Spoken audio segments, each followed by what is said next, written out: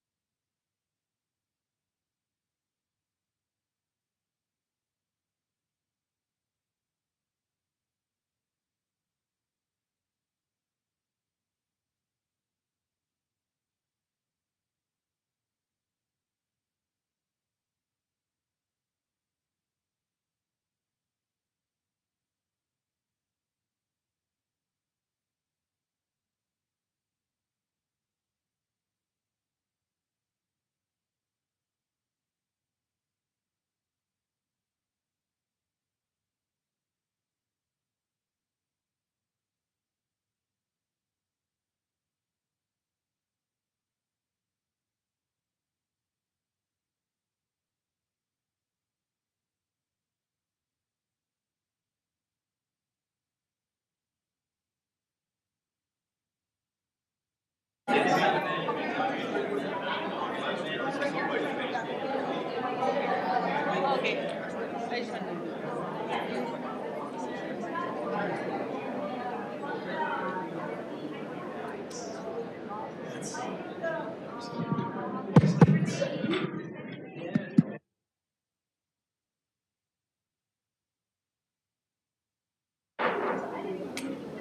we are back from closed session. Mr. City Attorney, can you please report back on the closed session items? Yes, thank you, Honorable Mayor, members of the City Council, and the public.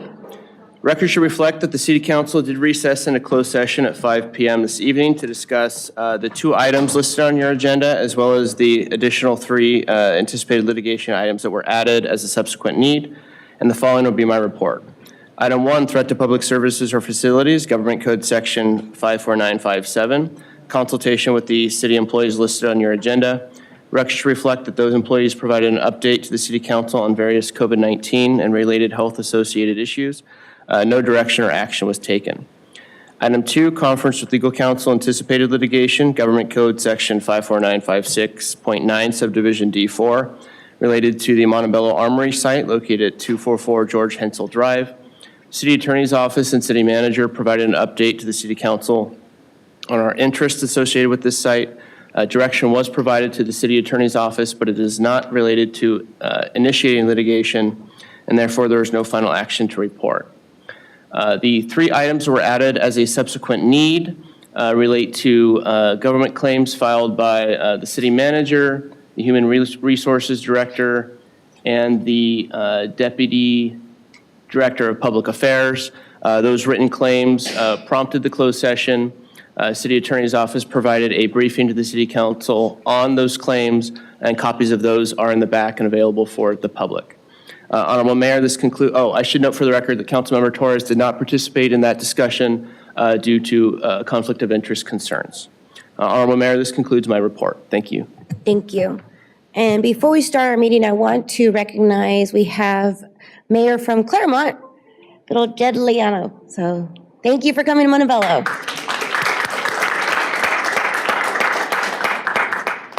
With that, we'll have our invocation. We have Counsel, Sacred Heart of Mary Principal Eric Crespo. Please rise.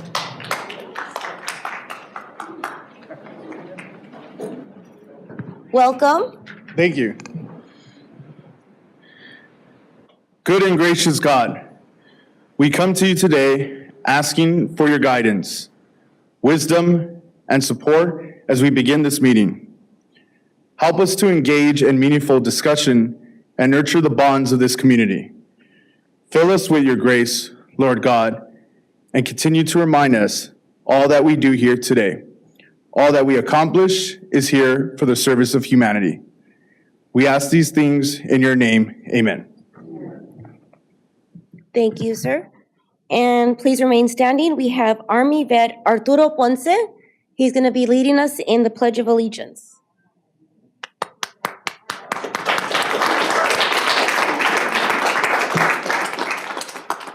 Can everyone put their right hand over their heart? Please begin. I pledge allegiance to the flag of the United States of America and to the republic for which it stands, one nation, under God, indivisible, with liberty and justice for all. Thank you very much.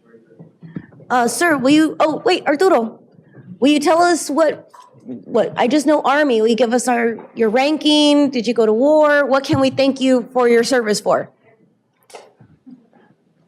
Did you go to, what was your rank when you were in the Army? I was an E5. Oh, E5? Yeah. Oh, that's. A sergeant. I'm sorry, Sergeant. Well, thank you so much for your service. You're welcome. Thank you very much.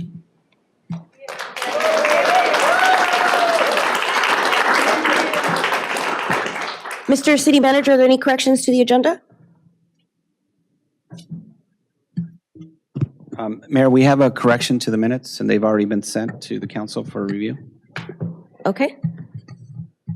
And then we are going to be moving our Citizen of the Month for Gary to our next meeting, or would that be okay?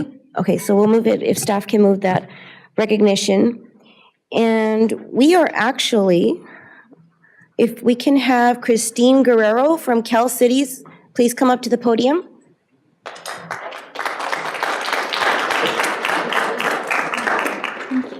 Do we have the award?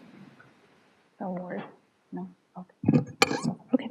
Well, I guess there's no award yet it's in the mail. So good afternoon, good evening, Madam Mayor and members of the City Council. My name is Christine Guerrero, and I'm with the League of California Cities. I saw you all at last week's conference in Long Beach with over 2,000 elected officials doing advocacy work and education for our cities across the state. I'm happy to be here today to present the City of Montebello with the Putnam Award for Excellence in Health and Wellness. For those of you who aren't aware of the League of California Cities, we are an association of 482 cities in the state with over 3,000 elected mayors and council members and city staff.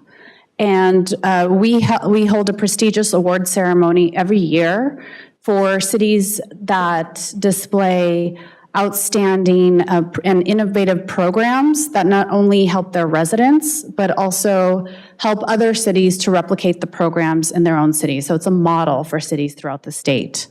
The Putnam Award for Excellence was created by the Cal Cities to memorialize the first female president of Cal Cities in 1982. Her name was Helen Putnam, and she had a drive to recognize outstanding achievements and innovative program solutions by California cities. Today, the Helena Putnam Award for Excellence is sponsored by the Cal Cities Partners Program, made up of our private sector affiliates who partner with cities every day to provide local services. This award is not only a recognition of achievement, but as I said, a model for cities around the state to replicate. What's most unique about this award for Montebello is that, when this award was created in 1982, no one predicted a worldwide pandemic or a major housing crisis in the state. And the city of Montebello met that challenge and exceeded it with their new program called MCAP, the Montebello Community Assistance Program. This is a true testament. Applause for the council, city staff, and the fire department, and all the service providers that are working on the MCAP program. This is a true testament of the city's responsiveness and compassion and overall relationship with their community. So it's my pleasure to present a make-believe award tonight, because I know you guys received the award in front of thousands of people last week, and it is somewhere either at our conference staff or here at City Hall, but it's a beautiful award, and it truly is a testament that of all 482 cities in the state, only 12 cities got this award, and Montebello is one of them, so congratulations.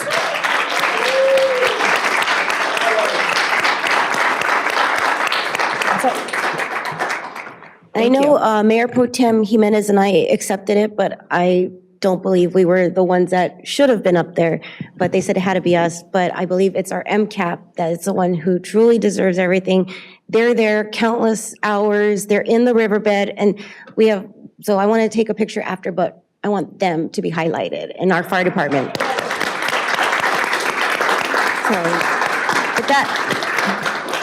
with that, I believe we have a video to play. Correct? We do have a short video, Mayor, if we could have the screen. If we can roll it.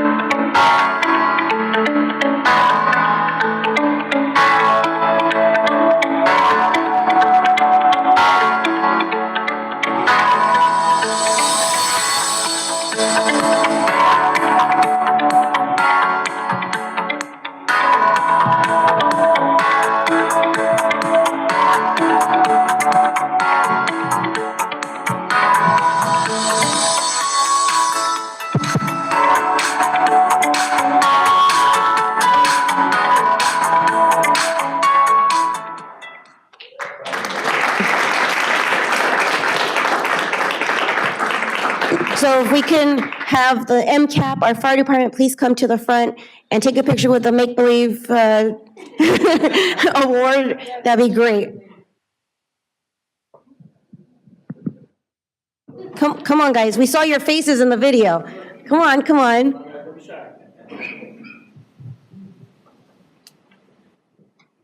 I see you hiding back there. Come on. Come on, guys. Come on, guys. I see you hiding back there. Battalion Chief, Golter, Cifuentes, I see you. I see you.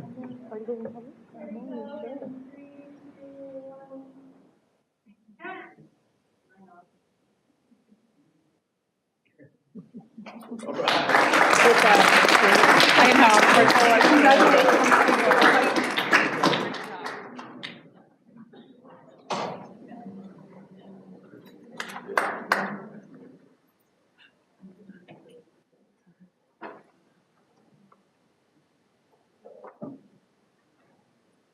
All right, and I'll be going down with my colleagues for the next presentation. It's for the San Gabriel Valley Council of Governments, or San Gabriel COG, for the Tiny Homes Project. Come on down, everyone.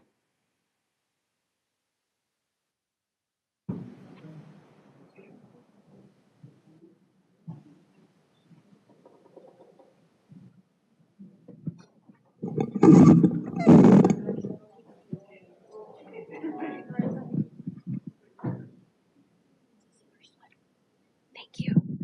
All right. So the next one we were going to be recognizing, it's the San Gabriel Valley COG. That means you. All both I'm going to look. Oh, Becky. You guys are all up here. Yes. So this evening we have some special, extremely generous guests joining us. Without your partnership and support for the city's major initiative to help alleviate and provide solutions to the homeless in our area, we would not have had this happen. So I'd like to please invite Miss Becky Shelvin. Oh, okay. All right. And maybe you can stand in for her. And Mr. Jed Liano, mayor, like I said, from Claremont, but he is here as chair of the San Gabriel Valley Housing Trust to join us at the podium. It is because of their direct and generous financial support of these organizations that Montebello was able to develop, create, and deliver its tiny home village to assist the homeless with temporary housing, food, and safety on their journey to a more permanent and stable long-term housing. We call our village Operation Stay Safe. And for those who don't know, it is built on a parking lot at the local metro train station, temporarily housing 30 individuals, and it's currently at its full capacity. So, I'd like to also recognize Executive Director Marissa Creeder and Housing Trust Manager Brielle Acevedo, who have been instrumental in coordinating program support and facilitation of funding the Operation Stay Safe. They're also here with us tonight, so if you can please stand and be recognized. Come on, come on. So each tiny home, right here. Each tiny home in Operation Stay Safe is equipped with air conditioning, private personal space, provided unhoused individuals a safe place to call home for a while. These units provided a sense of dignity, security, community with restrooms, accommodation for their pets, which we met just a couple days ago, and other supportive housing and social services to assist these residents in getting back on their feet. I am pleased to present the City of Montebello's acknowledgement of these contributions and commitment to the San Gabriel Valley COG of Government and San Gabriel Valley Regional Housing Trust with the certificates of recognition for their financial and organizational support of Operation Stay Safe, currently the largest tiny home village in San Gabriel Valley. The Housing Trust, together with the Council of Government, provided more than $1 million.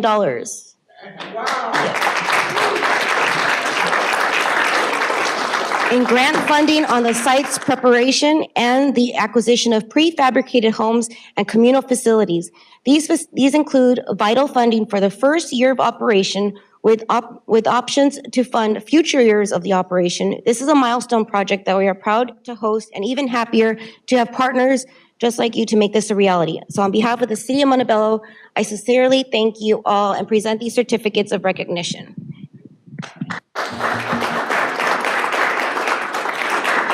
It's okay, you can leave it. We don't have that. You want to sub in? You want to sub in as deputy? We'll fix yours. And then, please, this is your project.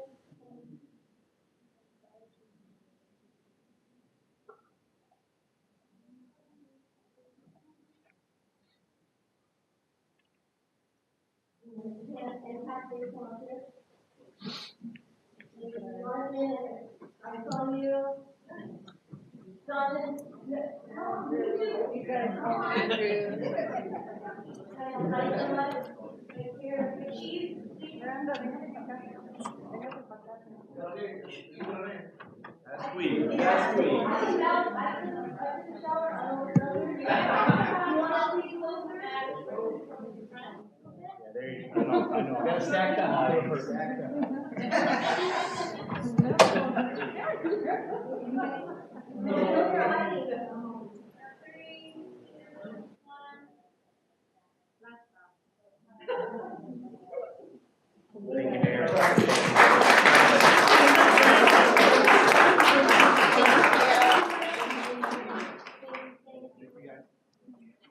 Stay down here.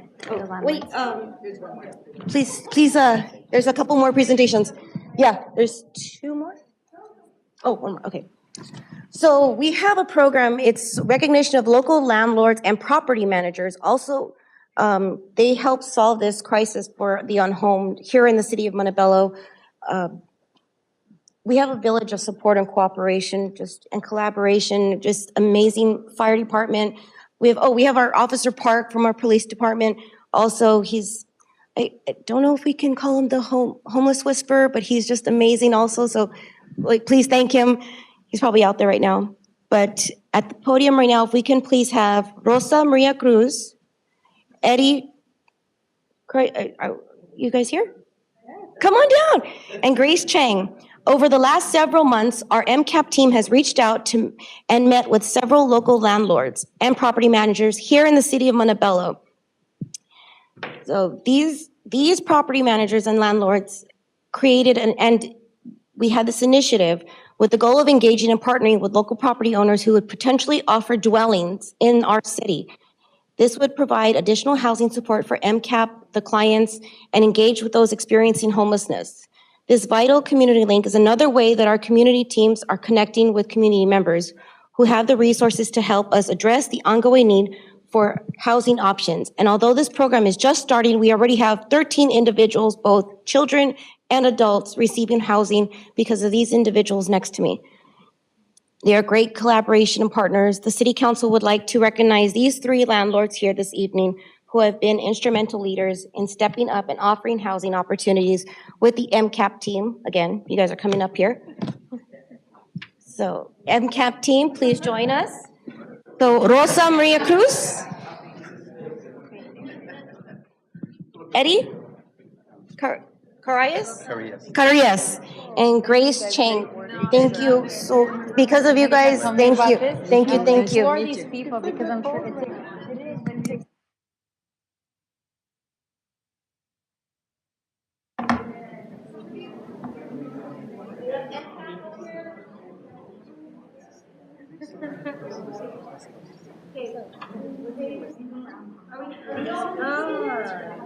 Yeah, Come on. you do? Good.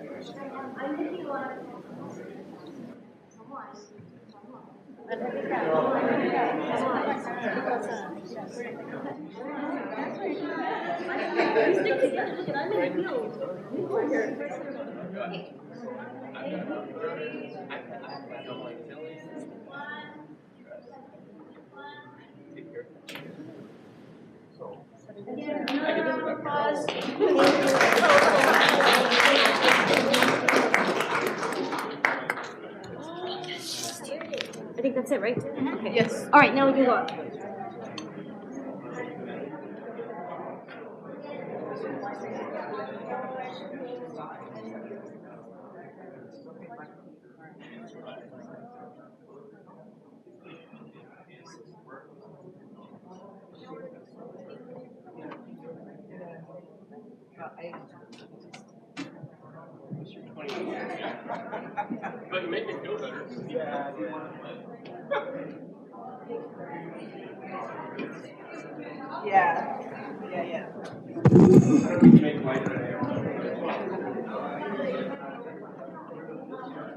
Are we back?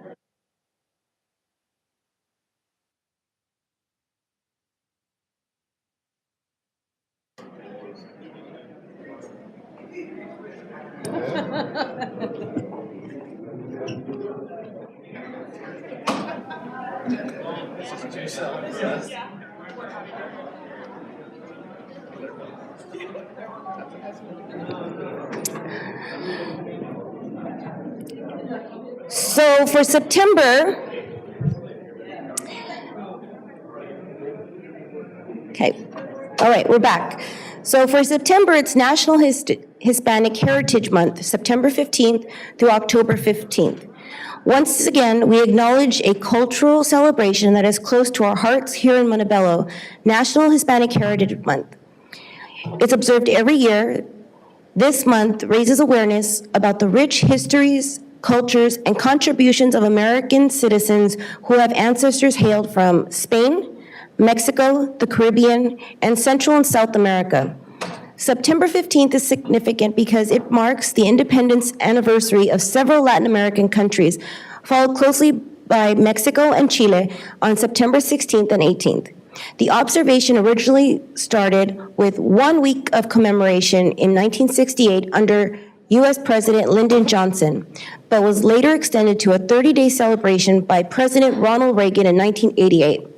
Today, Hispanic Americans are an integral part of the multicultural fabric of the United States and here in Montebello. So we encourage you to join the community in recognizing Hispanic Heritage Month by visiting HispanicHeritageMonth.gov to learn more. Also, we are recognizing National Preparedness Month.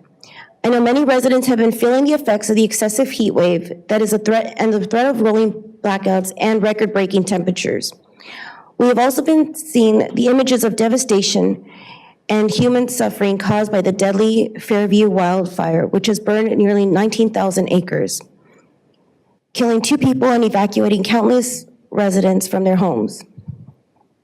September is an important month as we acknowledge National Preparedness Month and increase everyone's awareness about the importance of preparing for disasters, emergencies that can come at any time in all shapes and forms. This year's theme is a lasting legacy. Preparing in advance for disasters is the best way to protect your family and ensure a safe future. So please use this month to be proactive and make a plan. Throughout September, please talk to your friends and family about how you will communicate before, during, and after a disaster.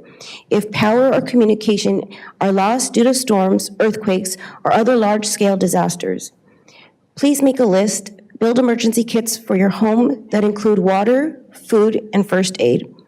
Make sure you have supplies that will last for several days, enough for every member of the family, including your pets, along with important documents, medications, pet supplies that can be packed on the go if quickly necessary.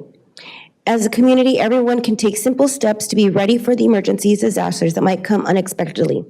To learn more about National Preparedness Month and what you should have in your disaster kit, please visit www.ready.gov and watch our city's social media for tips and information how you can be prepared all month long. I'd like to welcome up Fire Chief Pelaez and Police Chief Espinosa for the 2022 firework response presentation. I'm going to give them a round of applause because they keep us protected.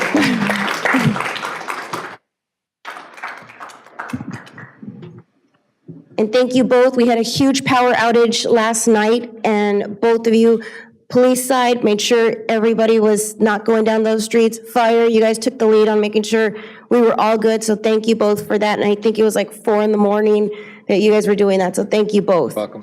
And not you both, but to your departments.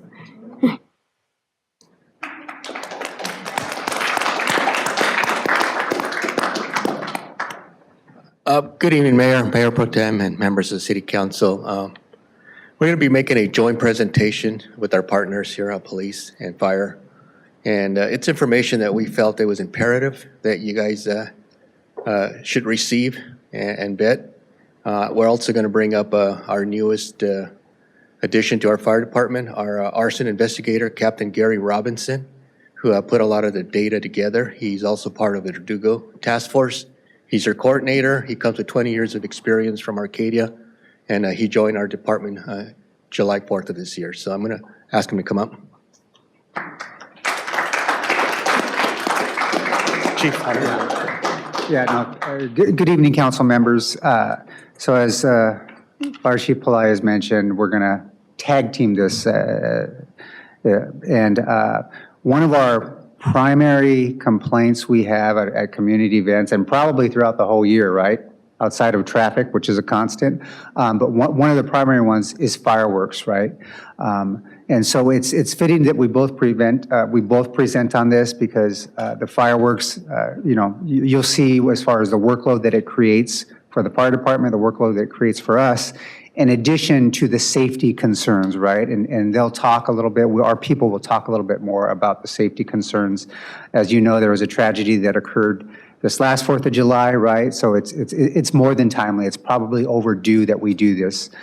So they'll present their side of it. We'll discuss a little bit from the police side as far as education, prevention, and also enforcement, and just some things some recommendations that we could possibly be doing better as a city to reduce the level of illegal fireworks that are being done. But keep everything in perspective in regards to our workload and the problem that happens throughout the city, the county, and the state.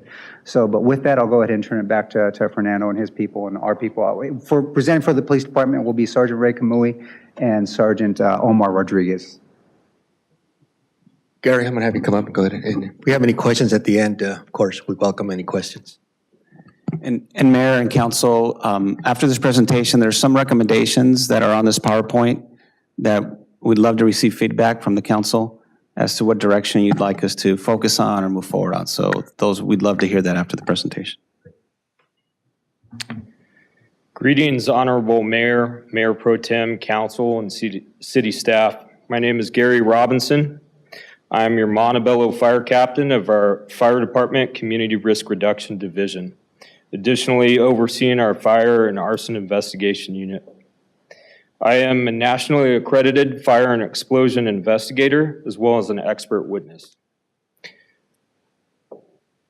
The assessment provided comes from observations and experience over the last decade within this realm.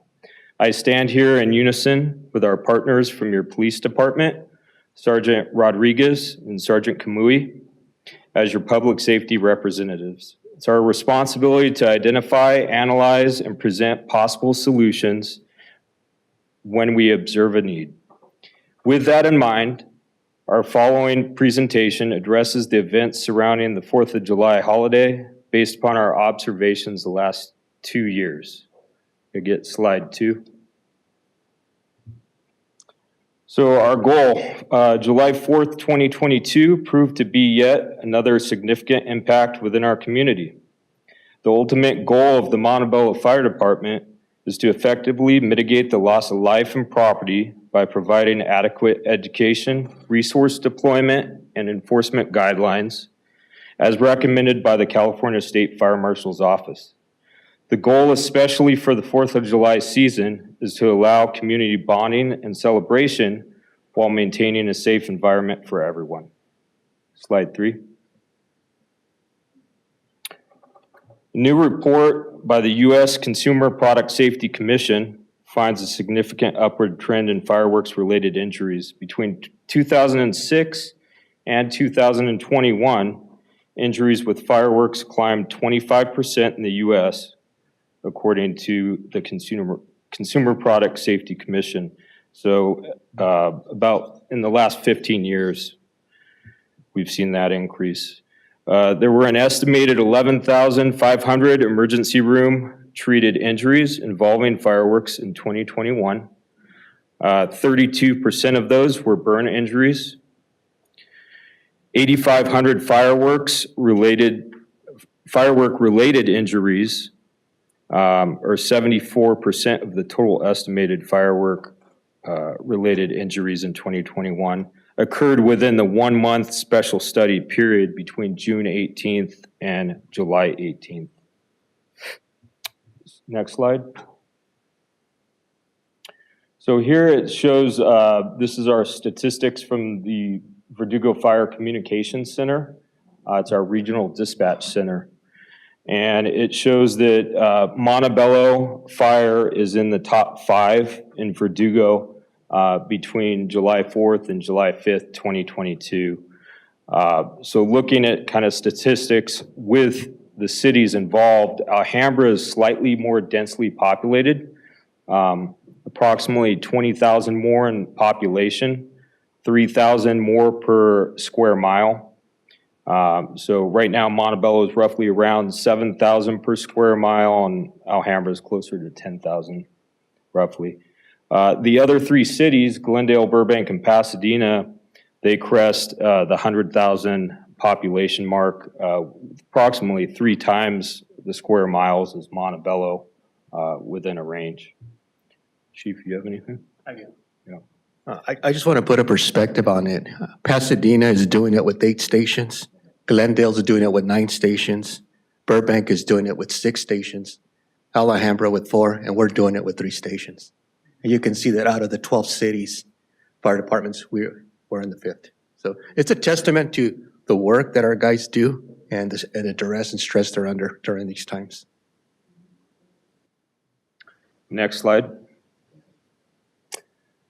So this pulls up our July 4th, or June 25th versus July 4th statistics here. As you can see the significant increase on the bar graph. So if we just start with total calls, you can see on there we have 28 calls for service on the 4th of July, total calls for the fire department. We have on June 25th, we only had, and that was a week prior, on a Saturday, typically a busier day, 12 calls for service overall. And then if we jump to the police department, June 25th, we had total calls for service 137. And then 4th of July, we spike up to 237. So separating out specifically fireworks calls, June 25th, the fire department had 0 fireworks related calls. On the 4th of July, we had 9 firework related fires, and we had, fire incidents, 2 of which were related to the fatality as well as a major traumatic extremity injury. Then we go to PD as far as fireworks related. We had on the 25th of June, we had 5 total calls for service for PD related to fireworks. And then you can see the drastic spike. We jumped to 117 calls for service. So they actually had a few more. I backed out the fire related fireworks calls that PD went. So those are just PD by themselves, fireworks, either investigation or nuisance type call. They had 117. Chief, you have anything? And just, obviously you can see what's written here, right? So for both our agencies, our call load is doubled just with fireworks calls. So if we average a little over 100 on any given day, we're getting 117 alone just for fireworks calls. As Chief Pelayo says, that goes to the stress that our agencies are having on those days, right? And the stress that the community's having because they're putting in, they have to deal with it. So I get it. And I mentioned this in other meetings, right? It's like trying to have our officers stand under a waterfall and catch the water while it's coming down. I'm not saying it's impossible, but you can imagine it's been very difficult for us. But I'll let the fire continue to certain mitigation efforts. And Chief, and if I can just expand on that, and just from experience and working in other communities, with the amount of resources we have to really think that we can triple, quadruple, we can probably put 1,000 officers out there. We would not make a dent on an 8 square mile city to handle the call volume and the amount of fireworks that are being lit, whether they're legal or illegal, in the city of Montebello. And I want to be clear with that because there are some mitigation measures, and I don't want to set expectations that we can't meet. But for us to provide those resources for that day would literally be impossible. And that's if we even decided to fine a $1 million fine. It would be very difficult to prosecute that unless we see somebody light the fireworks. So I just want to be clear that this is an ongoing issue that we've heard from the council, we've heard from the community. We want to give you the facts and show you what the reality is out there so we can get direction from the council of what you would like us to do going forward. Next slide. So this shows a specific graph here showing that July 4th, fires related to fireworks, 50% of our fire responses were related to fireworks. Next slide. And this is showing what Chief Espinoza was speaking about. We're roughly around the 50% mark, 44% of the calls were related to fireworks. Next slide. This shows specifically for the fire department, I ran some statistics through our Verdugo Dispatch Center over a 4-day period. So we have July 4th through 7th, midnight to midnight. And on here it shows this specific time. We had 75% of our fire calls were related to fireworks over that 4-day period. Next slide. So in 2021, we had 3 major traumatic injuries here in Montebello, along with the fatality and 1 traumatic injury in 2022, all related to fireworks. In the reference chart above, what I stated before, Verdugo Fire Communications Center provided the data that showed 75% of our fire-related incidents between that 4-day period of July 4th through 7th were associated with firework deployment. Additionally, Montebello Fire Department arson investigators responding to a significant amount of these calls, we observed 2 key points. Many of the fireworks throughout the city were dangerous fireworks, basically to the layman, aerial in nature, firecrackers, Roman candles, as defined per the Health and Safety Code. They're illegal here in California. And then a significant amount of the fire causes were observed to have been discarded fireworks associated with materials and refuse dumpsters. So we were coming into situations where you might have a structure fire call with the dumpster up against the apartment structure or the house.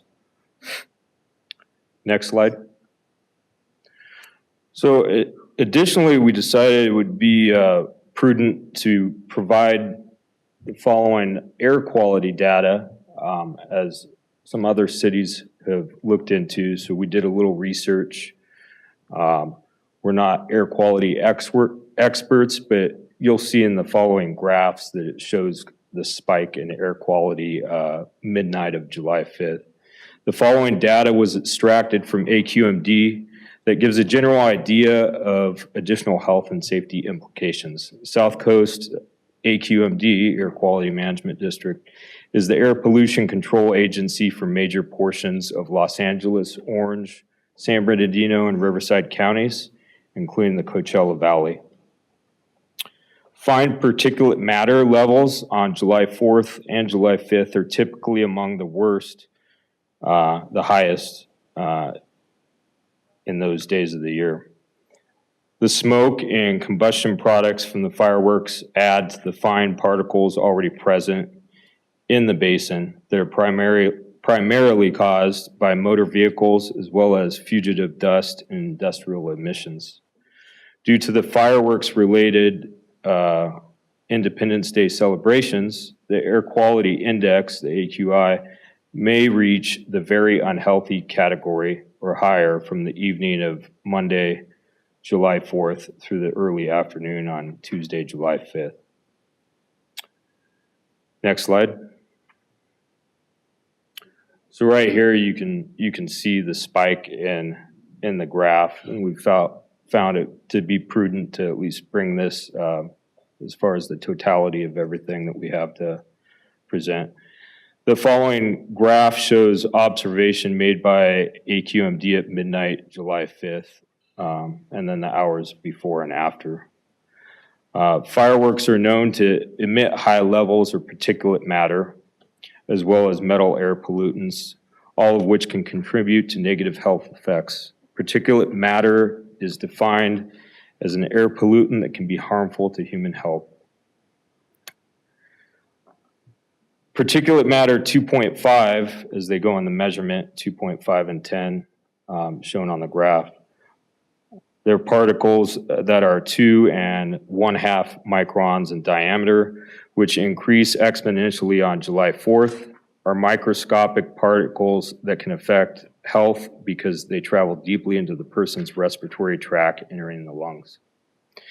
Both long and short-term exposures to the fine particles are linked to a range of health effects, from coughing, wheezing, shortness of breath, asthma attacks, heart attack, and stroke, including premature death in people with heart and lung disease.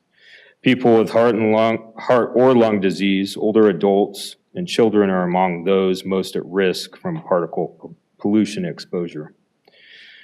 The use of personal backyard fireworks may lead to localized fine particulate matter concentrations above observed regional levels. Next slide. And this just shows, again, the spike around the 4th of July holiday, but we also went back. It shows a week prior to it, so you can see an average of the different levels there. Next slide. So this shows the region in which they were surveying, greater Los Angeles area. Next slide. Breathing of fine particulate matter can lead to a wide variety of cardiovascular and respiratory health effects, such as heart attacks, asthma, decreased lung function, coughing, difficulty breathing, may lead to premature death in people with heart or lung disease, as stated before. Low air quality highly affects hypersensitive individuals with pre-existing respiratory issues, which results in more EMS calls for the fire department. Next slide. So we have our current mitigation efforts. Next slide.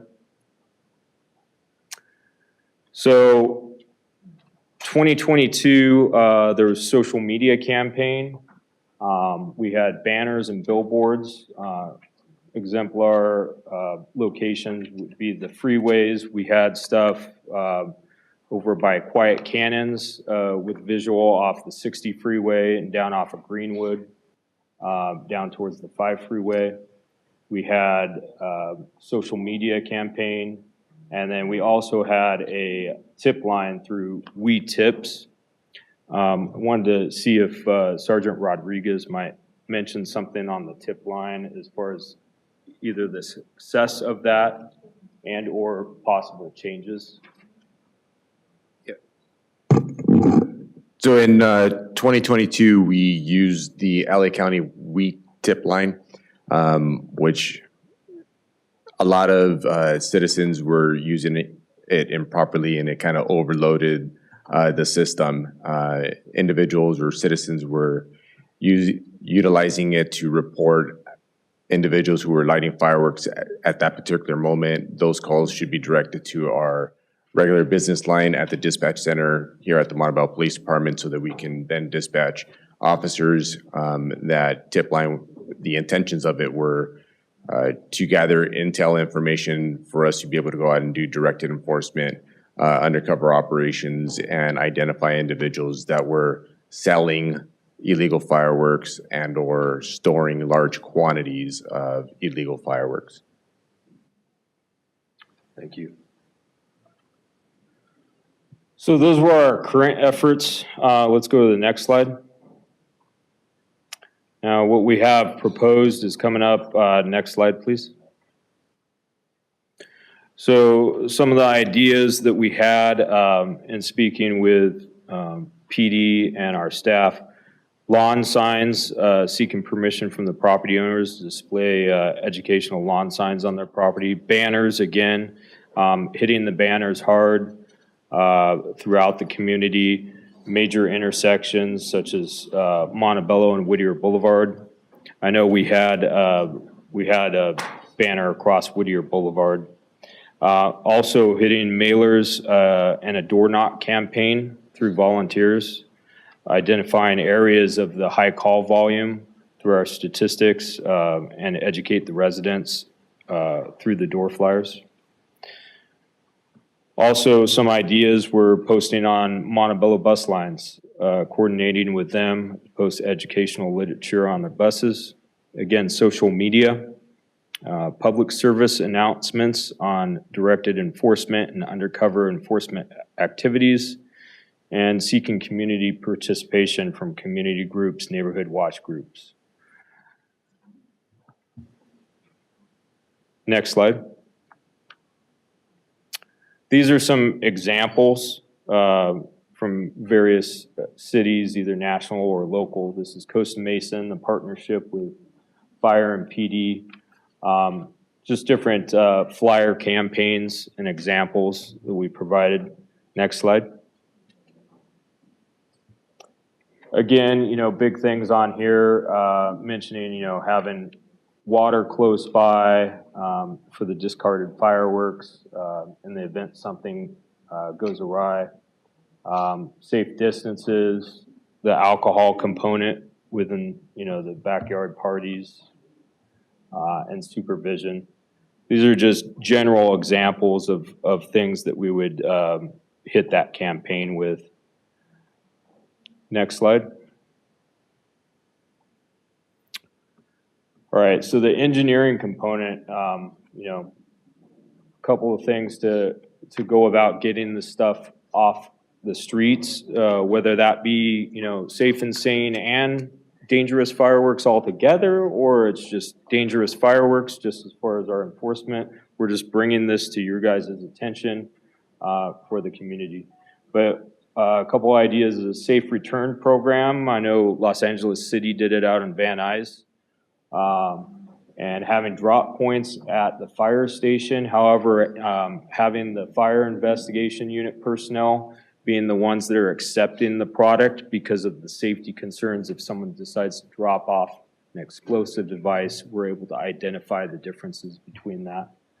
The other idea, which is more of, I think, our preference, would be a unified drop location with public safety, a joint venture with PD and fire, and a safe, large parking lot, empty parking lot atmosphere every Saturday of the month leading up to it. And then also working with our regional partners through our task force, our other fire investigation units throughout the valley. We could do a San Gabriel kind of unified response on that.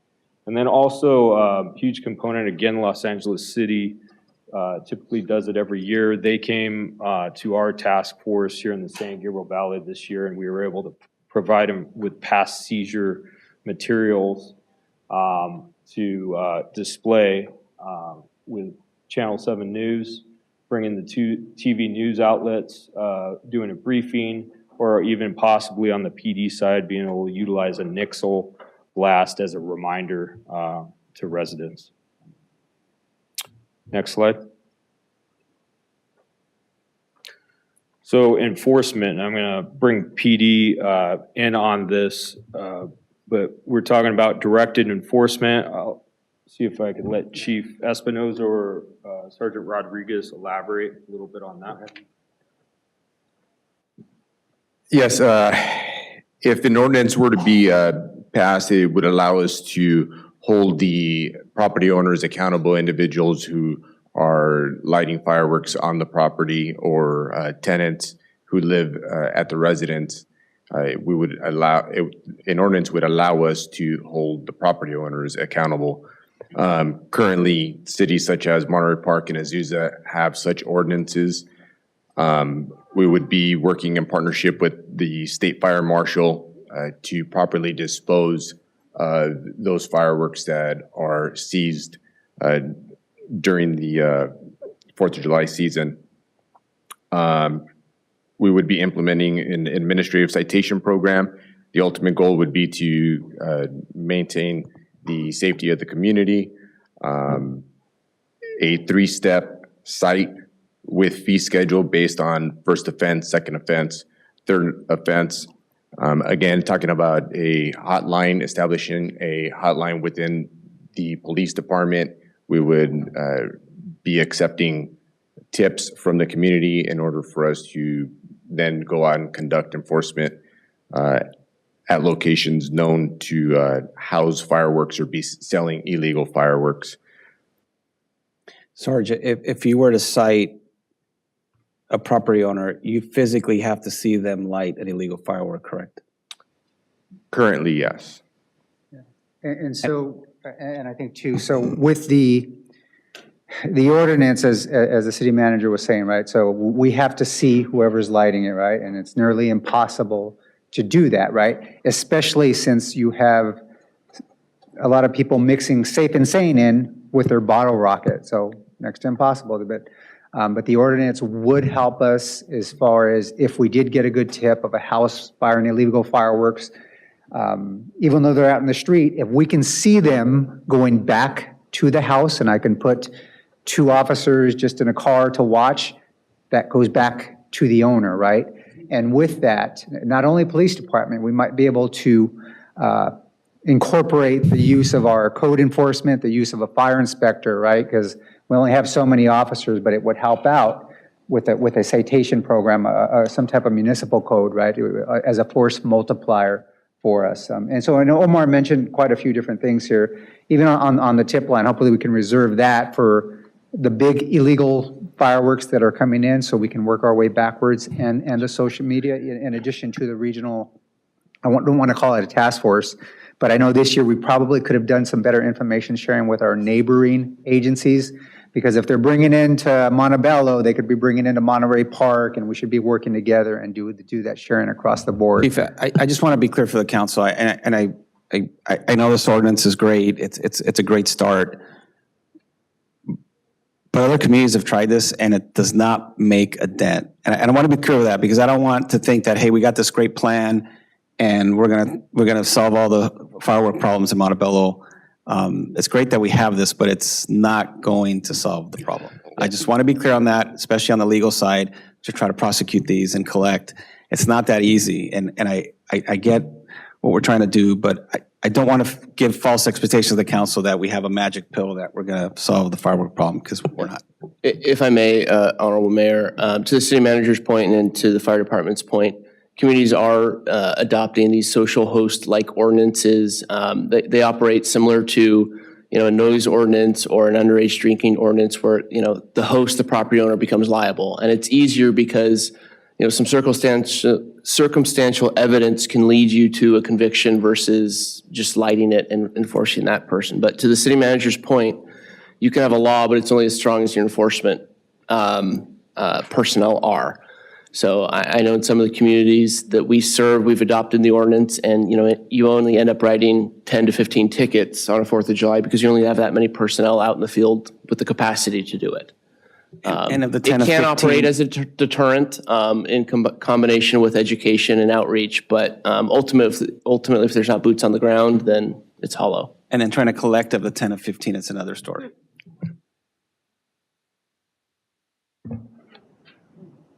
Yeah, I agree with the city manager.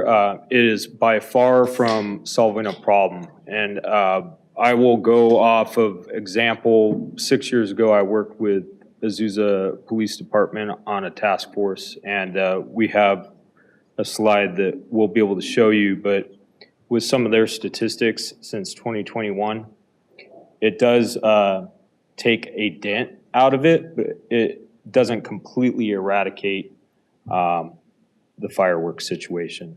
It helps deter, hopefully, and save some lives. Next slide. So these are through the Los Angeles County, our health and safety codes as far as the definition of dangerous fireworks. And what we're using on the State Fire Marshal seal in the middle, bottom of the page there. That's how we identify safe and sane versus dangerous fireworks. Next slide. And next slide. Now, we've provided example citations. This is what Monterey Park uses, our neighbors to the north. They have it $2,000 majority across the board, $2,000 per citation. They have the model ordinance adopted. As far as the following survey cities, Alhambra, Monterey Park, Azusa, Pico Rivera allow safe and sane within specific timeframes, as well as us. Burbank, Pasadena, Glendale, South Pass, Arcadia, Sierra Madre, Monrovia, San Marino, San Gabriel, El Monte, Bell Gardens, all illegal. So, and there are plenty of other cities throughout the Southern California region that allow county service areas that allow safe and sane fireworks. Next slide. Again, the point of this Azusa citation is the property owner's site. So we have a drafted model ordinance that's in place. It's provided to all agencies from the California State Fire Marshal's office. So we do look at the ease of, hey, at the end, the property owner is responsible. And speaking with El Monte, speaking with one of their lieutenants, and then also what I experienced is you kind of form a joint relationship with the property owners. You hit it heavy, for a month prior, get the community involved, get the public education out there, but also work with those property owners to advise them, make sure that they know. And in El Monte, they've had, situations where they're able to work in that joint partnership. If someone gets cited on their property, yes, the property owner is responsible. However, sometimes the property owner ends up speaking with his own tenants, and then subsequent comes into the police department and, confesses to the act, and then we're able to cite the individual doing it. Doesn't, just because the property owner is responsible doesn't discount the fact that, hey, if we see the individual lighting it and we get the information, then we would cite that person. Statistics. This is just Azusa. So this shows you 2021, all the way to 2014. An average, hey, you're getting, numbers of, 39, 43, 50, 77, 97, depending on staff and personnel. But this last, 2021, they dropped their staffing level to half as far as the enforcement team, and still got, roughly around the same citations. So they're reducing their cost on overhead.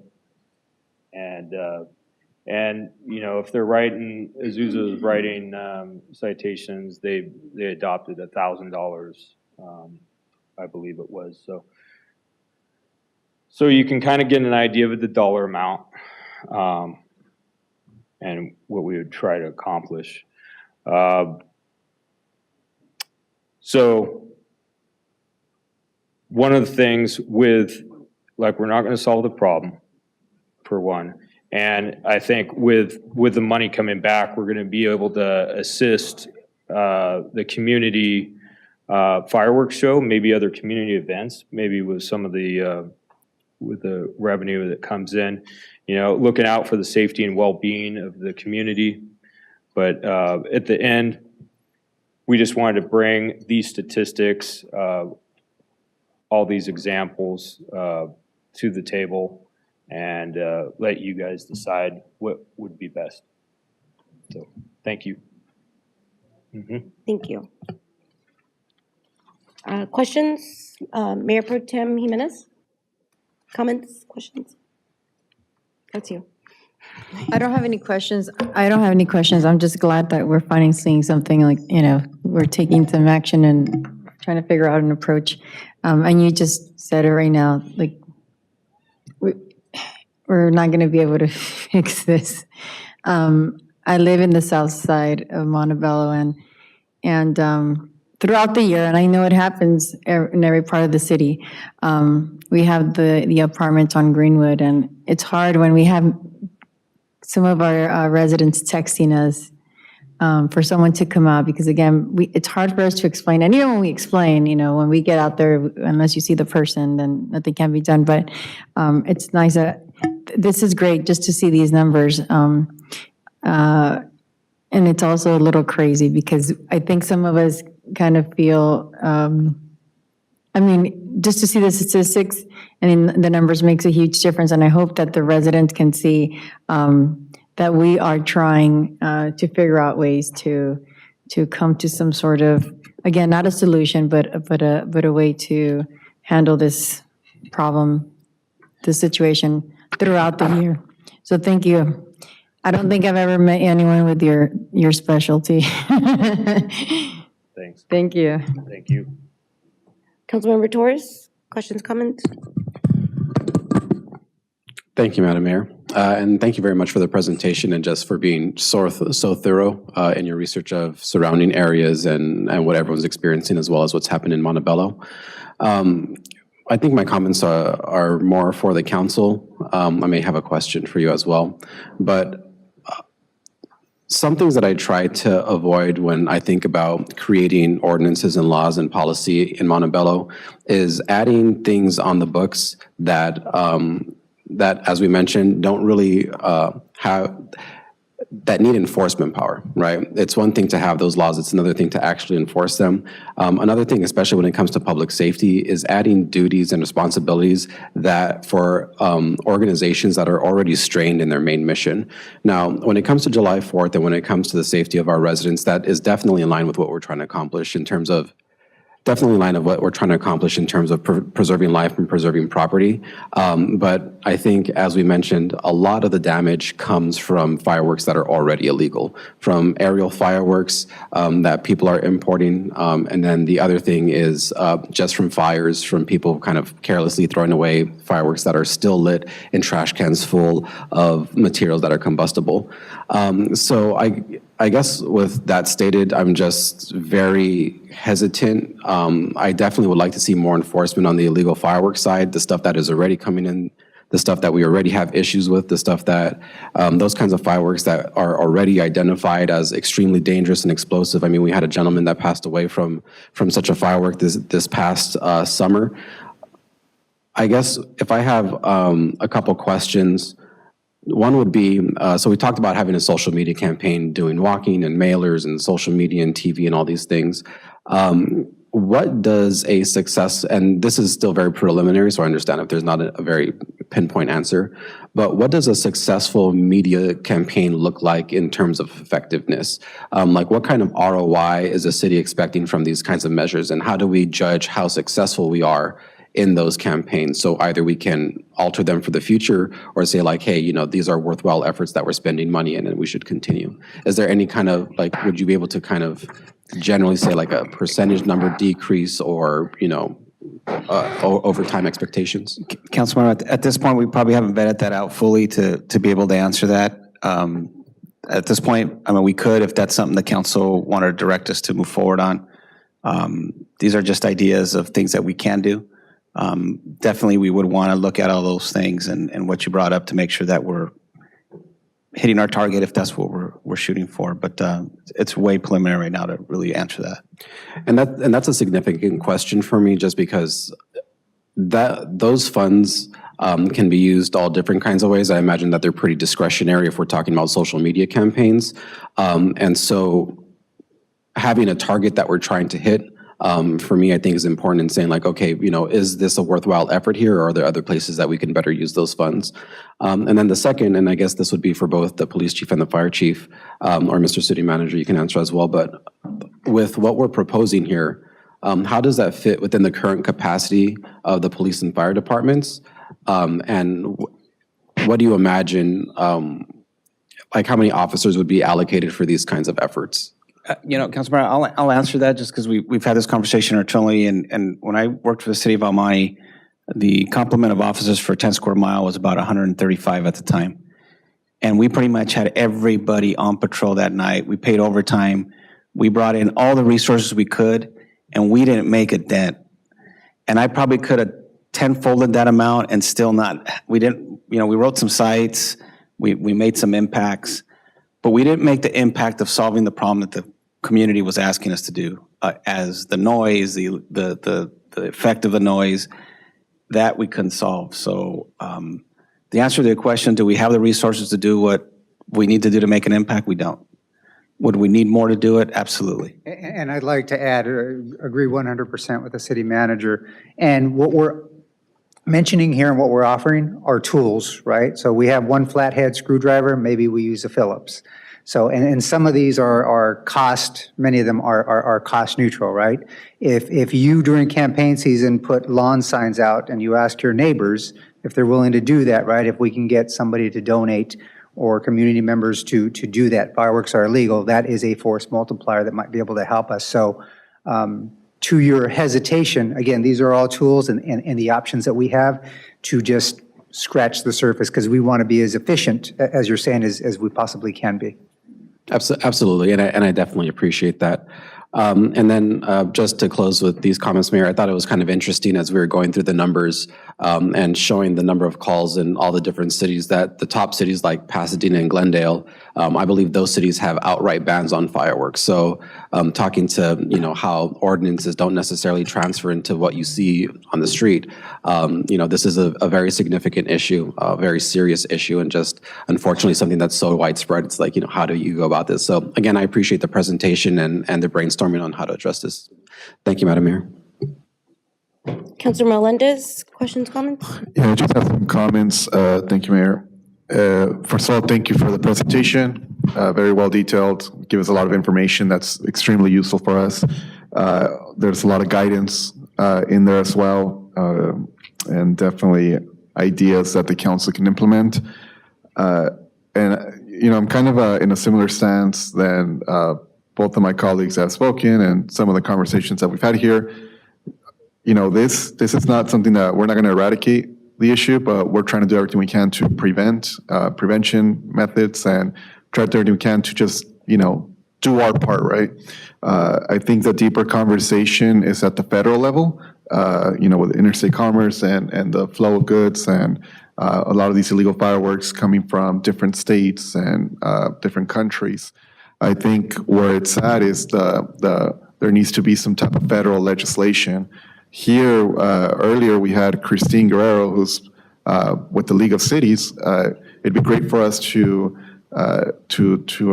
advocate with some of our representatives to see what kind of policy we can implement at the federal level, or work with our federal partners to implement some policy. I do know with some of the conversations I've had with Phantom and TNT, they are working together to work with the federal partners to put some legislation out there to help them out, because they also get bad publicity when there's some type of accident, right? Even though they're selling the safe and sound, people right away, the first thing they tell us is, just banned all fireworks. So it's something that definitely I think we can all work here. We can implement some policies, some ordinances, but the deeper conversation is probably work with our federal partners and see how we can implement some federal policy, and hopefully that can help the issue. But again, thank you for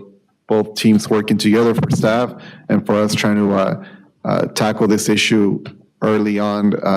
So next year we can have some steps and hopefully some prevention steps to work on this issue. So thank you. Absolutely. Thank you. Councilmember Peralta? Yes, thank you, Madam Mayor. Just first of all, do want to thank all those that presented today in regards to this effort and just the work that's been put in on the educational and the prevention and the enforcement of trying to decrease injuries as well as deaths in our city in regards to the fireworks situation. I think that's something that a lot of our residents have always talked about. You know, how can council work on enforcing illegal fireworks? How can council work on preventing, I'm so sorry, on preventing injuries?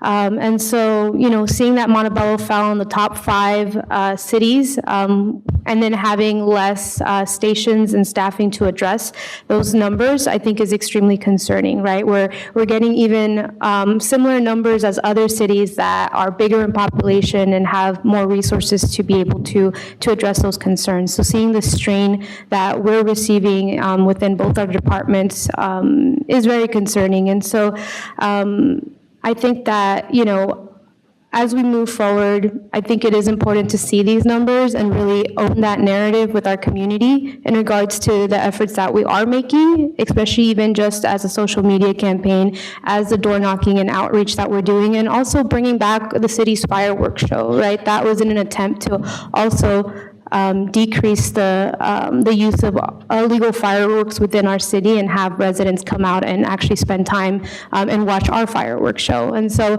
I think slowly we are trying to make some progress, but it is difficult and it's not a problem that we're going to find an immediate solution. And as we see other cities banning fireworks around us, folks are coming into our city to do this. And so looking forward to figuring out more collaborative ways, whether it's ordinances or other effective tools to be able to just move towards finding better solutions or progress towards decreasing the use of illegal fireworks in our city. And that concludes my comments, Madam Mayor. Thank you. First, welcome to Montebello. Thank you for joining the Montebello family. That's an awesome, like, all your achievements, accomplishments that now we get to, you know, reap the rewards with you. So thank you for joining our incredible Montebello Fire Department. I still love you guys. I love the police, you know, but thank you. Appreciate it. Got to give them a shout out too. But that's what kind of, I'm different from the rest. Maybe because I was a kid, all of you guys were kids. I bought the Safe and Sane, Mom, cover your ears. I bought the Safe and Sane fireworks, but pair of pliers, that bad boy was an illegal one now. We all know, I'm not gonna say how I did it.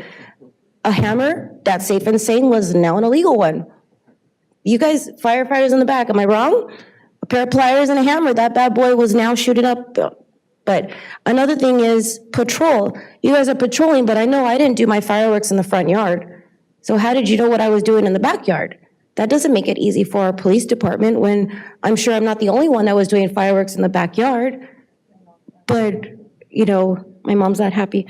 But I think maybe we should take a look, like direct staff to maybe bring back, besides, I'm sure we can do fines as $1,000, you know, thousands of dollars, get more officers, but their hands are tied when they go to submit the, you know, that we're gonna have this crime of selling illegal fireworks and then the case isn't even accepted by the district attorney. Like, how does that help our own fire departments and our own police departments that are busting their butts out there? And I commend them for that, but their hands are tied. And it's not because of the city of Montebello, that's higher up. So I think maybe we should look at bringing back staff besides what my colleagues recommended. Look at if we did away with the Safe and Sane fireworks, because, you know, and then I know we have nonprofits that use it as fundraisers, but maybe instead of them worrying about 24-hour security, nobody breaking into those, and then the countless hours of their fireworks stand, we give them in lieu of a donation. So instead of them having to do countless hours for those 2 weeks, maybe we can give them a donation, or even opportunities at our own events, have a booth at like Street Fest, have a booth at Farmers Market, for them to be able, any nonprofit to come and sell for a fundraiser instead. Like my colleague said, we brought back the fireworks show, but we still had a death that day. And that's not, I'm sorry that you guys had to witness that, because that family had children witness it too, and that's not right for anyone to witness or anyone to experience that tragic loss.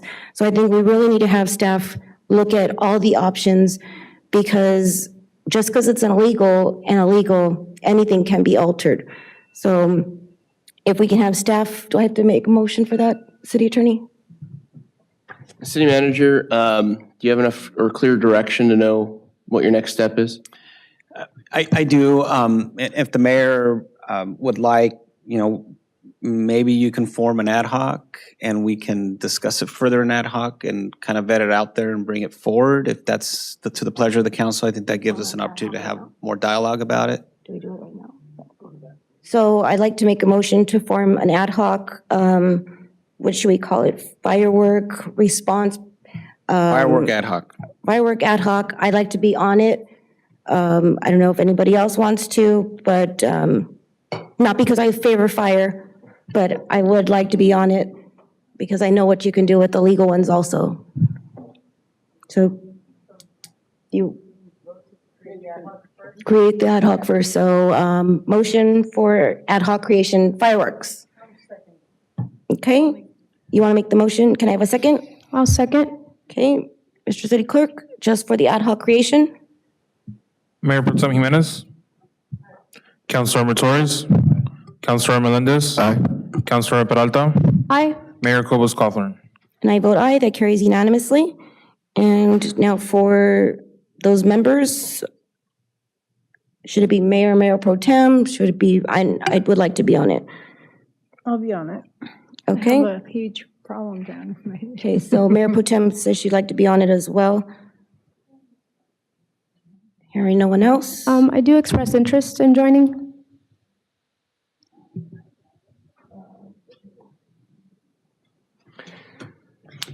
Y'all at some point just be like under.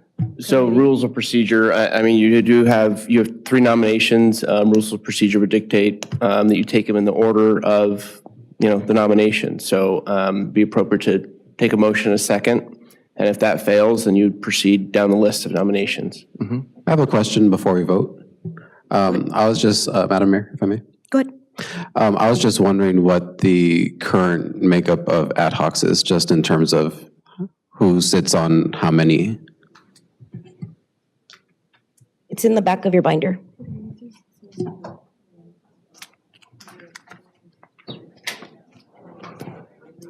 Mine is under consent matters, ad hoc and task force assignments.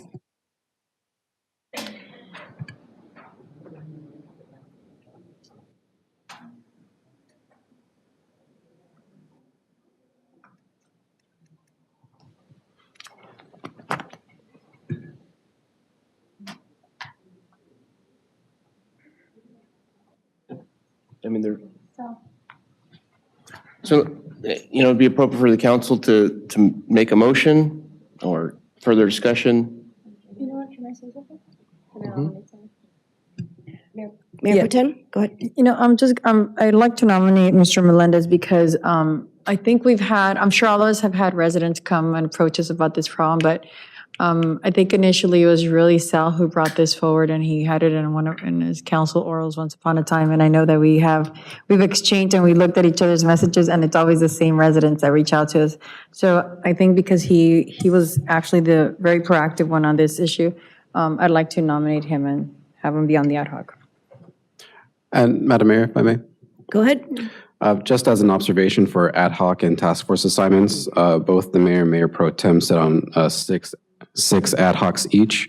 And Councilmember Peralta sits on 3, and I don't believe that Councilmember Melendez sits on any. So I would support the nominations for Councilmember Peralta and Councilmember Melendez.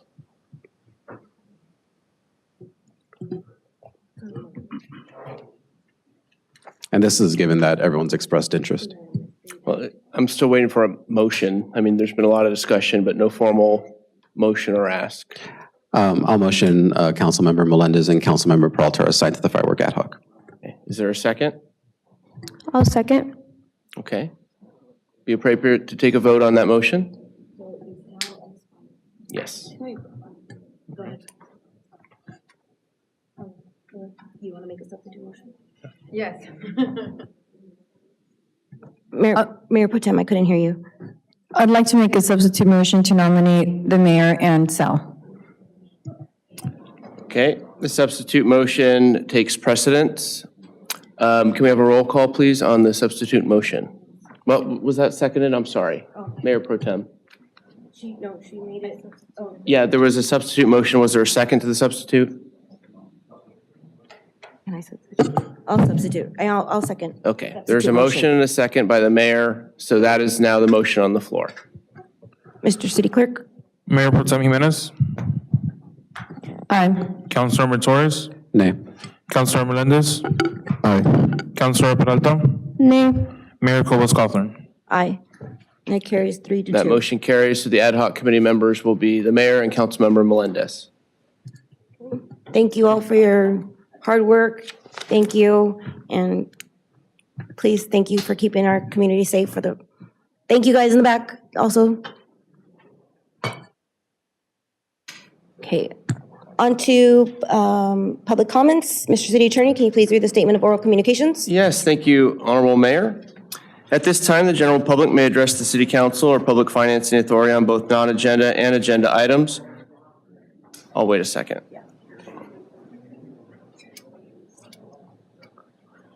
Please be aware that the maximum time allotted for members of the public to speak shall not exceed 3 minutes per speaker. State law prohibits the City Council or Public Financing Authority from taking action or entertaining extended discussion on a topic not listed on the agenda. Please show courtesy to others and direct all of your comments to the mayor. Honorable Mayor, I do have several written comments. May I proceed with those first? Please. Okay.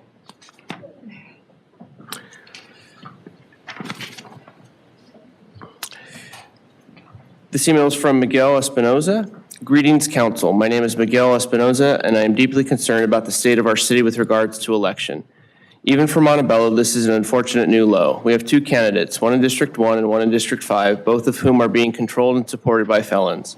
No, I am not talking about Will Severa, but rather the felon and former City Council member Robert Ortega, the man who was so bad for Montebello, recalled and physically removed from his seat due to utter seediness. Mr. Ortega is a man tied to the underworld of East Los Angeles, a man who thrives and benefits on the backs of working class and received a felony for having do so. Then there's former council member Cristina Cortez. Cristina Cortez, the woman who is married to a felon herself for dealing drugs. Imagine how filthy you have to be to get a felon for dealing drugs. And Cristina had this happen while she was in office. Nothing like a hint of heroin and city politics during the nightly pillow talk. So Robert Ortega and Cristina Cortez, one felon, one married to a felon, are teaming up to support Georgiana in District 1, who was repeatedly spotted walking district in tow with new homeowner Scarlett and unemployed angry Dave Torres. What a trio. They're also behind Rick Alonzo in District 5. Rick seemed like a nice guy. Why is he getting involved with these felons? Oh, he wants to be the marionette for David and Scarlett in exchange for achieving his dream of holding the powerful seat. This is a problem. Shadowy figures like Robert Ortega and Cristina Cortez will always exist, but we have to scorn these individuals as the scum of society and essentially backball them from life. Now they work in the shadow and control current council members looking to gain new seats to control the entirety of the council. It's very unfortunate. Georgiana and Rick have little pride and realize the people you associate yourselves with reflect upon you. In this case, your association with felons reflects poorly. Next email, is from Vicente Calderon. Dear council members, I want to write you tonight with great turmoil personally. You see, I don't like to speak ill of others. I choose to see the greater good that exists within all of us. But my conflict lies with the simple fact that a council member currently has betrayed their consistent claims of transparency by not sharing the facts. This council member masquerades transparency for all as really transparency for all but me. Why is the loudest promotes of transparency and decency, the one who talk about it the most, are always the one that they themselves have something to hide? Here's the sad part. Everyone knows, without me saying, who this council member is.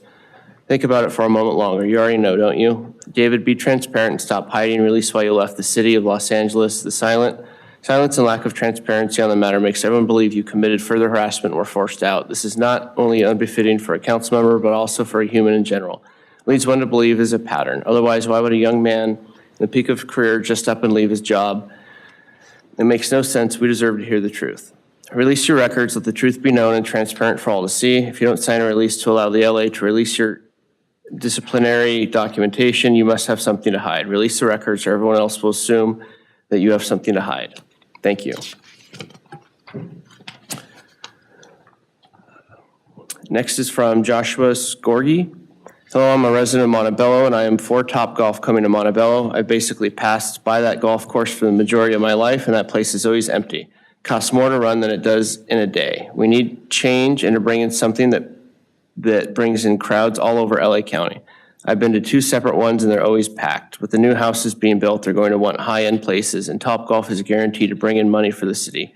We need to do the right thing and look forward to future to help our city grow. Next speaker is Robert Hernandez.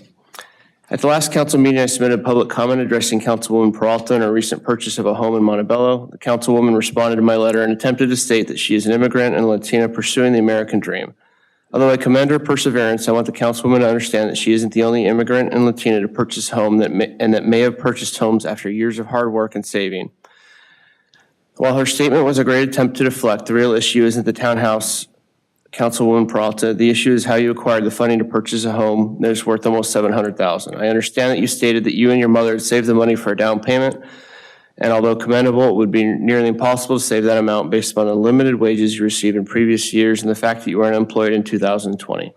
To qualify for a FHA loan, you would have to show a minimum of 2 years of employment and an income that could sustain a mortgage payment on $700,000. Once again, the cost of a home is the issue, not the townhouse. How could you show 2 years of constant employment if you were unemployed, according to a New York Times article? How could you save for the down payment if you were unemployed, according to the NYT article? You were struggling to cover your basic expenses. Who has money to set aside when they can barely cover the most basic of bills? There are so many red flags, and I would like to remind you that many elected officials have faced charges and time in prison for purchasing lavish things while in office. Could the money have come from the former mayor or her friends or the cannabis industry? Could that money have trickled down to you in exchange for a favorable vote in the future? I will patiently wait for your response that has most likely been drafted by Julian and Dylan. What will they say? Will they try to share an inspiring story? Your smoke and mirror show is over. Time will tell. And when that does occur, the Department of Justice is usually right around the corner. In the previous meeting, you stated that you would want to be transparent, so here's what you need to share. Tax returns from the last 4 years, bank statements from the last 4 years, mortgage documents, tax returns for your LLC and any deposits made, and client list for your LLC. Or should I address these questions to Christina Cortez? It probably isn't wise to accept advice from a convicted drug dealer's wife. I mean, she didn't know she was selling drugs, right? She might have told you it was okay to accept cash to purchase your home, but remember, she won't be the one sitting in jail. Money laundering and pay to play are not jokes. I have 2 more. This is from Miguel Cervera, excuse me. I'd like to exercise my First Amendment rights and please read this message in its entirety, Mr. City Attorney. Please do not summarize my public comment. I want the comment to be read as I have written it. I would prefer to have someone else other than the City Attorney read the public comment because this comment is too important to have words fumbled and omitted. Noted. I'm appalled by the normalization of domestic violence that has been practiced by members of our community and members of the City Council. Will Cervera is a violent criminal, woman beater, and who's terrorized residents of Montebello for years.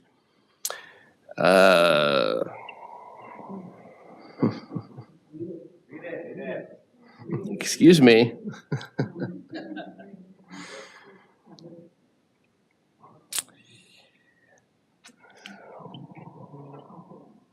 No. He beat his girlfriend to the point of near death, and members of our community failed to acknowledge his actions and refused to condemn them. The You Know Who You're From group on Facebook has been used as a platform by woman beater Will Cervera to attempt to spin the story and make him the victim of a failed criminal justice system. I'm going to skip the majority of this because it does not pertain to business before the council. I will skip to the bottom paragraph that does relate to the council. Now to the City Council. I am appalled and saddened by the lack of condemnation exhibited by our city leaders. Where is the support for victims of domestic violence? Why is Will Cervera, the woman beater, allowed to attend council meetings? He's a violent criminal who beat his own girlfriend to the point of near death. His actions need to be condemned. The entire letter will be noted in the record. And if anybody would like to read it in entirety, they are more than welcome to submit a PRA. Next is, and the last is from Martin Arcos. Good evening, City Council, Honorable Mayor. I'm writing regarding a fraudulent flyer sent out by Councilmember Torres. In the flyer, he's taking credit for fixing the streets, sales tax measure H, fireworks show, and street fair. Point one, you, Torres, voted twice against fixing our streets. The last time a resident went up to you and confronted why you voted against fixing streets in the South, and your response was it's election time, and that's why they voted yes. Mayor Pro Tem, at that meeting, you only had three. You were the only three in attendance. Mr. Melendez had COVID, and Peralta was partying in Ensenada. Thank goodness both voted yes, and our long neglected streets are starting to be totally redone. Point two, you did not want the city to pursue putting Measure H on the ballot in February. Thank God our mayor, along with off-duty and fire police, along with city personnel, walked our streets and won the trust of voters. Measure H has been a blessing. We hear over and over how other cities are in financial trouble, yet Montebello is solid. Point three, Torres wanted you to have the best parks director fired because you were upset fireworks were announced by the city. You did nothing to bring the great fireworks show back to Montebello, but you wanted to take credit. The last point, the street fair. You did not attend, and please do not try to say you were ill the very next week. You were water rafting in Mexico. Again, a huge thank you to our parks director, David Sosnowski, and his staff for the great job they continually do for the benefit of residents. Come this November, Rafael Gutierrez will be elected, and you, Torres, will now finish your 4-year term, God willing. That concludes the written comments. Mr. City Clerk, do we have any public speaker cards? Yes, we do. First speaker is Margot Eisert, followed by Levon Brothero.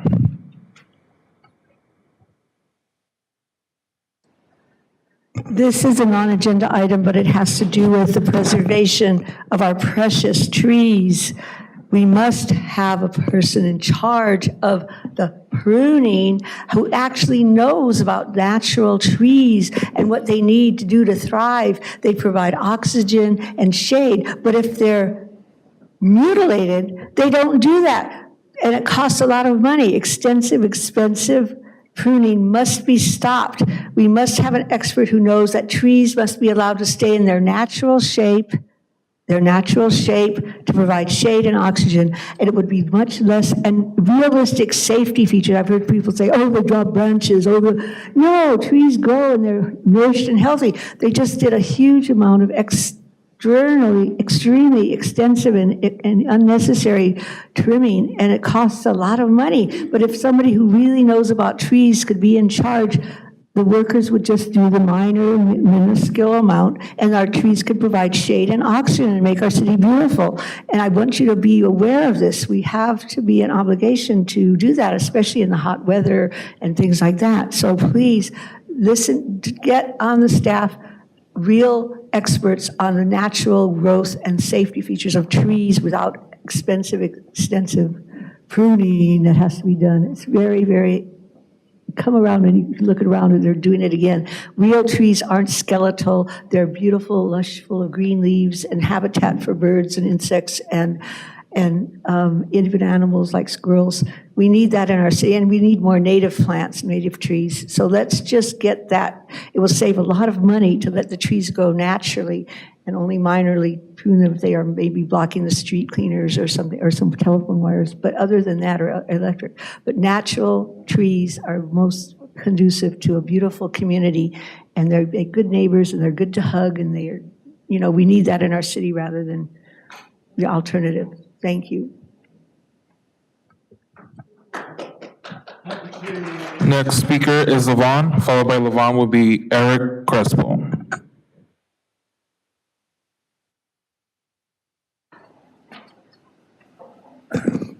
This morning on the news, I noticed it said that 4 high school students overdosed in, I believe, North Hollywood or Hollywood, and 1 died. Now, I don't know if those fentanyl pills came from my neighbor on the south, but I wouldn't bet against it, or the 5 houses across the street that make drugs. And if the pills come from China, I know damn well they don't give a damn how many people they kill, and neither does my neighbor and the guy across the street. They don't give a damn how many people they kill either. And, shit, I forgot what I was going to say. Anyway, You know, if I'm a politician and I'm tied to this, or a police officer, or half the Montebello cops are, I think, they're not gonna let this slide. There's gotta be at least an honest cop or two in the city of LA. I wouldn't wanna be a politician tied to it, or a police officer. So I hope they do some good work at that. Next speaker is Eric Crespo, followed by Juan Martinez.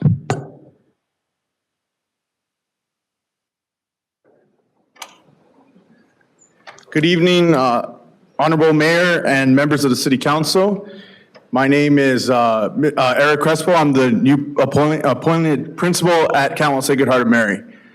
So thank you for having us here, or having me and my colleague here. I'm referring to item agenda 16, which is our proposed lease agreement for our digital marquee sign that will be on Garfield Street. We greatly appreciate your support and consideration in approving our lease, or on the lease that we have. The digital marquee will help us promote our school community, will help us put current events and what's going on, but also we'll be able to post any city events that are going on in the city of Montebello, so we can put those events also in our marquee. Garfield's a busy street. Currently, we have one of the old school marquees where we have to go up and change the lettering one by one. So yesterday we had back to school night. We had to go up there and change it one by one for the parents. So again, we thank you for your consideration and support in our agenda item. And I'm hoping to maybe sit with you all or talk with you soon about our great school community we have at Counsel Sacred Heart of Mary. Thank you. Next speaker is Juan Martinez, followed by that would be Vincent LaRocca.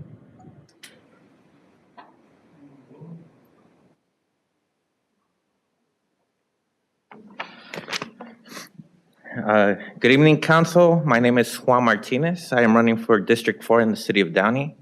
I am also a delegate for the 64th District in the LACDP. One of the major reasons I came here is because I am concerned that community members are telling me that there's a lawsuit from the ACLU addressing the city of Montebello for violations of First Amendment and civil rights. Criticizing staff members should be allowed.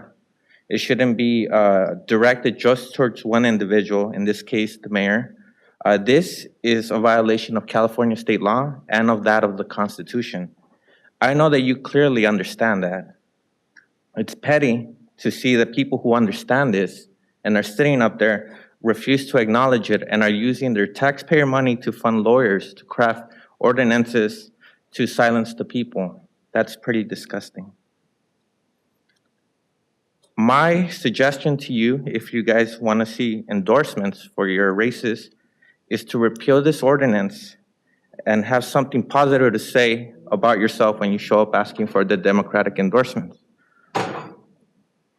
Finally, I want to move on and say that Ms. Cabos, you are in pictures with Arturo Chacon, who has embezzled money, created slush funds, and has silenced the people and assaulted board members at the Central Basin.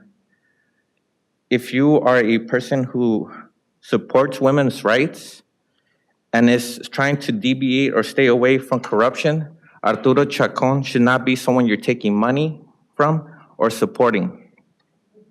Not only are you in cahoots with Arturo Chacon, but you are also in pictures and supporting Bob Archuleta, who was litigated for sexual harassment and had to settle.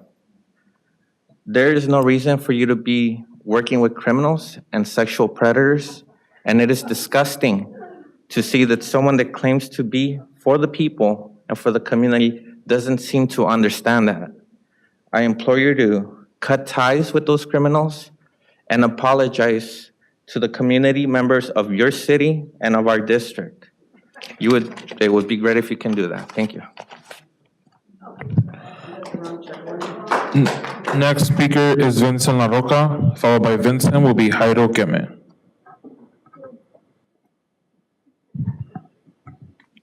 Good evening, Madam Mayor and council members. My name is Vincent LaRocca, and I'm a resident of District 2. I'm here to support Councilmember Torres' request for a presentation regarding the implementation plan of the bicycle master plan adopted in 2019. This issue is important to me because our city needs safe streets for all modes of transportation, including walking, cycling, and public transit. Providing safe infrastructure for car-free trips within our city will give kids and families the option to get to school or work without a car, improve our local air quality, our health, and our quality of life.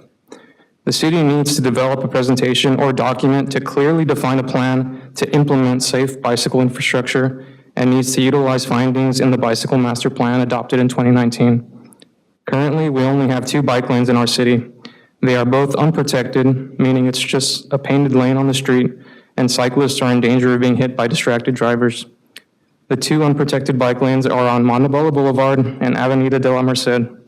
The unprotected bike lane on Montebello Boulevard is highly underutilized because the average cyclist would find that lane dangerous to ride due to the high traffic speeds. Converting this into a protected bike lane and providing a network of safe bike lanes could induce more people to consider cycling for their shorter commuting needs. For longer commutes, people can use multimodal transportation such as walking, biking, and utilizing bus lines.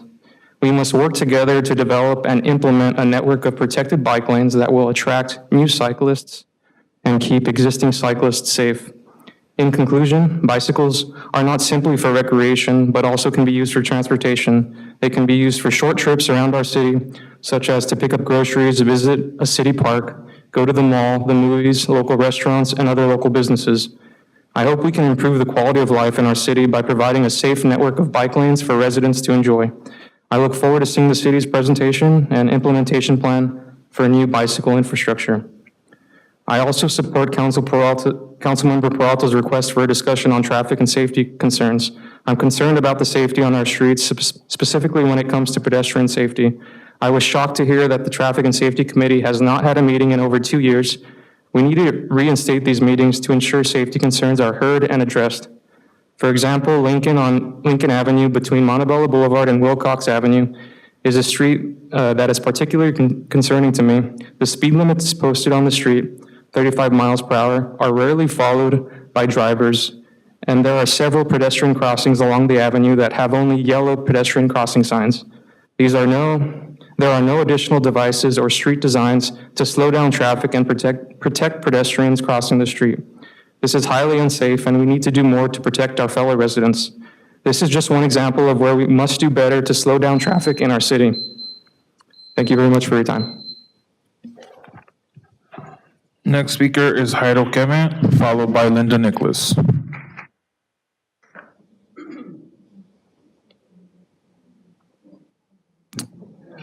Good evening, Madam Mayor. My name is Jairo Kevin. I'm also here to ask that the city take some action and look for opportunities to implement the bicycle transportation plan.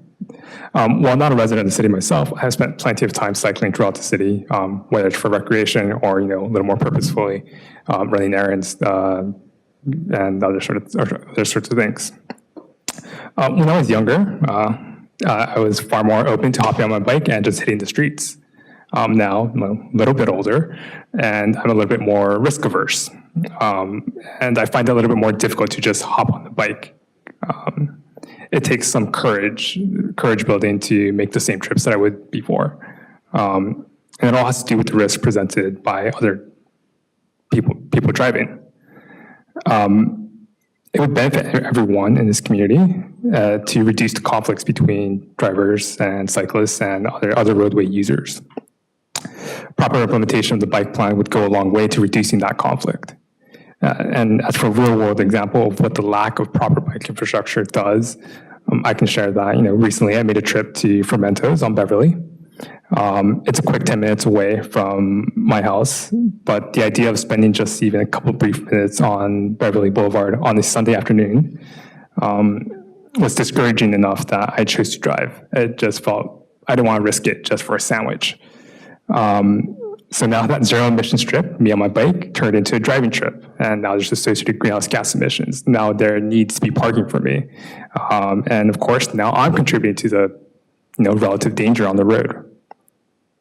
So in closing, I hope that you'll see the value of implementing this bicycle transportation plan. It's not simply about appeasing or placating the weekend cyclists with your multi-$1,000 worth of gear and kit, but rather the everyday resident, your everyday neighbor.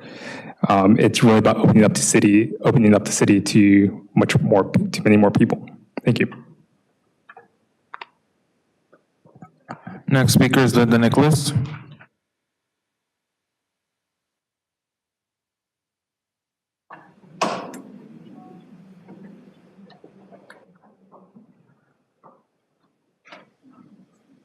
Zoe, would you give these to the mayor, please, these pictures? I filled in 2 cards, and this is for my neighbor. She asked me if I would read this letter for her. I asked my neighbor, Linda Nicholas, to read this email for me and to pass out the pictures of the problems we are having at the Henry Acuna Park. Every weekend, these huge white tents go out throughout the park. It is very apparent that companies using our city park for events. For example, weddings, quinceañeras, parties, bridal parties, and baby showers. These are not family birthday parties or family party events. They are professional event coordinators with tents, DJs, food catering, and the whole package. I would ask the city to charge a huge fee for using the city park for free instead of renting a hall. Also restrict such large events to the Victoria side of the park, not on the wall behind our homes. This Saturday, the police were called out due to drunken people who were arguing on Lincoln. As pictures show, my driveway was blocked for over an hour while tents were taken down. This occurred after 9 p.m., well past the time allowed by the city park to be in there. These companies come into our park early, tape off sections of the park they plan to use, which I believe is illegal to do. Please pass an ordinance, something to stop these companies from taking over the city parks that should be used for enjoyment of family and friends. Thank you, Susan Carapadian, longtime resident.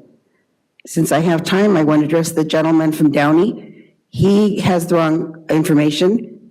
The picture with the mayor was taken was Hector Chacon, the aide to the Senator Bala Chuleta, not Art.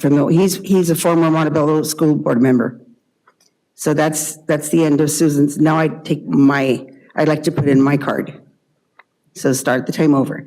Good evening, council members, chief staff. My name is Linda Nicholas. My address is on file. I saw a story on Facebook regarding the $357,000 HUD money missing. Unfortunately, many people were misled thinking the current council or the city manager were responsible for the loss of the $353,000 since 2008. Yes, 14 years ago. I would like to state for the record, 14 years ago, that missing HUD money was covered up by former administrations in the past councils. For the record, the city administrator was in fact Richard Torres, not the current city manager that followed the letter of the law by contacting HUD about the loss of the money, $353,000. No one on this current council has anything to do with that loss, which I believe the city will be forced to repay to HUD, if that's correct. Mr. City Manager, I would also recommend asking HUD to do a forensic audit. Have the city administrator that was responsible for the loss of those funds to be made accountable, or we, the taxpayer, will be forced to repay that loss. Back in 2008, that was a huge amount of money. Equal to today's date, it's $1 million in today's current market rate. I also have on good authority, probably the same one that gives an information to another person that loves to post incorrect facts, that Mr. Torres thinks he's above the law, and our city permits and fees do not apply to him. He circumvented the process to apply for permits to convert his father's home into a business office in the middle of a residential neighborhood and paid nothing. Does not feel city ordinance apply to him. With his transparency, basically can do whatever he wants, while the rest of us will follow the rules. How much money did Torres cheat the taxpayers out of by not following the law? He's so transparent, tell us.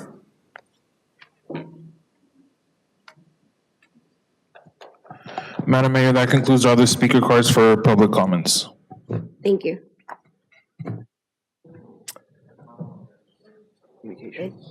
Mr. City Manager, are there any staff communications of interest? Yes, we do. We have several items, Mayor. I'd like to have our Parks and Recs Director tell the community some of the items and events that are coming up. Thank you, Mr. City Manager. Mayor, Mayor Pro Tem, members of the council, members of the public. Just a couple quick, brief announcements. Your Recreation Department is hosting some events coming up, and we'd like to invite folks to be a part of.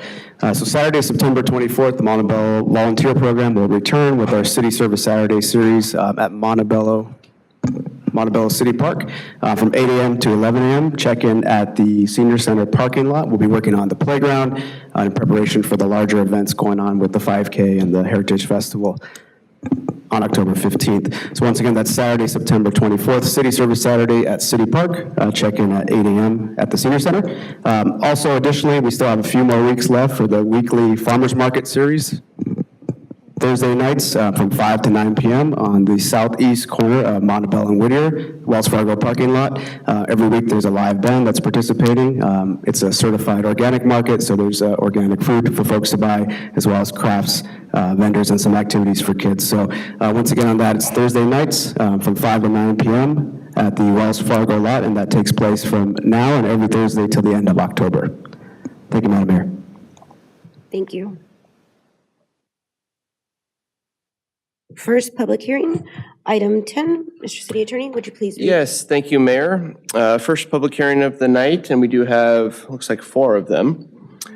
Public hearing for Assembly Bill 481, adoption of military equipment use policy. It's recommended the City Council conduct the public hearing and then adopt the policy in compliance with AB 481. Does staff have a presentation on this item? We don't, Mr. City Attorney, but this was an item that was continued from the last meeting, so a presentation. Great. If the council has any questions, we're available.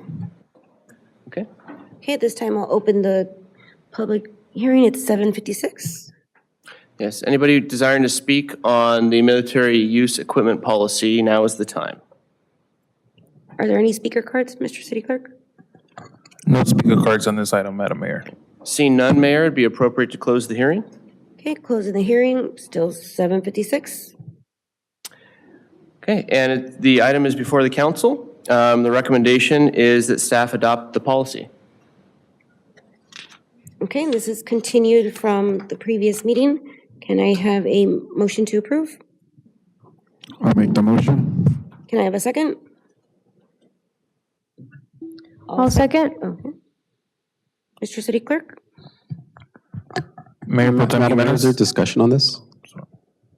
Would you like to speak again about this? Well, I actually had a question.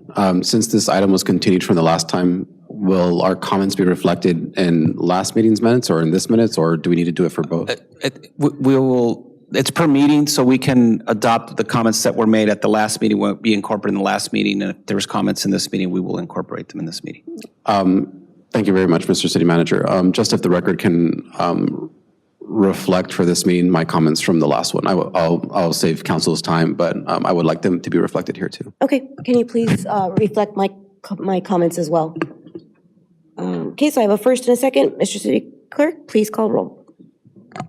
Mayor Pro Tem Jimenez.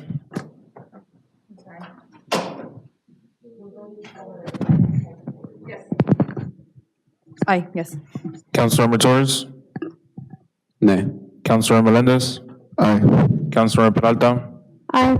Mayor Cobos-Cawthorn. I vote aye. That carries 4-1. On to public hearing number for item 11. Mr. Yes. City Attorney. Adopt resolution number 2278, approving the fiscal year 2021-2022 consolidated annual performance and evaluation capper. Recommendation that City Council conduct a public hearing and consider adopting a resolution approving the consolidated annual performance evaluation report and approve the use of $40,207 in unspent CDBG funds from 2015 towards the annual payment of the outstanding Section 108 loan and take other action as appropriate. Mr. City Manager? Yes, thank you, Mr. City Attorney. Before you is that action, we're available for any questions, and Director Palumbi is also here for any questions you may have. Okay.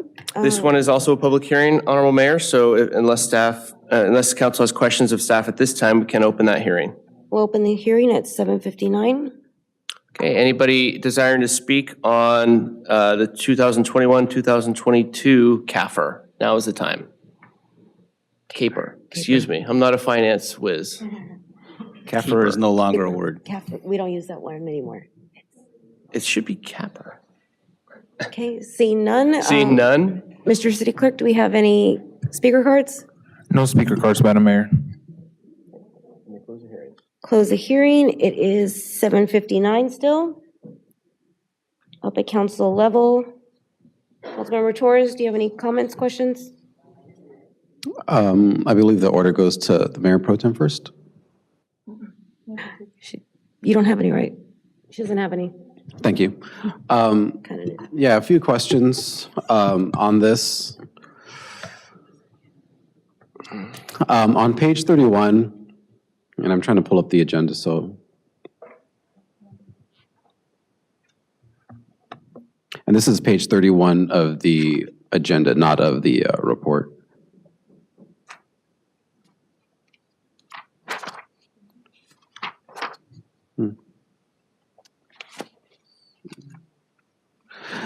Okay, I'll try to do it without it. So on page 31 of the agenda, it starts to describe the differences between goals and outcomes for the home rehabilitation projects for the 1 or 2 houses that were identified. The difference between goals and outcomes isn't discussed, however, for the shortfall in housing unhoused households. In that chart just above, I think it mentions that our goal was to house 15 households, and we housed 4. So I was just wondering if we could get a report on why that shortfall is. Director Palumbi, would you like to address it, or CM Bobadilla? Good evening, Madam Mayor, members of the council. So these numbers basically summarize what the accomplishments were for the fiscal year beginning July 1st of 2021 through June 30th of 2022. So if our goal was 15, we actually only did 4. So we're just basically letting HUD know, this was our achievement for the year. So even though we targeted 15, we actually only accomplished 4. So basically, this is a report on the milestones, basically. And so what accounted for that shortfall? Because in the paragraph there, it talks about how there was COVID impact and how that affected, it delayed the process for the home rehabilitation project for that one home. But I don't see anything for the shortfall for housing the unhoused.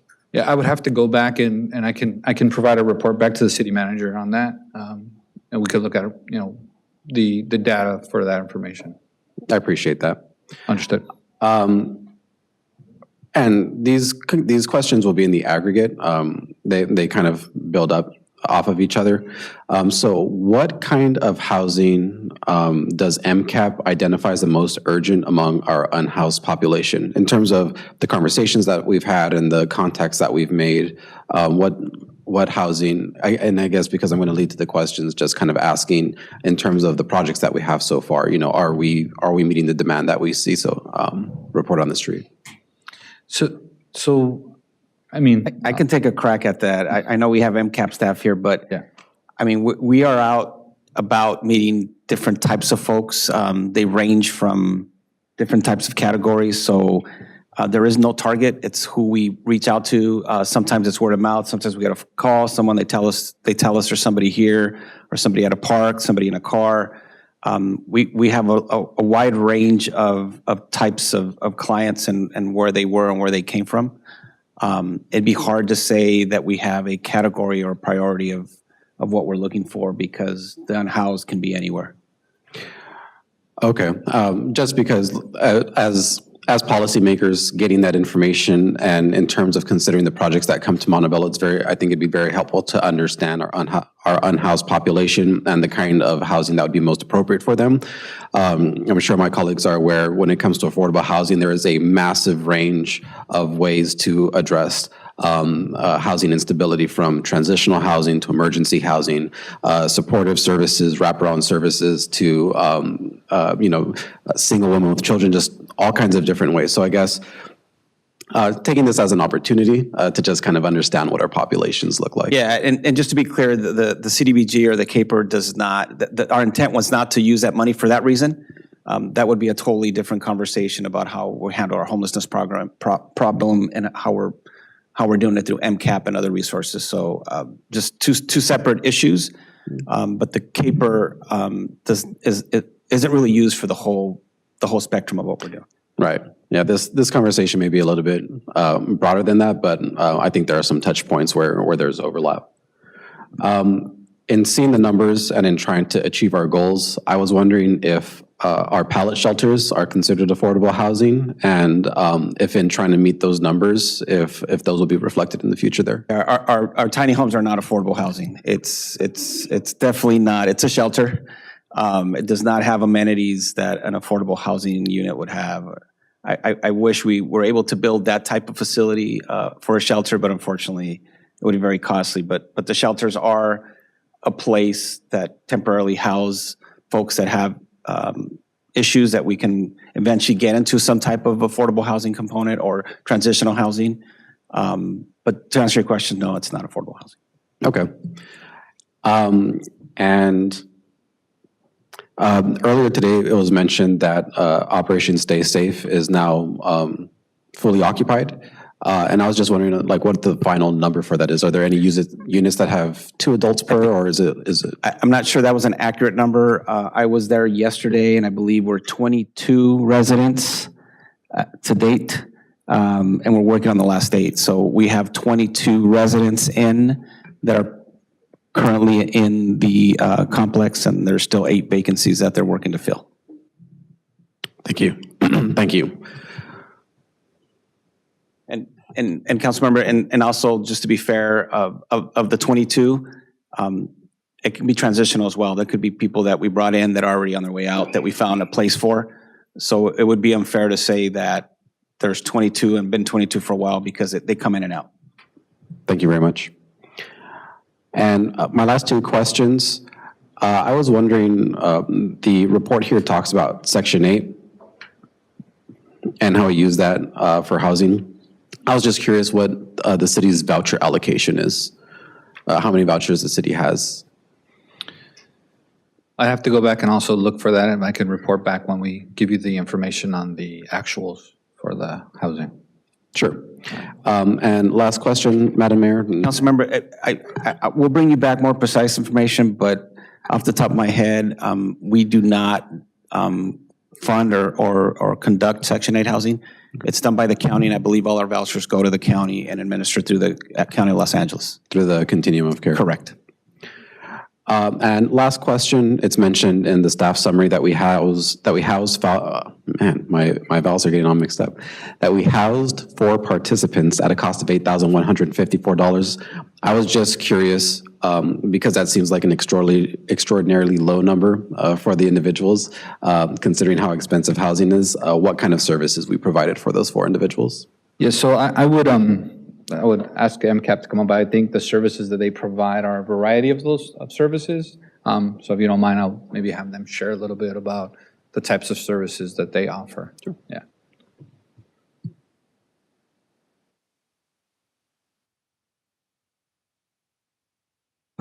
Good evening, Mayor and council members. In reference to the question of the services, is it related to the rental, just to make sure? It's the cost. Shelter services. Yeah, so it depends on the amount of, what the landlord is asking for, and if you're doing a first deposit, or the deposit and then the last or the first and last. So normally they end up being those amounts.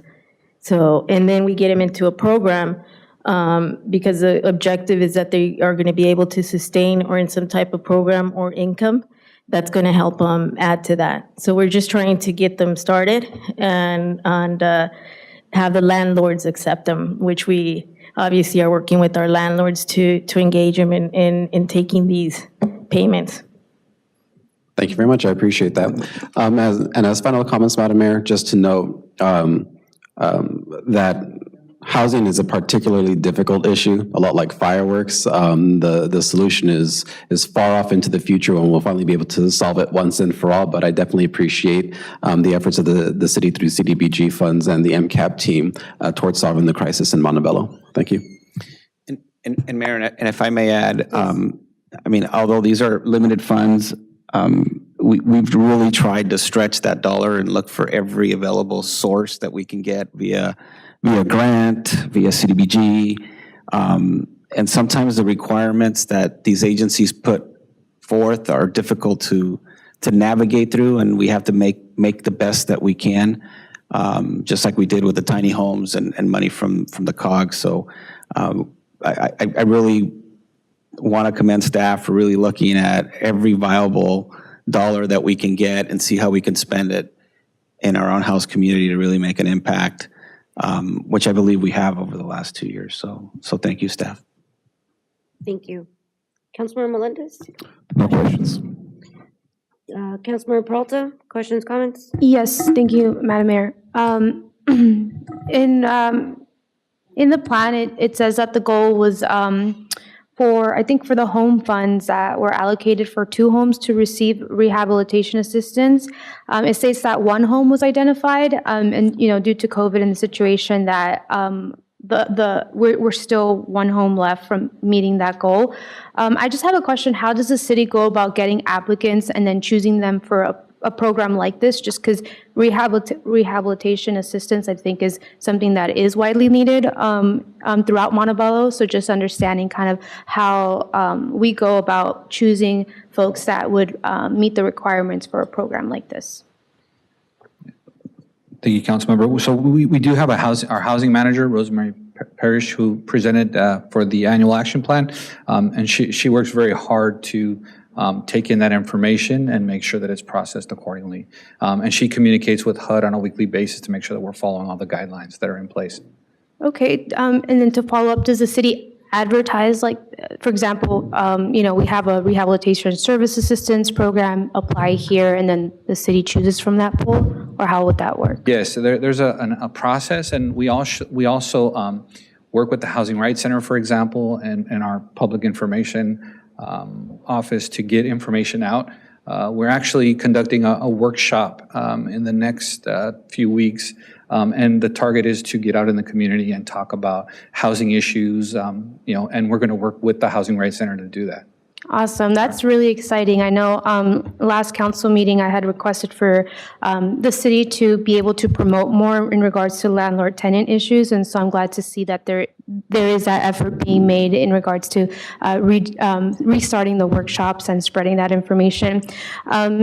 My next question is in regards to just, since we haven't completely allocated the home funds, is there an expiration date that is attached to that? There is, and I believe it's 2024, so we have time. Okay, so then by then those 500,000 would then be allocated. Okay. And then I know the city is committed to amending the contract with the Fair Housing Rights Center, which does this outreach work throughout our community to conduct additional outreach through print, web media, and the advertisement of these types of programs. How would that work as far as the amendment of this contract and then that timeline? Do you know? So I have to, go back and look at that, but we would follow the procedures that are in place for sure. Got it. Okay. Well, it'd be exciting to definitely get in that amendment to just see more outreach being conducted through different forms in regards to some of these just really exciting programs that the city is offering that I think our residents just don't know enough about to be able to apply.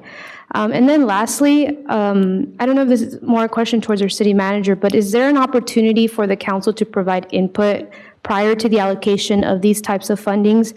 I think it'd be great to either have a study session or just an opportunity for council to speak on the priorities and the services that we envision as we go through the allocation of these types of CDBG funding grants. Yeah, we can certainly look into involving the council a bit more on decision-making on CAPER and home funds and CDBG funds. Okay, I would definitely, I think, appreciate that opportunity, and it would be great for council to have that opportunity to discuss, some of these programs and how we envision the allocation to be done. And that concludes my comments, Madam Mayor. And Mayor, if I may, just to keep in mind in our future plans, Our funding is probably going to be reduced. It's going to be a lot more limited based on some of the money we're going to be paying HUD back, or if we get penalized for some of the money that was drawn down and we couldn't find. So I just want to be clear that some of the monies that we're going to be using in the future are going to be a lot less, and there'll be a lot less money for programs or types of activities that we would like to do. But we can certainly bring back and work closer. Maybe a study session would be appropriate. Thank you. And I would like to commend staff for addressing those missing monies from, 14 years ago. And now all of us are now having to pay, because of past practices, past administrations. Like, I'm really glad that our staff caught it. We admitted to it. So I thank both yourself and our Director of Finance, Michael Solorza, because instead of brushing it under the rug or, oh, well, that's just how we did it in the past, I know we got a little bit of scolding, but I think this is a better route that we are now moving forward with. So with that, if I can have a motion to approve? Make the motion. Can I have a second? I'll second. Mr. City Clerk, please call roll. Mayor Pro Tem Jimenez. Aye. Councilmember Torres. Aye. Councilor Melendez. Aye. Councilor Peralta. Aye.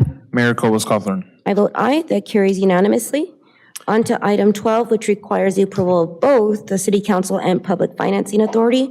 Mr. City Attorney, if you can please read that. Yeah, thank you, Mayor.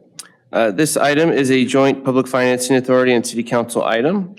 Consideration of adoption of Resolution Number 2280 of the City Council and Resolution Number 2202 of the Public Financing Authority authorizing the execution and delivery of documents and certificates in connection with the issuance of Series 2022A lease revenue bonds, approving the issuance of such bonds, authorizing the distribution of an official statement in connection with the sale of such bonds, and authorizing related actions. Staff is recommending that a joint public hearing be held. After that public hearing, the City Council will consider a resolution as listed on your agenda, and then the Public Financing Authority will consider a separate resolution. It'd be appropriate to receive any staff presentations we have before opening the public hearing. Mr. City Manager? Thank you, Mr. City Attorney. Our Finance Director, Michael Solorza, will be presenting. There's a presentation.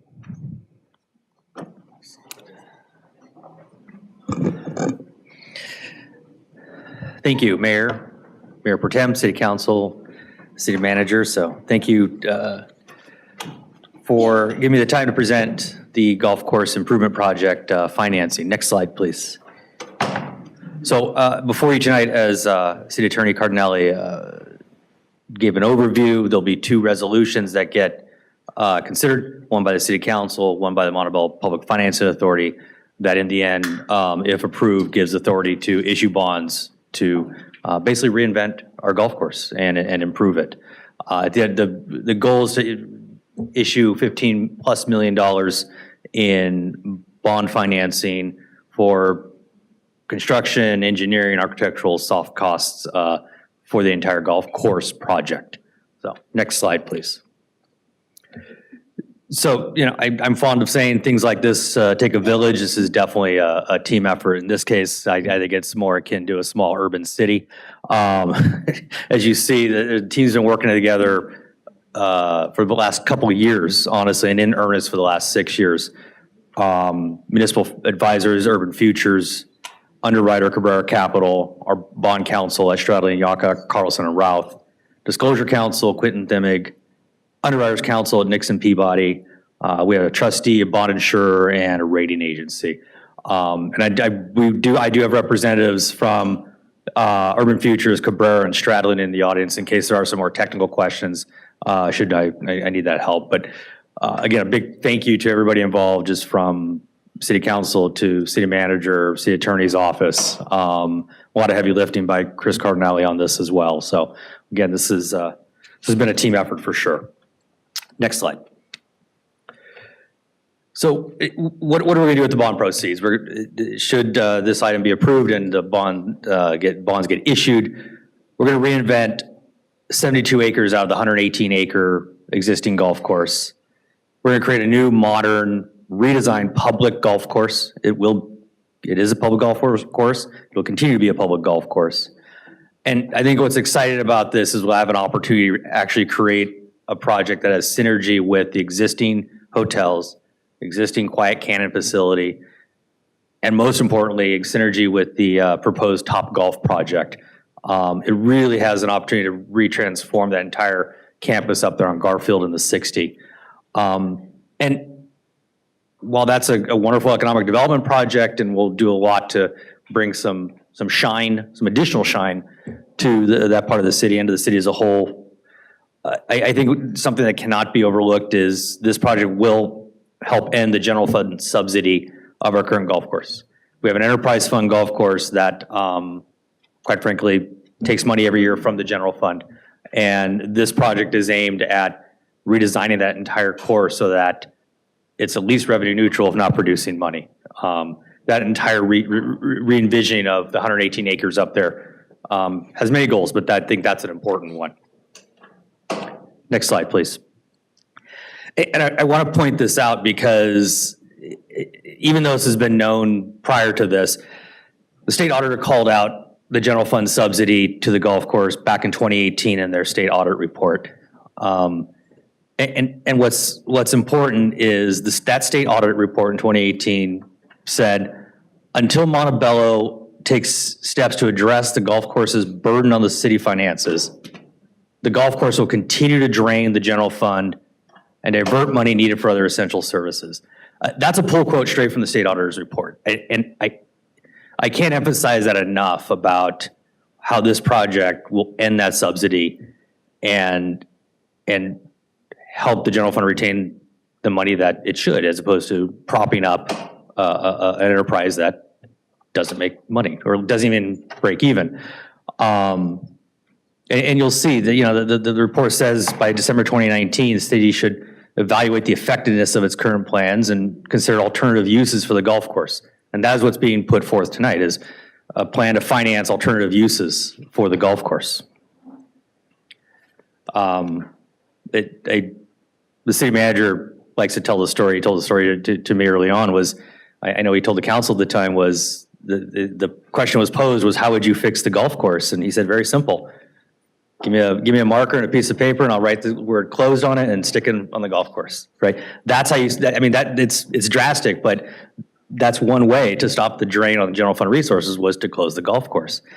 Obviously, it's a wonderful asset, and we want to do something that continues to offer public golf to the community, and this is a great project for that, short of shuttering it. Next slide, please. And this, again, straight from the auditor's report, this is a graphic pulled from page 8 of that December 2018 report. 10 years of subsidies is what's shown there. 6.35 million at the time is what the general fund had to transfer to the golf course fund to prop it up. Since then, fiscal year 2018-19, another $641,000 subsidy. The following fiscal year, another $751,000. The last year for which we have audited statements, $471,000 in subsidies. So the general fund continues to, or excuse me, the golf course enterprise fund continues to be a drain on the general fund. All of that money, that $8 million plus dollars, could have been used for other things in the general fund. And I think it's important to point that out, that the general fund reserves are $8 million lower because of those subsidies. And something else to consider is the golf course. There were bonds, there was financing done in 1999 to redevelop the golf course. Those were refinanced in 2014. A portion of those ongoing expenses for the golf course, $450,000 a year, is repaying those bonds. Michael, those bonds that you referred to were actually 1999 bonds. Yes. How much money was that? What was issued in 1999 was, I want to say it was $10 to $12 million. So we spent $10 to $12 million refurbishing the golf course. It was immaculate at the time, 20 plus years ago. So the debt service of that's still being paid today, which is about $450,000 a year. So that's on top of the operation and the revenue that the golf course generates. And yes, we've done things to kind of, as I say, stop the bleeding when it comes to improving revenue, improving expenses, but that debt service is continuing, and there are millions and millions of dollars worth of capital expenses that are needed to improve the golf course. Even if we weren't going to do anything else, we would still need to put resources into it to keep it as is. But as you'll see, we have next slide, please.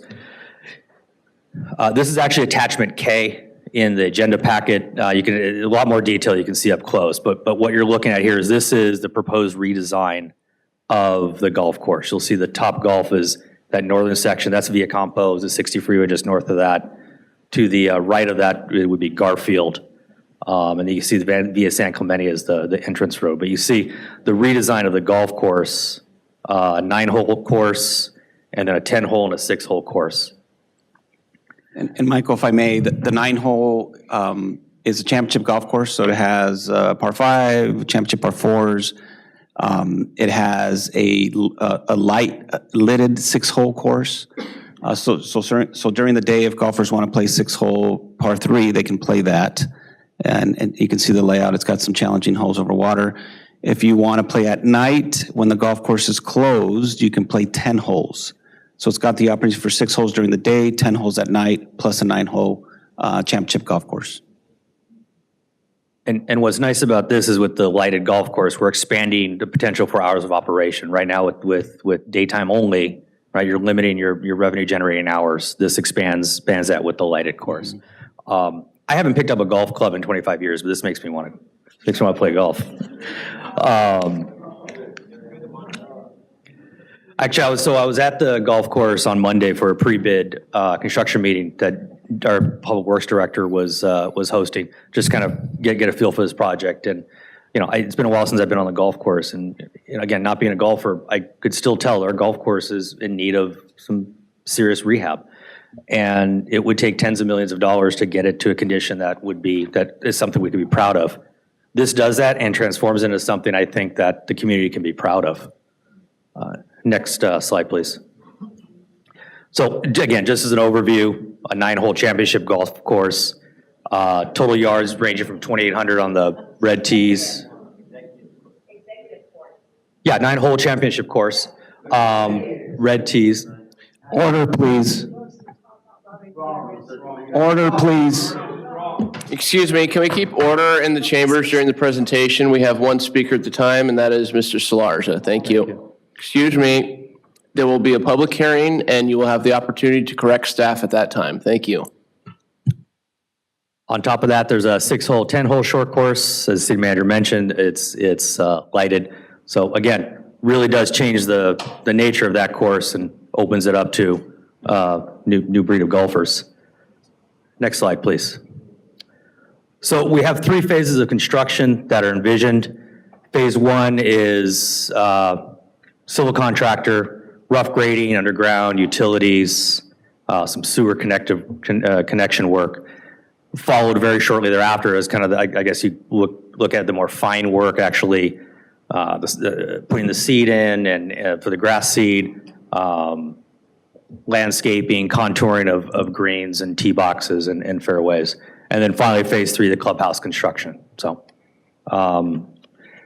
and as outlined, we're looking at potentially awarding contract, first phase 1 construction contract very shortly, with phase 2 following, and then construction following after that. Next slide, please.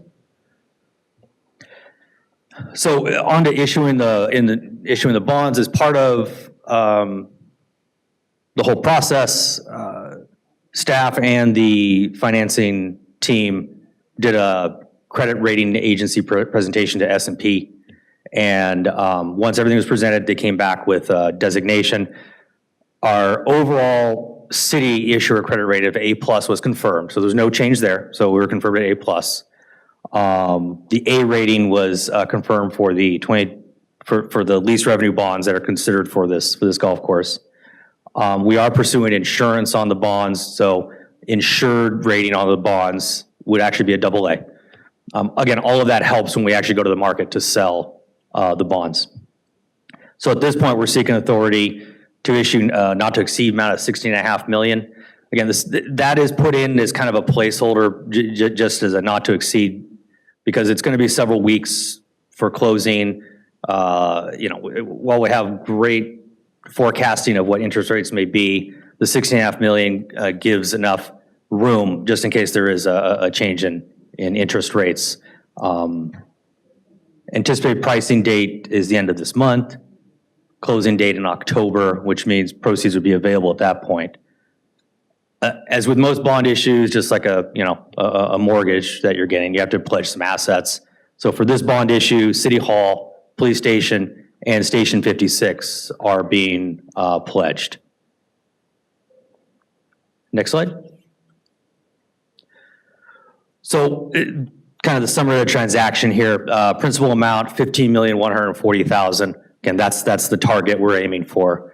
Total proceeds would be $15.5 million. Again, those proceeds will be used for construction costs and some of the soft costs that have already been incurred.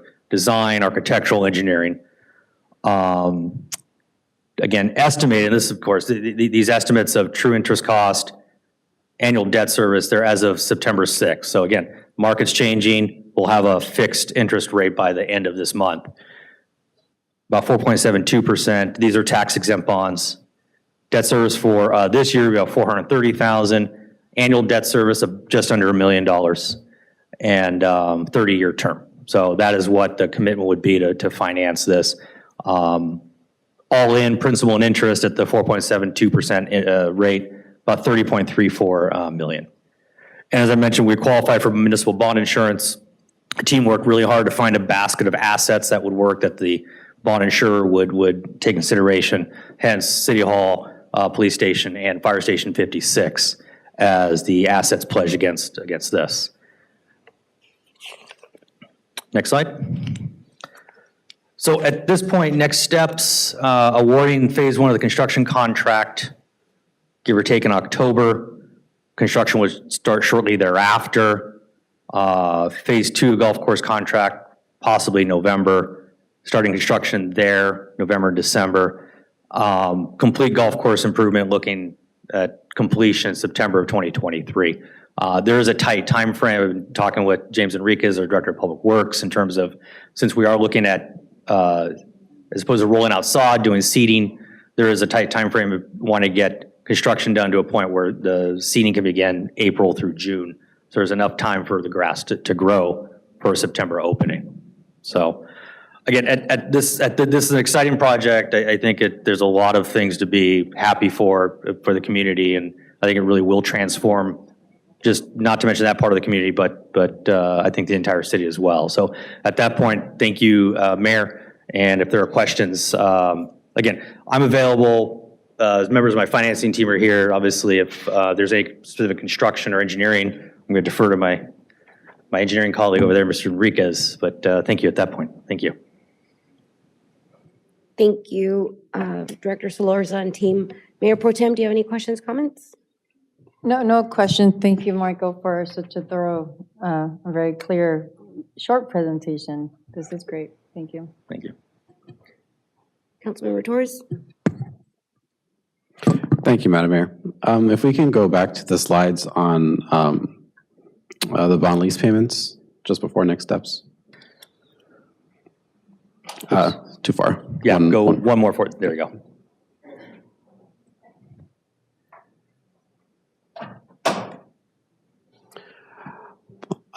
So, Mr. Solorza, one more time, you can just talk about how these payments versus the current condition of the course and what we'd be facing, how this improves our position, in terms of having outstanding debt, in terms of having annual payments, annual debt service of $1 million versus what would be facing otherwise? Yes. Again, this project has to be envisioned with what is going to happen with the Topgolf project as well. So with the proposed Topgolf project, there will be an annual lease payment of approximately $1,250,000 per year. That's revenue to the general fund that would more than cover that debt service alone. Not to mention any sales tax generated from the Topgolf project is additional revenue on top of that. That's not even accounting for revenue that this new golf course design would generate on its own from green fees, cart rentals, merchandise, along with an expanded operating time with the lighted course. So that $1 million, and And I will say this, there's been some back and forth in terms of project costs and trying to scope the bond finance to a point that it made it sense for the general fund to support it. And that $1 million per year is a reasonable amount given the other sources of revenue potential and the revenue potential for the golf course redo, that what it could generate. And so to be clear, the annual debt service for this 16.5 and for the 50 plus for the Topgolf facility would both be secured by the lease payments for Topgolf? No, this is secured against general fund revenue in and of itself, and I'll defer to. Yeah. Topgolf does not have any financial interest in this portion of it. It's a two-phase project. This is the city-owned portion of it. Michael Solars' reference to revenue from that project helping this is in the analysis. The revenue that we'll receive from the Topgolf site, they'll pay debt service on those bonds in addition to the fair market value of the land they're on, which is over half. In fact, I think it covers that debt service amount. So while the projects are not both tied to Topgolf, the city is anticipating that portion more than covering the debt service on this aspect of it. Thank you very much. Madam Mayor, just as a general comment, I would say that this council is placed in a very difficult, unique, kind of extraordinary position facing two different futures for a golf course. On the one hand, keeping it as is, considering the infrastructure improvements and everything that need to be made. On the other hand, having the opportunity for what I've kind of deemed a golf complex. Being someone that has golfed for, since I was 13 years old, my biological father, almost a scratch golfer with a handicap of 2 or 3 himself. Having a massive appreciation for the sport, and on top of that, just the mental peace that comes along with the green space and the cooling that you feel instantly as you exit the Findlay Freeway on the 60. I do feel that there is a vision that this council can accomplish that honors the sport, that continues to propagate golf as a leisurely activity in Montebello, while also addressing some of the financial burdens of the 18-hole championship course that we have. With that said, Madam Mayor, I will conclude my comments. Thank you. Councilmember Melendez, questions? Yes, thank you, Mayor. Thanks for the presentation. I'd actually like to piggyback off what Councilmember Torres said. I think this is a decision that, the state auditor definitely called us out 2018, that we must take steps to address the golf course burdens on the city's finances. Overall, I think what my colleagues are here to do is to make a decision to put the best interest for the whole community. And we're reimagining the golf course here. I know there might be some folks here that are not too happy about this, but at the end of the day, we have to make a decision that's for the whole community with the input that you're all gonna give us tonight, that you have been giving us. And but definitely it's something that we, our duty as council members is to make a decision that's for the welfare of the whole community.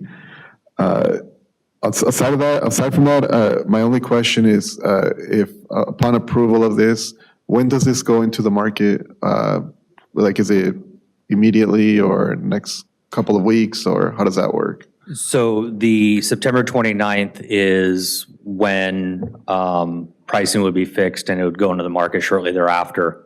End of September, early October, with the thought that funds would be available around October 13th. Sounds good. That concludes my comments. Thank you. Thank you. Councilmember Peralta?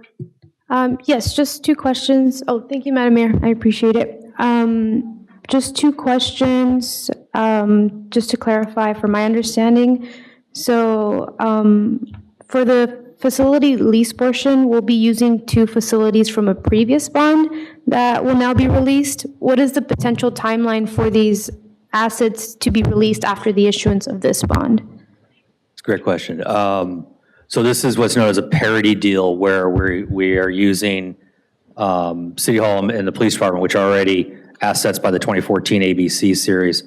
So the 2014 ABC series begins extinguishing fiscal year 24-25, finally dropping off 28-29. So as those series drop off, obviously there's fewer, there's less outstanding bonds, less need for assets. So the earliest would be 24-25.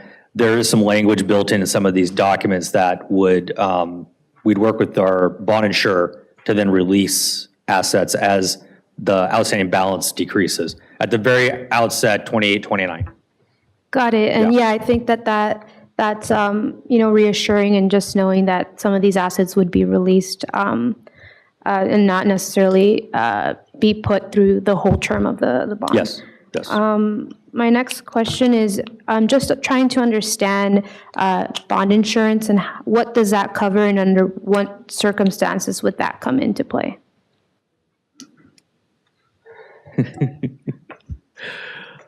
We defer to City Attorney. I see bond counsel in the audience. Okay. Vanessa, would you mind taking that one? I'd take a stab, but I'd be afraid to give incorrect information. And same, I don't want to. So Vanessa Legvance from Stradling Jakob Routh and has been helping us with this entire deal. So I'll let her, in her expert opinion, answer that question. Thank you, Vanessa. And the question again is the role of bond insurance. When would that be paid, and what does it cover? Thank you. So we expect to get bond insurance, and what that does is, if the city was unable to make the debt service payments, the bond insurer would step in and make those payments on behalf of the city. So the investors who purchase the bonds will get paid. Now, the bond insurer will then approach the city and request to be reimbursed with its costs and expenses in making those payments. So it's not something that we expect to ever, it's an insurance policy that you pay for upfront and you hope to never. Okay, thank you. It's an insurance policy that you pay for and then you hope to never use, and you expect to never use. We will also get an insurance policy to fund the reserve account. So the reserve account can be funded with cash, or it can, you can get an insurance policy instead of cash, and that covers approximately 1 year's worth of the debt service payments, and that would essentially get hit first. So if the city didn't make debt service payments first, you would draw down the reserve, and then if that was depleted, you would access the bond insurance. But like I said, that's only in the event that the city wasn't able to make the debt service payments. Okay, thank you so much for that clarification. I appreciate it. Thanks. And just as a final statement, I do think that this this item provides a unique opportunity to address, some of the concerns that were mentioned, as previously one of my colleagues brought up from the state auditor, as far as, improving a golf course that has been historically a financial strain for the city. I think the unique opportunity is that Council is finding ways to create a more family-friendly type of environment that I think currently is not in place. And so, having families that can't necessarily access the golf course, I think is something that this item helps address in creating that atmosphere where more of our residents could use the golf course in a more comprehensive and better manner. Thank you. Thank you. Thank you for the presentation. I believe it was page 6 of your presentation addressing the audit. I did want to thank those residents that drove up to Sacramento on their own dime, own vehicles. I believe there was 11 of them, and spoke before the JLAC committee and asked for an audit, and it was voted, I think it was 13 all in favor of the audit, and now I'm dealing with the audit. And this is the last item before we're off the naughty list that we need to address. And I think this was a roadmap to help our city manager. I think he was maybe a few months in, and now he's addressing this 10, to $12 million loan from 1999 it's pretty sad. It's just like missing money. So with that, I will open the public hearing. It is 8:44. Mr. City Clerk and Secretary, are there any speaker cards? Yes, we do have some speaker cards. Okay. First speaker is Margot Iser, followed by Alejandro de la Torre.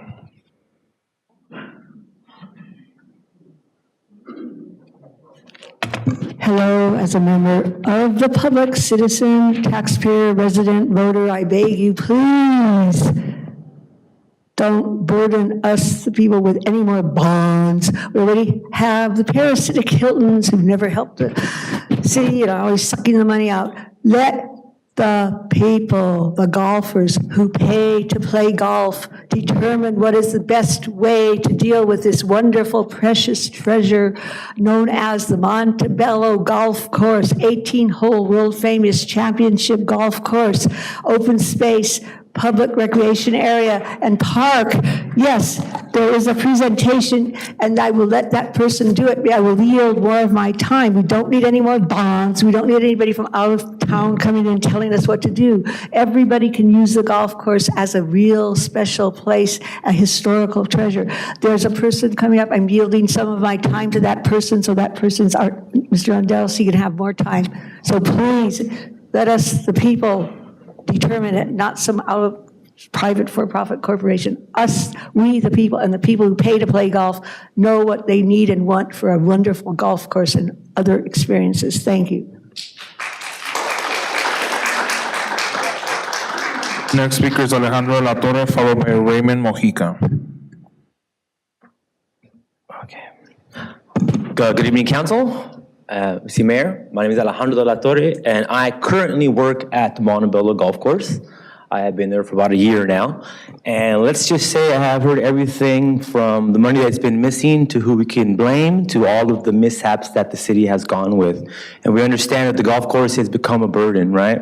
But the sad reality is that the golf course is amazing. It is a wonderful place, and the city has just lost hope in it and has not put time and attention. Instead, the solution for this is to bring in a corporation. Now, we have the suits here who are giving you analysts and problems and discussions of how to fix the course, but in reality, they don't know either. Just like we don't know either how to fix this, they're giving you solutions that are not going to give you the answers to fix the course. They're saying they're going to provide a certain amount of money to make everything come back. Well, the reality is, how many of you have actually been to the golf course right now and how it's running and how we work? None of you have, because I've never seen any of your faces there. If you do go, you don't talk to any of us and ask us, how is it working at the Montebello Golf Course? I can tell you right now, it's not easy. I wake up every day wondering if I'm gonna have a job. And I come here to see this meeting and what's going on, and I have to say to all of you, I'm extremely disappointed because there is no solutions, there's no answers. And some of you can't even look at me with a straight face to tell me what is going to happen to this course. Top golf, let's be frank, it's not golf. And the last time I heard the stream live meeting, someone in this council said that Top Golf is golf. Have any of you even gone to Top Golf to see what it is? It's a video game place. You go there to drink alcohol. People fall off and land on the nets.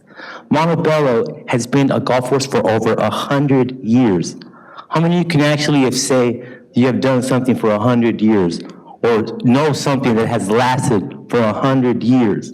And what we're quickly going to do once the bond is approved is get rid of that, is get rid of the legacy that this city has. Golf has saved my entire career. I basically stopped my entire work to be into the golf industry, and now at Montebello. Like you said, your grandfather has an affinity for golf, right? You have to understand one thing. Top Golf will never, ever replace what this course is doing for people now. And all these people here behind me who are here, who are pleading with you guys to make the proper decision to not destroy the legacy of Montebello, that you can fix something, that'll be your decision. You can leave this course the way it is and fix it for $5 million or less, and maybe even fix the reputation and history that was left and caused, and I hate to say this, by you guys, because you let all of these things happen to the course, the mismanagement, the problems, and the people who were placed were by the city council. Maybe it wasn't you guys, maybe it was the ones before. But your responsibility is now is to fix this and act according to what the public wants, not a corporation. Next speaker is Raymond, followed by Raymond will be Ricky Gavsa.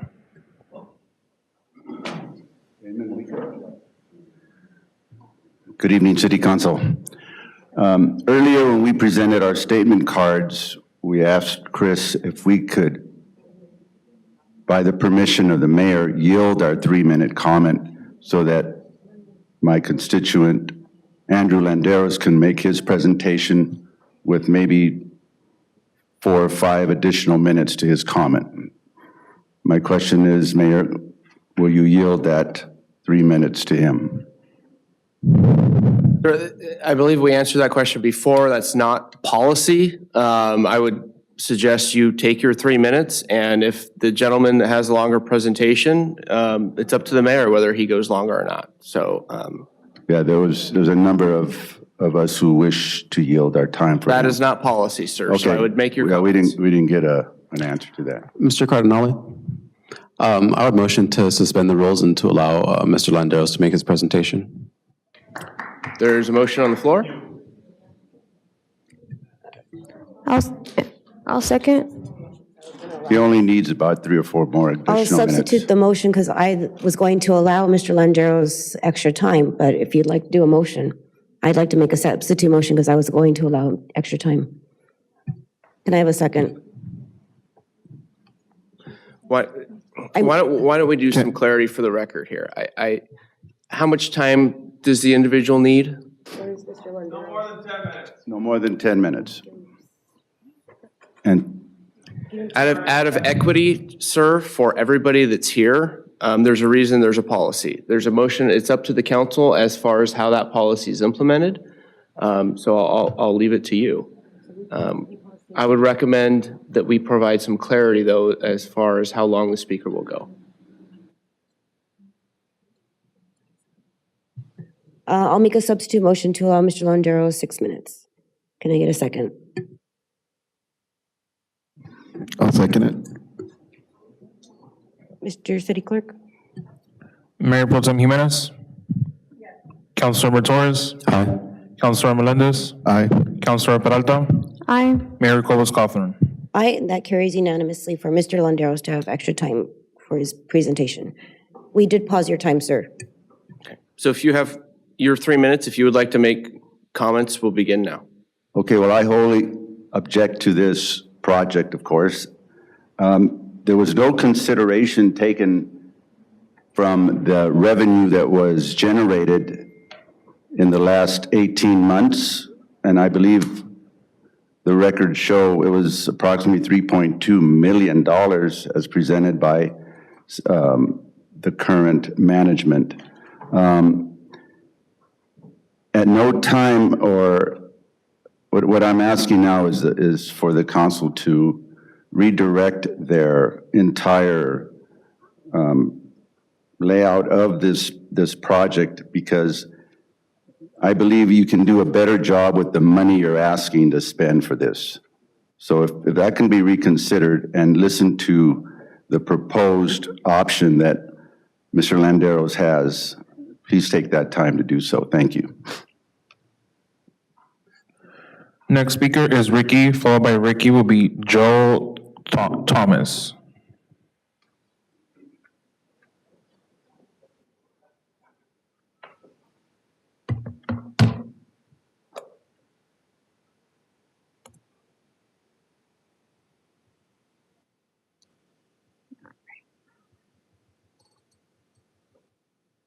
All right. Thank you very much. Good evening. I'm sorry, can you lower the microphone just a little bit? Sorry. Thank you. Can you hear me? Okay. Yes, Thank you. Good evening, Mayor and Mayor Pro Tem and City Council. We keep hearing that the Top Golf project is about generating revenue for the city. Mr. Solorza, if I'm pronouncing that correctly, took a direct quote from the state audit, but forgot to mention that the audit clearly points out that the direct result of those losses were from the hotels, not the golf course itself. The mismanagement and the grouping of all the monies into one bucket shows it's a campus loss, but it's generated, those losses are generated from the hotels. Excuse me.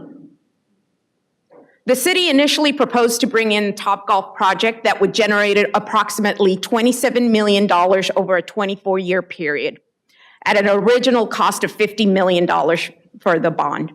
As of today, the original design is being downgraded, and yet they will not see this level of revenue for years due to the cost increases to construction materials, high interest rates, and inflation.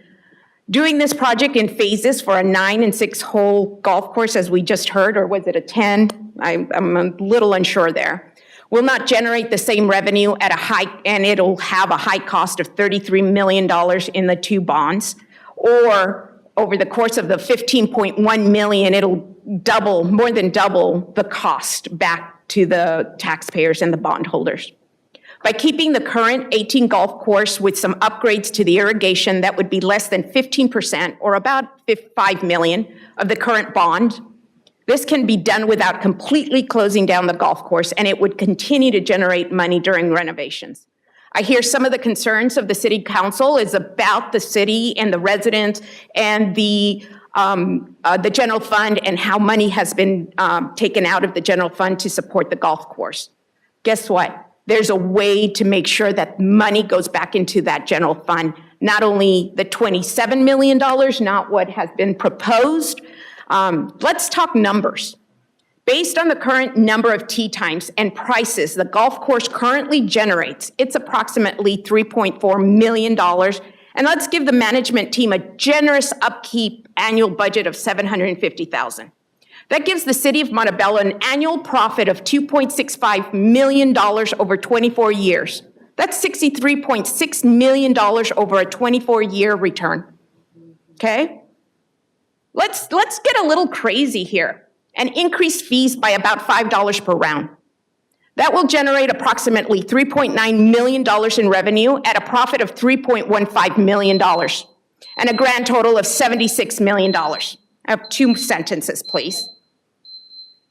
3.15 million times 30 years over Mr. Solorzano's presentation, that's $94.5 million in generated revenue. That's an additional over $50 million that Topgolf's projected over the same period. The city can now pay for additional safety enforcement staff, some of those infrastructures not put up for sale or as collateral, the city hall and the fire stations. This project will continue to saddle our residents with more debt, even when other bonds for the hotels have yet to be paid down. Expose residents to toxic dust particles and expose the city to further lawsuits. The city council has been misled and misguided by parties invested in this project, and in turn, they continue to jeopardize the future of Montebello without any oversight. Thank you. Next speaker is Joe Thomas, followed by, and I apologize if I mispronounce, Tomoko Yamamoto. So next speaker is Joe.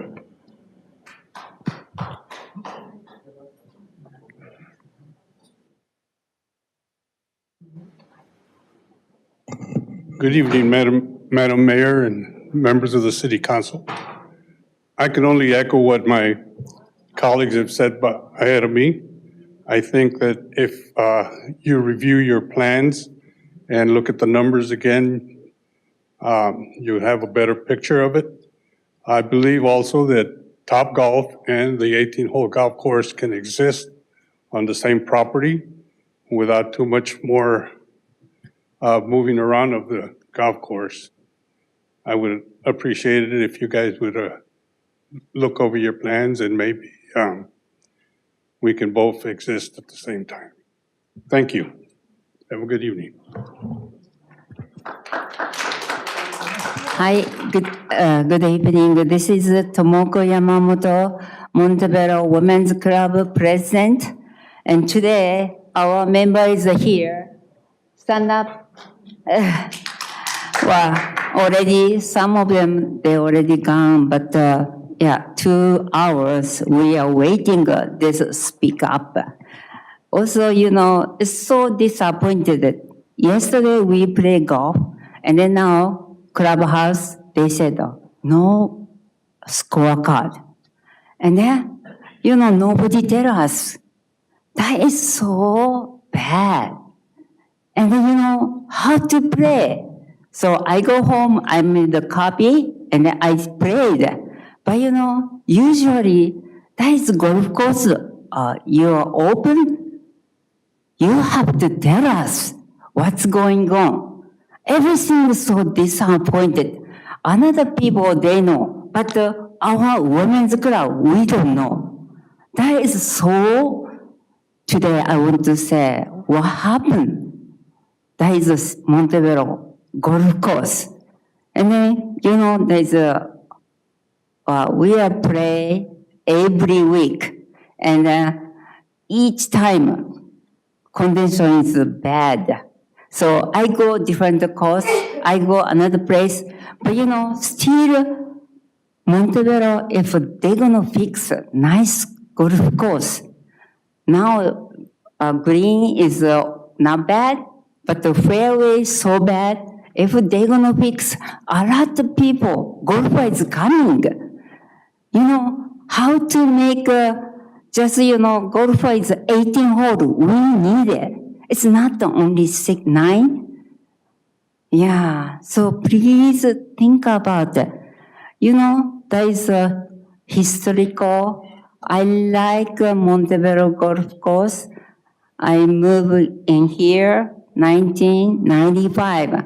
I was so happy. Golf course is by 5 minutes. So, and then now I'm a president only 2 years, but more than 45 people championship, and then we have a trophy. So look at the history. Please think about them more. Thank you.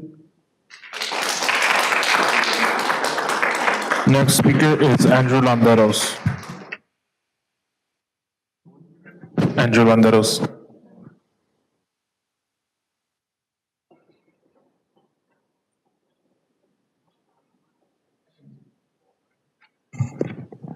Thank you, Madam Mayor, Council, for affording me a little extra time in this. I'm the one that gave you all of these packets on your desk earlier, and so I'll be going through it. For those in the audience that would like a packet, see me afterward, and I'll give you a QR code to download it onto your computer at home or your phone. I'm going to go through this pretty quickly. As for the history, of course, it was it was built back in the 1920s, 1928. In fact, on the page 2, you see a newspaper report from the Los Angeles Record newspaper in July 4th of 1928 that gave the golf course it lauded the golf course and how it was able to then bring people to this community. It is the reason why so many came here. When J.R. Ransom Corporation decided to build such a glorious golf course for citizens of Montebello, San Gabriel, Pasadena, El Monte, Whittier, Monterey Park, and other adjacent communities, a few hundred feet north of Whittier Boulevard, they may have not realized they were building a lasting monument to their progressiveness. This thrills me to think Montebello will be the home of the artisan golfer, the chap of moderate means. This is so true today as it was back in 1928. The average Joe can go out and play there. This is a championship golf course. The guy that built this golf course built Hacienda Country Club, built the Olympic Club, the lake course over there. This is a championship top-level golf course that a resident can go play for $25 on a weekend.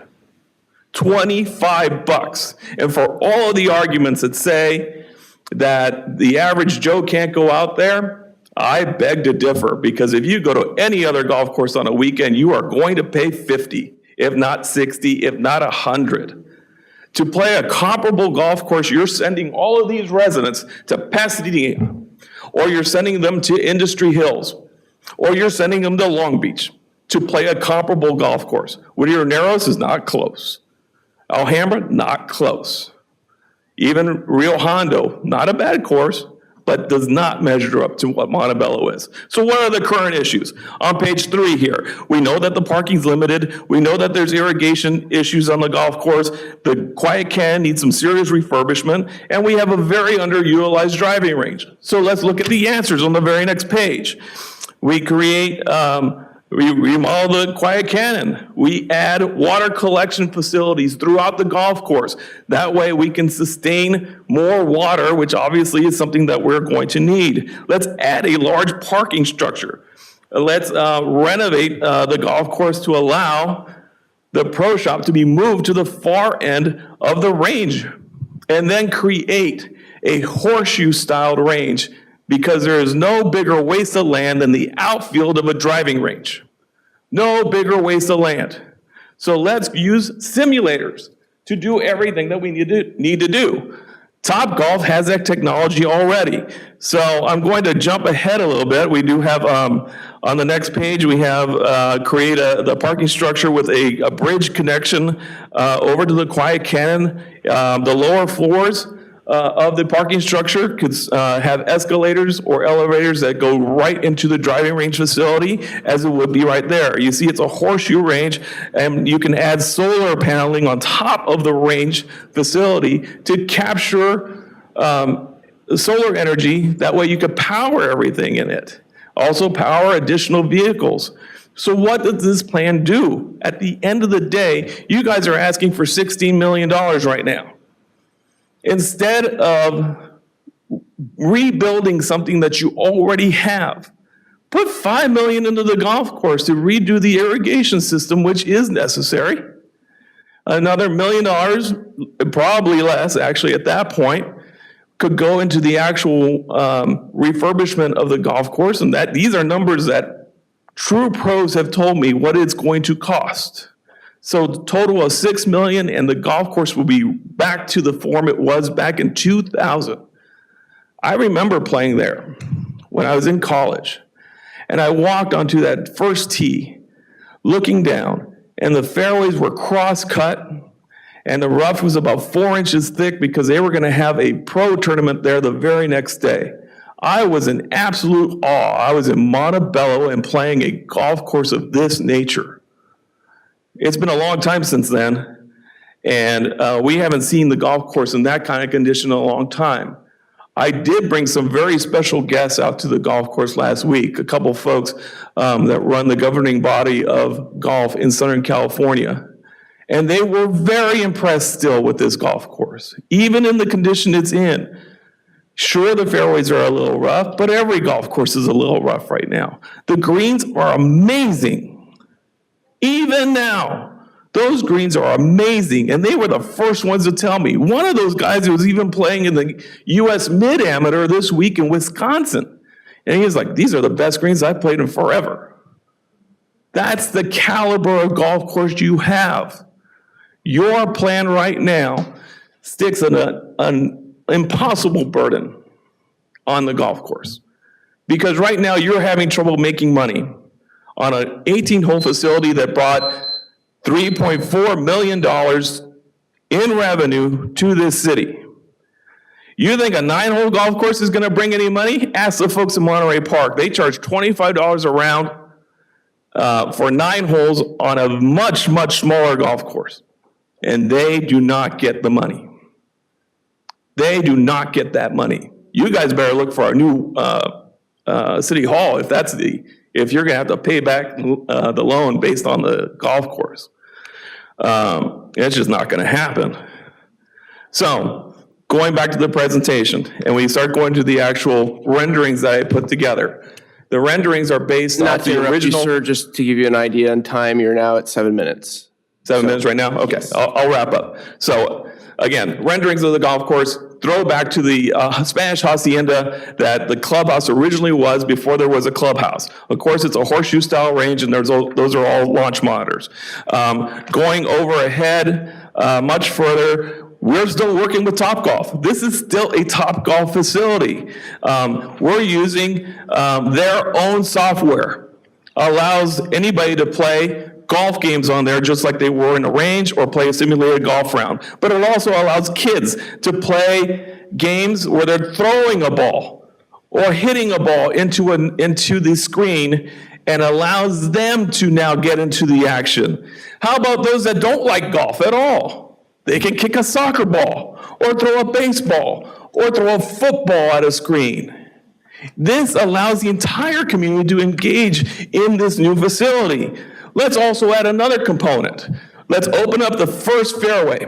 We know that the golf courses around 3 o'clock start losing the tee times. So then the city can then use that space to then have movies in the park or special events. In fact, you did it for Halloween where you close off 2 fairways at Montebello, and that was fine. You could basically do the same thing here. And it's completely, because it's on that far side of the golf course, there's no parallel fairway, there's no chance of another ball hitting somebody. You can have that now. Put in permanent concession stands on there, and you can then sell Gatorade and Cokes and whatever for anybody that wants to go there, popcorn for the kids that want to watch a movie there in the park. There's other things in here. I won't go into too much in there. You guys have been very generous with the time. I really appreciate it.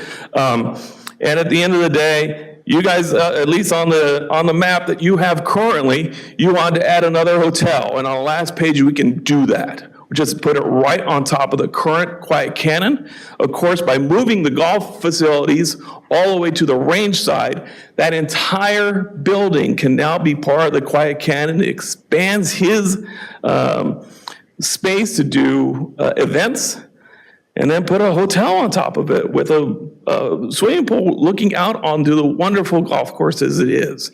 You do not need to spend all $60 million that you have coming in on the refurbishment of a gem. Put it into the facilities you need: additional parking and a horseshoe range in the current driving range area. I thank you very much for your time.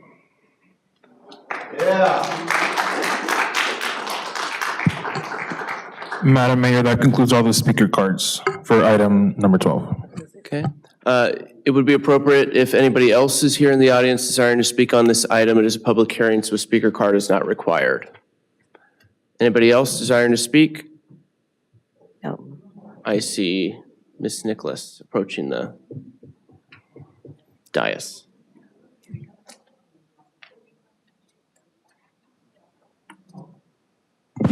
Good evening, my name is Linda Nicholas. I'm the co-founder of Match 90640, Montebello Activists to Clean House. I am the co-founder of the group that went up to Sacramento and brought the auditors to the city of Montebello. When the auditor made the suggestion of selling the golf course, I had the private line to her assistant, Christine. I called her and told her to please tell Ms. Howell that we cannot sell our golf course, that we were not allowed to sell the property because it was bequeathed to the city. Little did I know that Montebello bought the golf course side and the bequeathed side was the other, but nonetheless, I just told her we couldn't sell it. So she came up with a solution. She says, you can't keep it. It's a drain on the city. It's costed the city $8 million. It's in the audit. And she separated, that's why the audit separated the golf from the hotels. And she made very specifically, they spent 4 months looking at the audit for the hotels and the golf course, and it's separated in the audit. The golf course cost the city $8 million. They're never gonna pay it back. I understand that everybody does. We know we had a bad management system, and they suggested giving names to the district attorney to have him prosecuted for embezzlement because of all the abuse that was being done there by people that were golfing for free, eating for free, not only themselves, they were bringing in friends and family. Nonetheless, auditor said, this cannot continue. It's a drain on the taxpayers. So when Topgolf was suggested to her, they reviewed Topgolf, they did a whole search, and they said they were acceptable. That was an alternative to selling the golf course. They told Montebello, Topgolf can be acceptable. It was the auditor, and we still, according to the auditor, we still lose almost $500,000 right now. This last year, it was almost $500,000 we lost on the golf course. In February, Ms. Howell retired. I sent her some flowers. I thanked her for what she did for Montebello, because she stopped a lot of the corruption. We have a new state auditor. I don't have that private cell phone number, unfortunately, but I will get it.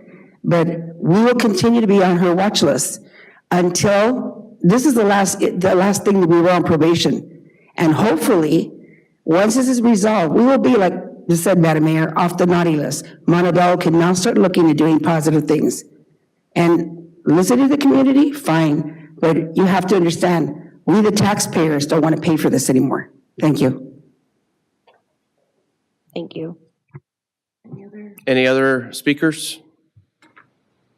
Seeing none, it'd be appropriate to close the public hearing. Okay, it's 9:14. We will close the public hearing. It is up at council level for both approval by the City Council and Public Financing Authority. So I'll go with City Council first. Can I have a motion? I'll make the motion. So there's a motion, and just to clarify the record, the public hearing is closed, so this would be a motion on action item 2, City Council adoption of a resolution authorizing the execution and delivery of First Amendment, et cetera, as listed on your agenda. So council first. City Council first. Yes. So I have Mayor Pro Tem Jimenez. Can I have a second? I'll second it. Okay. Any discussion? Okay. Mr. City Clerk, please call roll for City Council. Mayor Pro Tem Jimenez. Aye. Councilor Torres. Aye. Councilor Melendez. Aye. Councilor Peralta. Aye. Mayor Cobos-Cothran. And I vote aye. That carries unanimously. On to now, The Public Financing Authority resolution. and we are members and chairpersons. Correct. So if the secretary can please call the roll. Vote. Vice Chairperson Jimenez. Aye. Member Torres. Aye. Member Melendez. Aye. Member Peralta. Aye. Chairperson Cobos-Cothran. And I vote aye. That also carries unanimously. Okay, on to Thank you. That concludes 13. that item. On to item 13, public hearing approving an energy services contract with Alliance Building Solutions, Inc. This public hearing, as noticed on your agenda, is continued to September 28th, 2022, or to date thereafter as determined by the City Council. I believe the mayor had a question about changing that date. I believe we needed, or I didn't get enough information to continue to October 26th. That'd be fine, Mayor. We do have to do some, a little bit more analysis, so that'd be appropriate. Okay, so for the record, this public hearing is continued to the meeting of October 26th, 2022 at 6 p.m. It would be appropriate to take action on that. Yes. Can I have a motion? Okay, Mayor Pro Tem, can I have a second? I'll second it. Mr. City Clerk, please call the roll vote. Mayor Pro Tem Jimenez. Aye. Councilor Torres. Aye. Councilor Melendez. Aye. Councilor Peralta. Aye. Mayor Cobos-Cothran. Aye, that carries unanimously. On to consent calendar. Yes, that does take us to the consent calendar this evening. All matters listed under the consent calendar are considered to be routine. Any items a council member wishes to discuss should be designated at this time. All other items may be approved in a single motion. Such approval will also waive the reading of any ordinance. For consideration are items 14 through 19. And at this time, I will poll the City Council. Mayor Pro Tem Jimenez. None. No items. Councilmember Torres.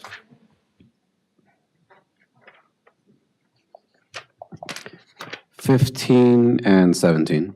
Okay. Councilmember Melendez. No items. Councilmember Peralta. Item 17. 17. And Mayor Cobos-Cothran. Item 16. 16. Okay, so for consideration are 14, 18, and 19. Can I have a motion for those items? I'll make the motion. Can I have a second? I'll second. Mr. City Clerk, could you please call roll? Mayor Pro Tem Jimenez. Aye. Councilor Torres. Aye. Councilor Melendez. Aye. Councilor Peralta. Aye. Mayor Cobus-Cothran. And I vote aye. Those items carry unanimously. On to the first item. Yes, that takes us to item 15, adoption of a resolution number 2276, declaration of surplus land of city-owned property located at 505 Passions Boulevard at the Los Angeles County Assessor parcel number as listed on your agenda. This was pulled by Councilmember Torres. Mr. City Manager, is there a staff report you can provide? The staff report is in your agenda packet, and we're prepared to answer any questions. Okay. Councilmember Torres? One moment, Madam Mayor.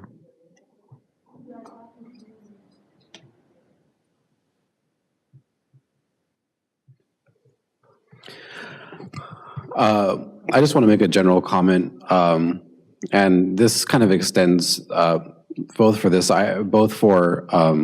this property and city assets in general. I attended council meetings for several years before I ran for office, and during that time, the city struggled, and we saw assets being sold off for one-time budget purposes. Now, we're not in those times anymore, thanks to the trust of the voters passing Measure H. However, we would not have weathered those times as well without assets to sell. From that experience sitting in these chambers and from the comments residents gave during those years, I just want to make the general statement that I'm against the sale of city assets unless it's 100% necessary. And for this particular property, while it is not ideal, I don't see a necessity in this case. And so I just wanted to make that general comment. Thank you, Madam Mayor. And with that, I'll start the motion to approve the item. Okay. You'd like to approve it? I'll start the motion. Okay, because I thought you said to approve it. Can I have a motion to approve? I did motion to approve. That's what I asked. Yeah, so we need a That's second. what I said. I'll second it. A motion by Councilmember Torres, And then second by Councilmember Melendez. Yes, Councilmember Melendez. Please, Mr. City Clerk. Mayor Pro Tem Jimenez. Aye. Councilmember Torres. Nay. Councilor Melendez. Aye. Councilor Peralta. Aye. Mayor Cobus-Cothran. I vote aye. It carries 4-1. That takes us to item 16 that was pulled by Councilmember, Myself. Mayor Cobus-Cothran. Adoption of a resolution number 2277 approving signed lease agreement number 4026. yes, for the proposed digital sign on the property located at 315 North Garfield. Mayor. So this one I actually wanted to pull. I know we had someone in the audience speak in favor of it. I'd like my colleagues also to support this item. I'm even willing to pay the first dollar on the lease if Director Solorza will allow me that, or with that, I'd like to make the motion. Can I have a second? A second. Okay, Mr. City Clerk, please call the roll. Mayor Pro Tem Jimenez. Aye. Councilor Torres. Aye. Councilor Melendez. Aye. Councilor Peralta. Aye. Mayor Cobus-Cothran. And I vote aye, and that motion carries. And Mayor, if I may, if you're going to pay that dollar, can we please ensure Cantwell gives you a receipt for that? Okay, yes, well, okay. Thank you. Thank you, and congratulations. On to item 17. Yes, item 17 was pulled by Councilmember Torres and Councilmember Peralta. It's second reading and adoption of ordinance number 2452, updating the municipal code relating to the Director of Finance. Similar question as before. I think I made my comments at the last meeting, and so just if the comments from that meeting can also be incorporated in the minutes for this one. We will. Okay. Councilmember Peralta? Yes. I'm actually looking to make a substitute motion, so I don't know if the first motion needs to be made, or I guess I'll make a motion. I apologize, Madam Mayor, may I have the floor? I'll make a motion to approve this item only if it doesn't remove the language as, give me one section. If it doesn't remove the obligation for council to receive a monthly statement of all receipts and disbursements in sufficient detail to show the exact financial condition of the city, and as of the end of each fiscal year, submit a complete financial statement and report. If I may modify the motion slightly just for procedural purposes, if we're going to amend the text of an ordinance, this is second reading, so it would need to come back for a first reading. So the motion would be to direct staff to amend the ordinance as stated and to bring it back for a future first reading. Yes. Is there a second? I'll second. Mr. City Clerk, please call roll. Mayor Pro Tem Jimenez. Councilmember Torres. Aye. Councilor Melendez. Aye. Councilor Peralta. Aye. Mayor Cobos-Coughlin. I vote aye, that carries Okay, for the so- substitute motion. So that item will be brought back as amended. Okay, on to AB 1234, right? Yes, that concludes the business portion of the agenda, and we're on to AB 1234 reports. Okay, Mayor Pro Tem Jimenez?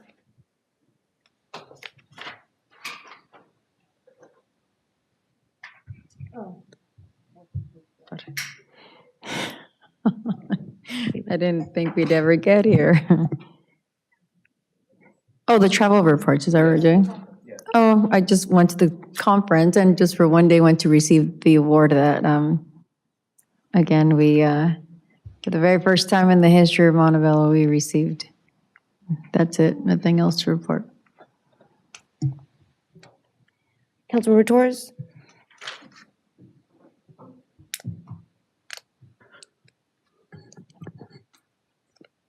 Yeah.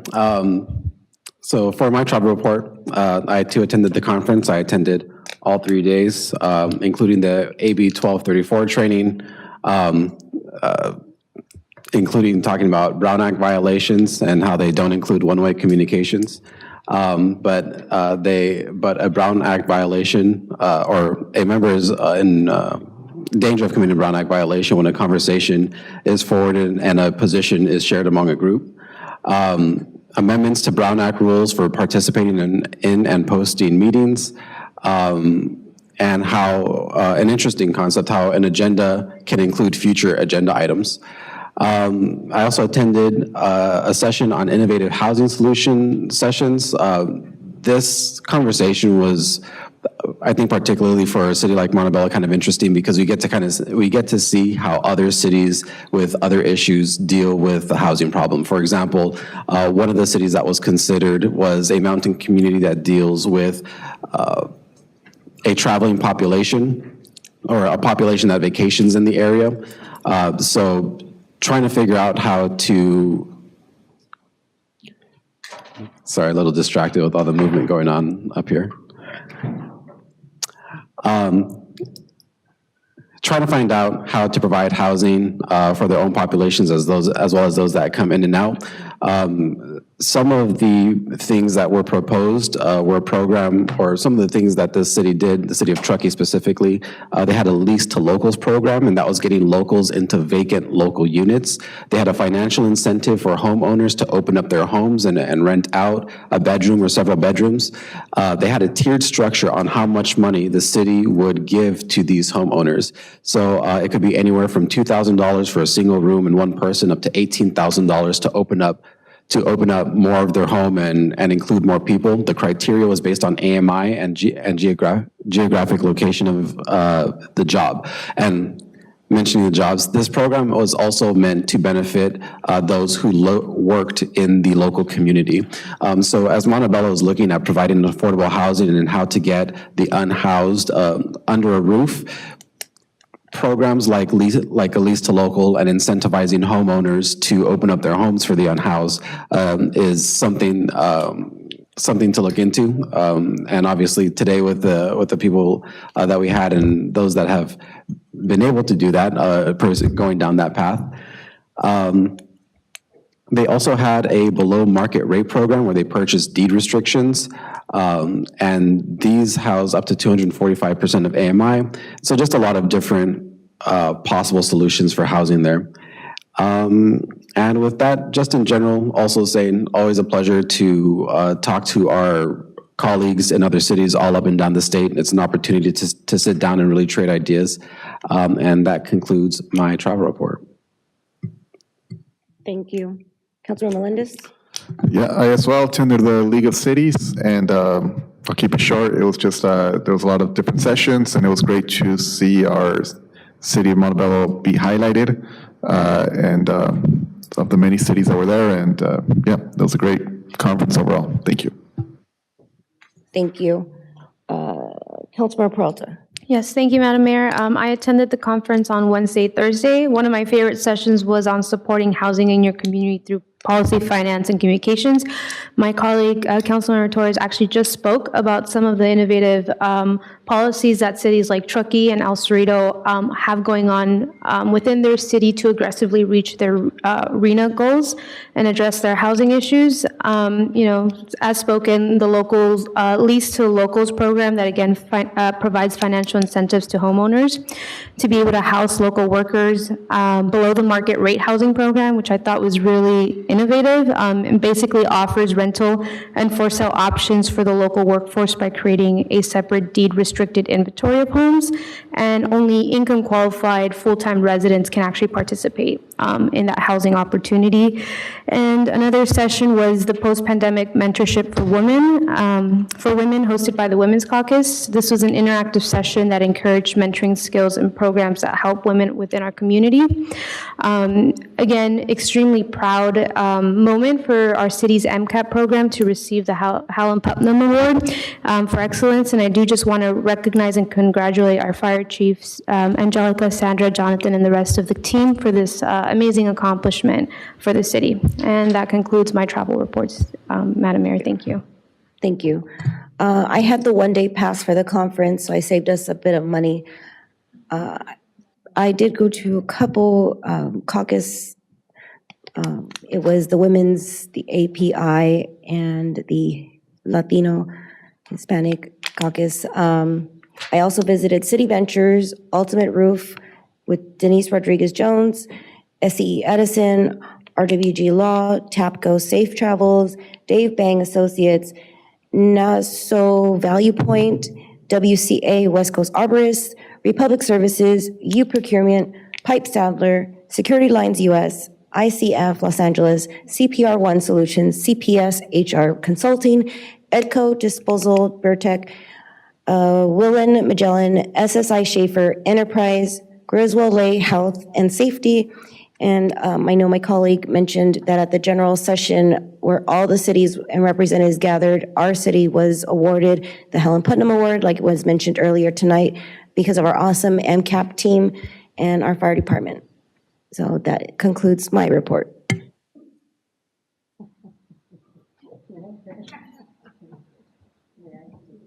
Mayor Pro Tem Jimenez, did you have something to add? Yes, before my council orals, I'd like to ask to bring items 17 back for reconsideration.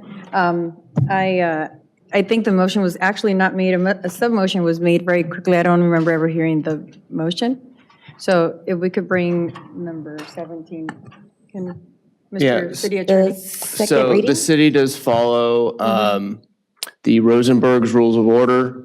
Those allow for a motion of reconsideration to be made at the meeting in which the original vote was taken, so long as that motion was made by a member who voted in the majority. That last item approved 5-0, so Mayor Pro Tem may make that motion for reconsideration. It does require a second and a majority vote to revisit that item. So there's a motion on the floor. Is there a second? I have a question on the rules, and those conform with our ordinance? Correct. I in fact checked it. I can point you to the section, sir. It's in your packet.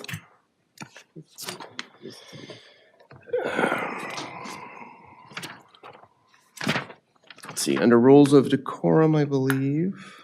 I just found it, and then I turned the page. It is on page 11 of 17 of the ordinance, section 8E, Rules of Procedure. In all matters not otherwise provided for herein, the proceedings of the body shall be governed by Rosenberg's Rules of Order, the most current edition.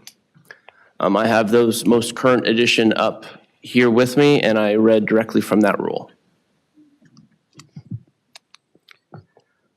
Can I get a second to look something up? Was there a second to the motion? It might die. I'll second it.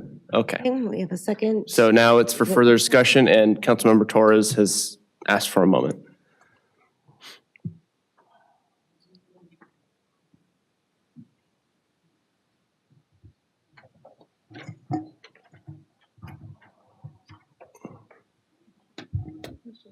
If you have a copy of the Rosenberg rules, it's on page 6.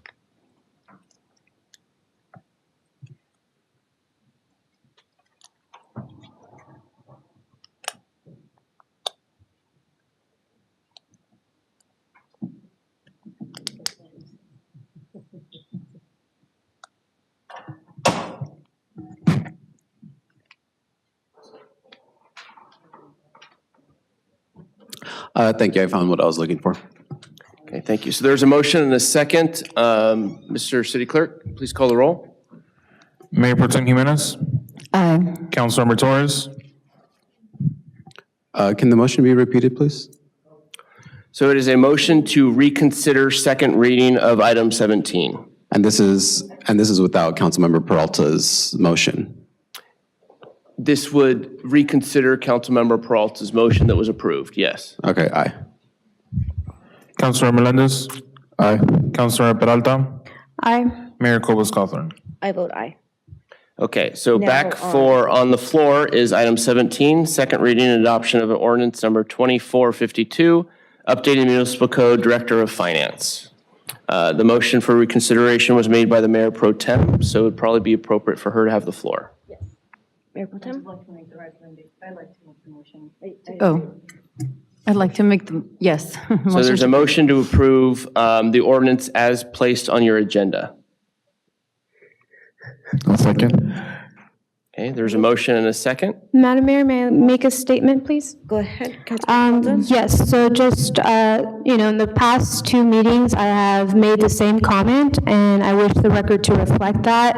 Again, I think that as council, we should be augmenting transparency when it comes to our city's financial condition, and I don't feel comfortable moving forward with this item because it does seek to remove the obligation for council to receive a monthly statement of all receipts and disbursements, as well as having a complete financial statement and report at the end of each fiscal year. And so I just want the record to reflect that again, please. Thank you. Yeah. We'll make sure, did you want your comments from last meeting carried forward like Councilmember Torres or just as stated here? As stated here, thank you. Thank you. Okay, so there is a motion and a second. Roll call, please. Mayor Pro Tem Jimenez, Aye. Councilmember Torres, Nay. Councilor Melendez, Aye. Councilor Peralta, Nay. Mayor Cobos-Cawthorn. Aye, and that carries 3-2. Okay, so item 17 does pass 3-2 second reading. Thank you. And that takes us back to council orals. Yes, Mayor Pro Tem Jimenez?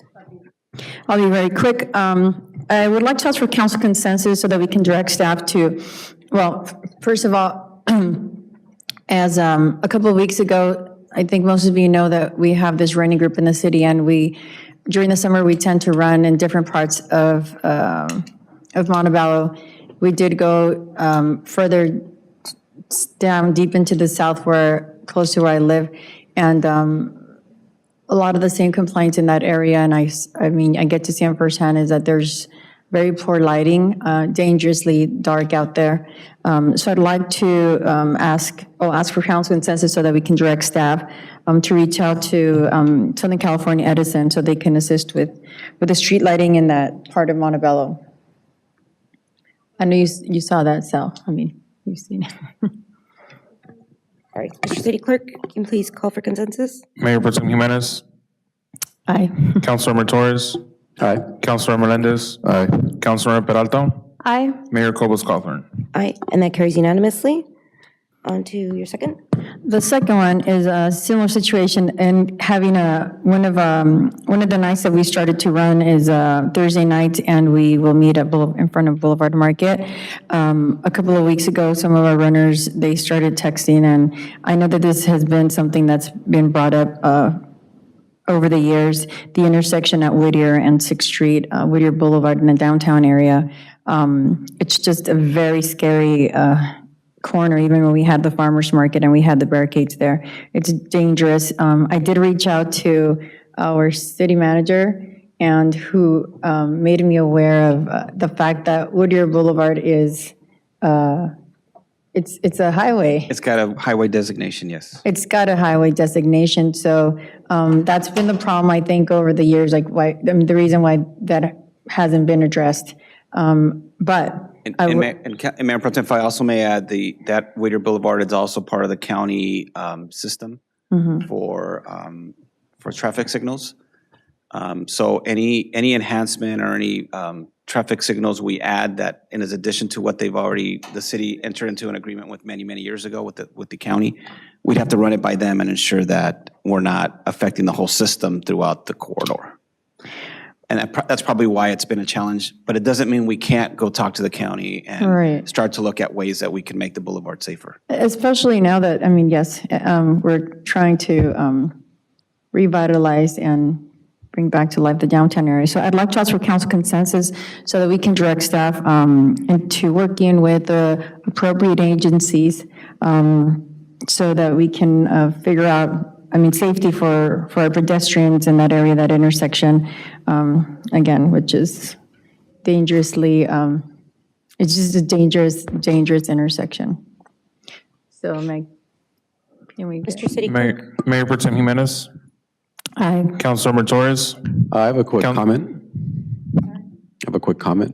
Go ahead. I just want to state my concern with this action. Especially considering that the Cesar Chavez Foundation project is going to be putting 130 households on that corner. It was my understanding that we were already moving down this path to address the traffic issues there. So, the fact that we're months down the line and that conversation seems like it hasn't started yet is concerning. But yes, Madam Mayor Pro Tem, I do agree that that's a significant intersection, and I vote aye. Okay, thank you. Mr. City Clerk? Councilor Melendez. Aye. Councilor Peralta. Aye. Mayor Cobos-Cothran. I vote aye. There is consensus. Item 3, please. So for Latino Heritage Month, or some people call it Hispanic Heritage Month, I'm not sure if some residents are aware that we have, we have some great artists here in the city of Montebello, but I'd like to highlight and honor. I think Sal might know him, and maybe you too, David. He went to school here in Montebello. Francisco Palomares. He's an up and coming artist, and you have seen him highlighted on the LA Times with having his little carrito. It's like a fruit cart, but it's really his art cart. So I'd like to ask for consensus to honor him, perhaps at the end of Latino Hispanic Heritage Month, but also Yolanda Gonzalez, who is a world-class artist. She's one of probably the top 3 Chicana artists, and she just so happened to grow up in this part in Montebello and Pico Rivera. But she has a beautiful story about taking art classes at a Tater Ranch. So I'd also like to highlight her and ask for council consensus. I know we have several artists, but those are the 2 Montebello very well-known artists that we have. So I'd like to ask for consensus so that we can honor them toward the end of this Heritage Month. Next meeting. Mayor Pro Tem Jimenez. Aye. Councilor Torres. Aye. Councilor Melendez. Aye. Councilor Peralta. Aye. Mayor Cobos-Cothran. I vote aye. You have consensus. Councilmember Torres, first item. Thank you. So for my first item, I would like to ask for council consensus to direct staff to create a presentation, to create and deliver a presentation to council regarding our bicycle master plan that was approved in 2019. We had a couple speakers here earlier this morning in support of this oral. Just taking a look at the recently approved projects that we've done, the CIP project and the slurry seal project, there are several streets in the bicycle master plan that overlap with some of the construction that's going to be going on. It seems that these may be passing as missed opportunities to take care of 2 birds with 1 stone. And this is all across the city. Some streets, particularly in South Montebello. Obviously, there has been a lot of conversation around alternative modes of transportation, trying to reduce our impact on the environment, and being that we have this bicycle master plan, again, just looking for council consensus to get a presentation so we can understand what it takes Because, for example, if we're just doing a slurry seal, like, do we have the opportunity to implement these plans? So asking for council consensus to direct staff on to that end. City Clerk Jimenez? Mayor, if I may have a comment. Just for reference, I just want to let the council know that master plan was done under the COG's direction back in, I believe, 2018, 2019. I personally haven't seen it. I think most of our staff hasn't seen it. We are doing a transit analysis. We are updating the general plan. I don't think it's a bad idea to present it, but what I do want to caution the council, and we probably may want, and after we review it with staff, we may want to consider spending some money amending it, because when you do a COG study, it kind of implemented most of the region. It wasn't really specific to just Montebello alone. So I would want to see it. We'll present it. I think that's a great idea, but I just want to ensure that we may want to probably hire a consultant to really relook at it and make sure it jives with our transit analysis and some of the other things we're doing with the general plan, so to make sure it jives. So I just want to caution the council on that. Director of Public Works, did you have Director Enriquez? Yes, thank you, Mayor and members of the council. I actually have read that document, and I'd like to echo what the city manager just said, that it is very general in nature, and it has been considered on projects. One of the difficulties and why we probably should think of doing a focused City of Montebello plan is that very often the width of the existing boulevards really precludes us from putting any safe bike routes on them without losing vehicle lanes. And I would venture to guess that not very many people would be in favor of losing vehicle lanes in order to put bike lanes in. And James, if I might also add, President Biden in his infrastructure bill has over $100 billion allocated for safety, for street safety. And this is a good opportunity for us to really put some plans together along with the bicycle master plan, and it's called the Safe Street and Roads for All. If we can really put our heads together and really do a Montebello only master plan for bicycle, we could definitely leverage that like we're doing our Parks master plan to go after funding for a lot of this. Lincoln Boulevard is a good example. It's a very wide thoroughfare. A lot of high speeding goes on there. That's a great thoroughfare that people use as a cut through to really look at how we can create, bicycle paths, safe medium paths, and really coordinate some of the projects that we'd like to do in the future. But I do agree we can be better at bicycle friendliness in our city and make it safer. But we definitely need to do a Montebello only plan.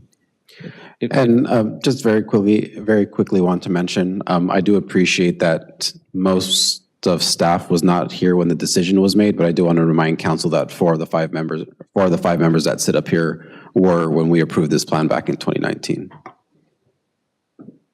If I may also add, the comment about the slurry streets and the high wrap streets, they're all residential streets. Typically, those would be shared lane bike routes. So we can certainly look at, once the new pavement is down, is properly signing and putting the pavement markings that indicate that they are shared lanes. Definitely, and hopefully in this presentation, we can bring all of these issues kind of to light, talking about, like what the take would be in terms of lanes. And I appreciate you, Director Enriquez, for taking a look at that plan and kind of seeing like how that might comport with some of the projects that we're doing. So hopefully with this presentation, we can touch on all these different aspects of consideration in implementing that plan. Thank you. Again, with all the comments being considered here, looking for council consensus to direct staff to do so.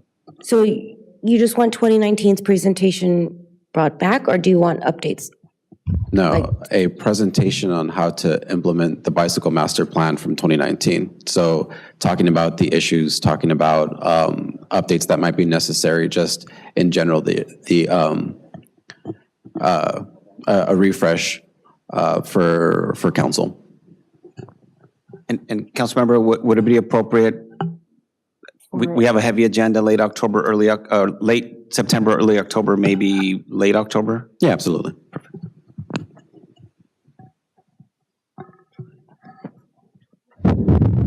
Can the report include some updates? Because I don't know about reviewing a 4-year-old, going on 4-year-old master, like, shouldn't we have some kind of updates? That was in my motion, Madam Mayor. It's updates Okay, that's why I and a asked refresh for again. council. Oh, my Lord. Mr. City Clerk. Mayor Pro Tem Jimenez. Aye. Councilor Torres. Aye. Councilor Melendez. Aye. Councilor Peralta. Aye. Mayor Cobos Cawthorn. I vote aye. Second item, please.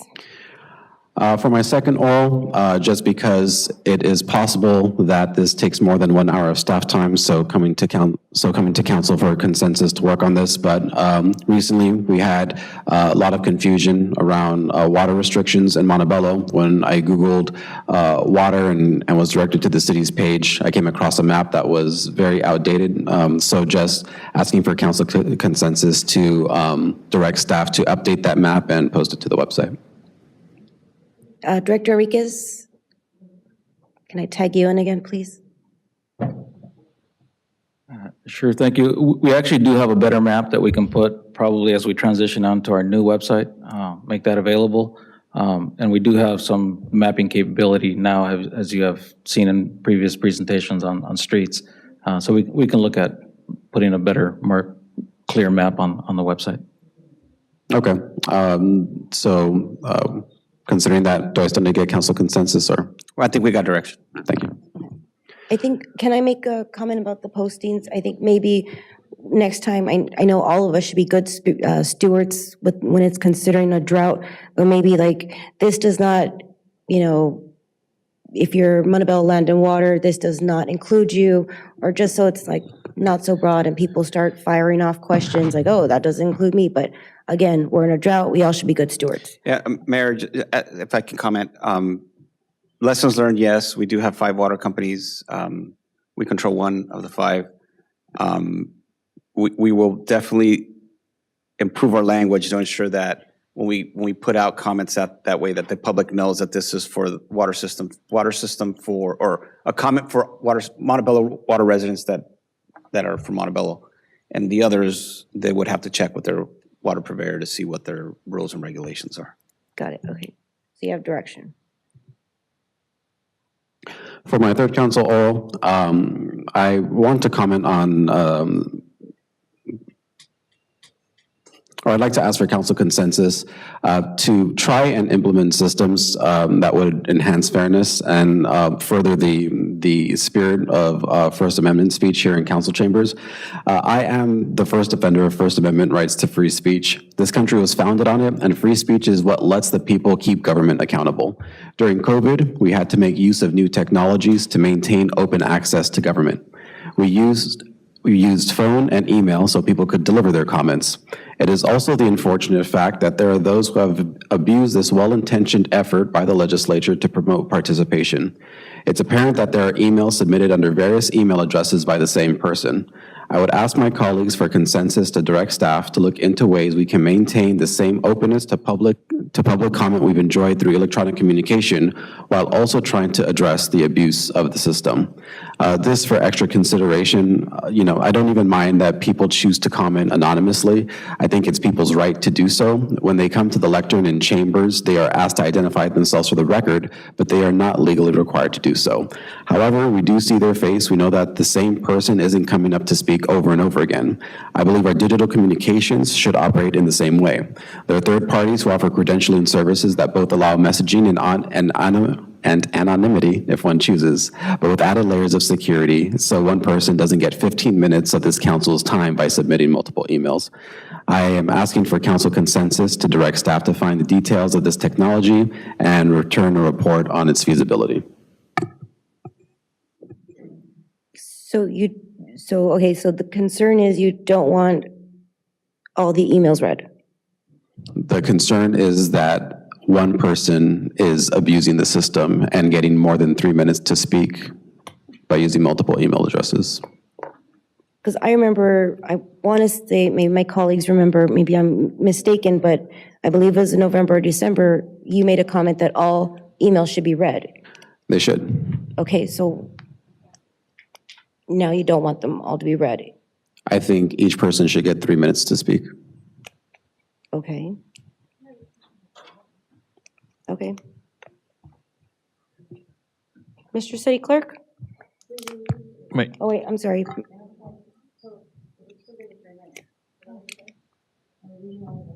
I believe, and I don't mean to misstate your request, Councilmember Torres, I believe it's a investigation or analysis by staff into any computer technology that can help, streamline our electronic public comment system so that individuals cannot submit more than one comment.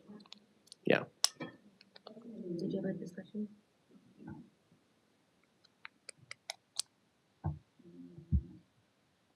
I don't know. Everyone's still getting 3 minutes, period. I mean, how can we prove that there's people, there's some Chris? Yeah, Mayor, we're not aware of any software that's available that would be able to know if that person is real in an email. We just know we get it. Short of asking the police to maybe do an investigation, I'm not sure we'd have the capability of doing that. I mean, the technology does very much exist. I mean, people verify their identities through apps and websites all the time. So so basically, it'd be looking for the same thing for municipal government, and if there's something for public comment. Mr. City Attorney, if we're doing that, would we be infringing on somebody's rights as we're looking into them? Would we be I mean, I'm not a technology expert. I imagine that there is a format out there where individuals could register to submit electronic comments. But even in that system, I think you could probably register with multiple emails. So I don't know. Comments can be submitted, you don't have to identify yourself. You don't have to identify your address. So I acknowledge that the electronic comments open up a window of opportunity for others. I think the council's option, candidly, is not to allow them or allow them.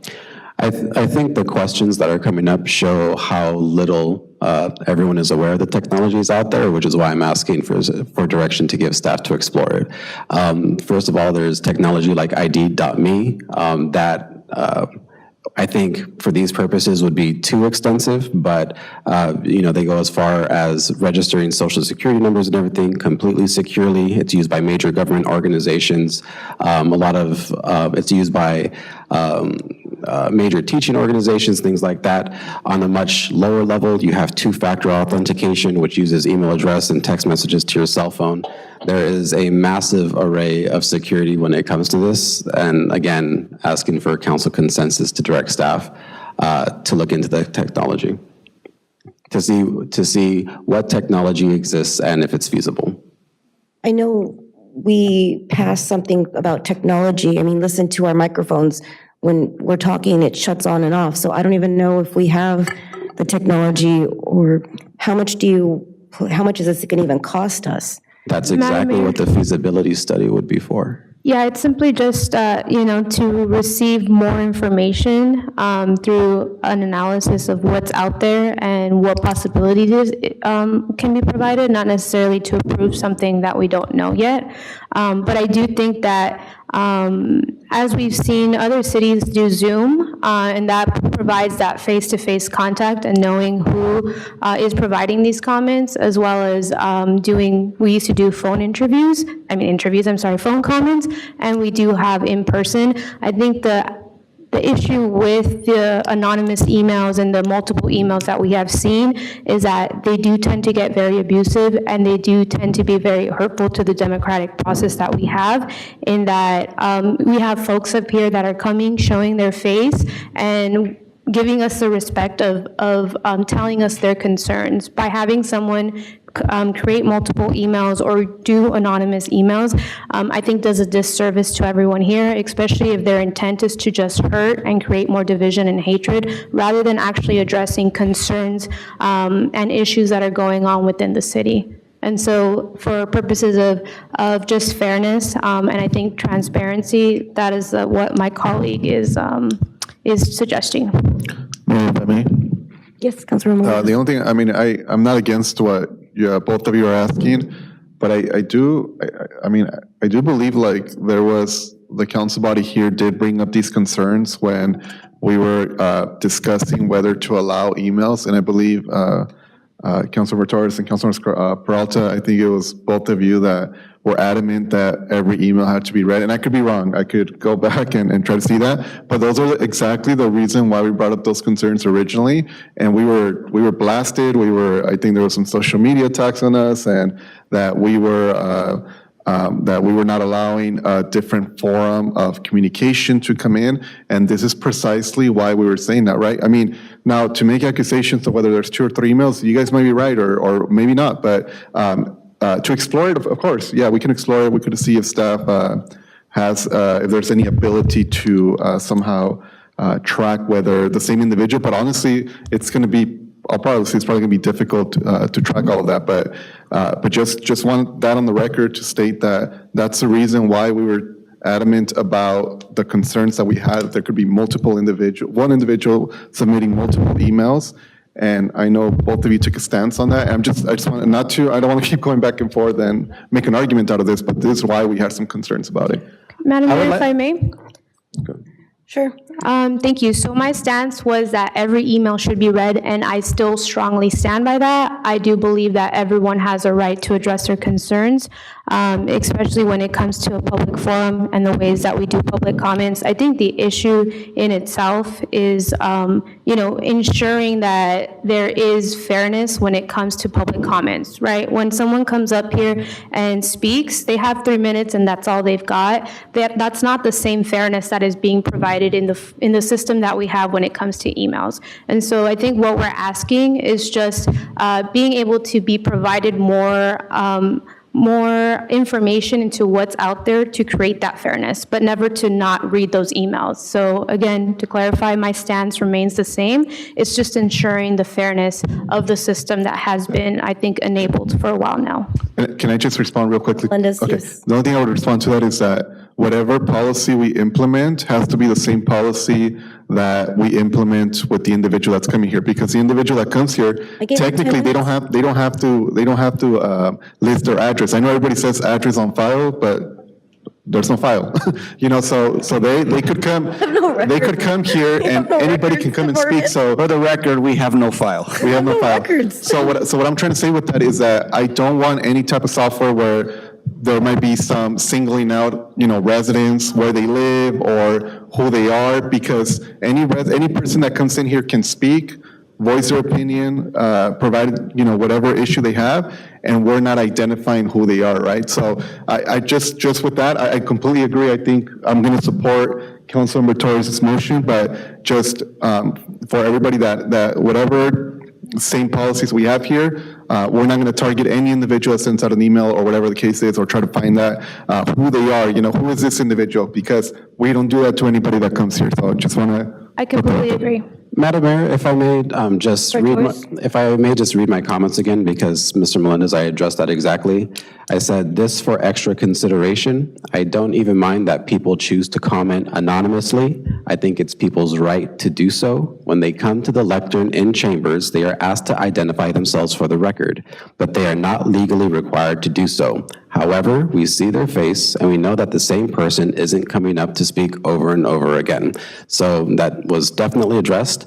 I'd also like to echo my colleagues' comments and talk, being called out for, now we're asking for emails not to be read. That's not the case whatsoever. I don't think it was ever brought up before that it's, the same person writing things over and over again. At least it wasn't mentioned and wasn't a concern. I still stand by my statement before that every email should be read aloud as if the person was here standing at the microphone. Mr. Melendez and Ms. Jimenez, you were, if I recall correctly, for only including emails in the record and not having them read aloud at all, which personally I think was a disservice to democracy, considering that we were in COVID times and there were people that were not able to attend the council meetings in chambers. Mr. Melendez, I do very much appreciate your support on this item. Okay. No, did you have a comment? Mayor Pro Tem Jimenez.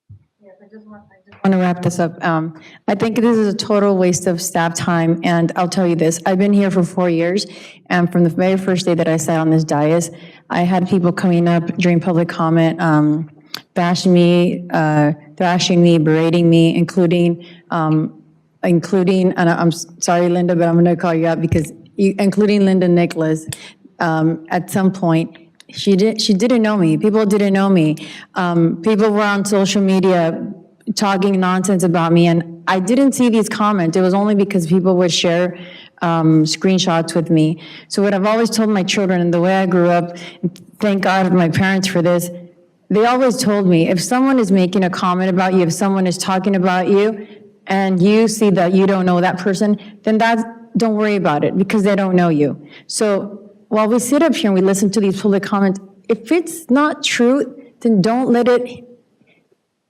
bother you. Everybody has a right, yes, we have Mr. Will Silvera who comes up here repeatedly, week after week or every other week, puts his little tripod on there, puts his camera on me, and he will talk a bunch of nonsense about our staff, about myself, and whichever way the wind blows that year for him, that's who he's gonna support, or that's who he's gonna break, but it's always been me. So, maybe it'd be a good idea, again, and I've told you this before, David, when you're in this line of work and when you're in this business, you have to just have a little bit of some thick skin and be ready for anybody that can. I do walk off the dais because I do not like to make eye contact with Mr. Vilsaber because he does scare me. But everyone has every right to submit their comment, whether it's 3 minutes that they're being read. I think 3 minutes is fair enough for everyone, whether it's email, and I don't think, the ultimate goal of this is what, David? So we look up to see if we have this technology, and then what? Do we go after these individuals? There's really no sense in doing this. So Again, this is for fairness and equity, so everyone has the same opportunity. And just to really quickly respond to some of these comments, I've never talked about reducing the amount of attacks. I literally only said, so everyone gets 3 minutes to speak. I think it's very interesting that you're focusing on attacks, and I think it's interesting that you're encouraging abusive behavior. no, I'm not encouraging abusive behavior, but when you have heard the abusive behavior toward me, I mean, really, you don't say anything, David. We shouldn't limit anyone, as I've been Please do knocking not on call me doors, I David. have Please people, call me Mr. Torres or Councilmember Torres. Mr. Torres. If we may return to the item. Let's get back to the item. If we can return to the item, there's a request for consensus. Mr. for City staff Attorney, evaluation. I got a comment or a question. Please. We can get communication in forms of people talking at the dais. We can get an email, or I can get a letter in the mail. So what do I do with the letter in the mail to verify that that person who wrote their name on the letter is a real person? Do we read letters for public comment? That's written communication, we can. Yes, we have. And I think I've been fair. I've allowed, like today, Mr. Landeros, I said 6 minutes. He actually took 10 and change. And sometimes the buzzer goes off. They still continue. I've been more than fair. I let them finish their thoughts. So I already exceed the 3 minutes. So that's being fair. Each one of these emails tonight has a name attached from all of these. So I'm not sure what we're going to do. I wanted a records department when I first got here, and there's still boxes in the basement. So I don't know. Mr. City Clerk? Yes. Roll call for consensus. Mayor Pro Tem Jimenez. No. Councilor Torres. Aye. Councilor Melendez. I'm going to rely, but just the last comment would just be, staff can provide a memo just to see if there's anything out there. Councilor Peralta. Aye. Mayor Cobos Coughlin. No, I think this is going to cost our staff a lot of time and our community a lot of time, and I don't know who's going to enforce it once we find out what's going to happen, so no. So carries 3-2. That item does carry, so staff. Can I just be clear of what direction I just got? So You're going to be looking into technology to identify the Just identity emails. of email senders. not for people who write a letter and sign Just it. the technology. Just emails. So you don't want me to do a forensic evidence on somebody's signature or No. fingerprints on the letter? No, sir. Just Okay. email tracing. All right. Again, to clarify, because the directions for public comment are in the agenda, do we accept written comments from a letter to be read out loud as public comment in meetings? Because I don't recall those directions in our. I just think if somebody doesn't have an email address, they can write a letter, right? We've had one. If you like, I can go back and give it to you. I'm honestly asking the question.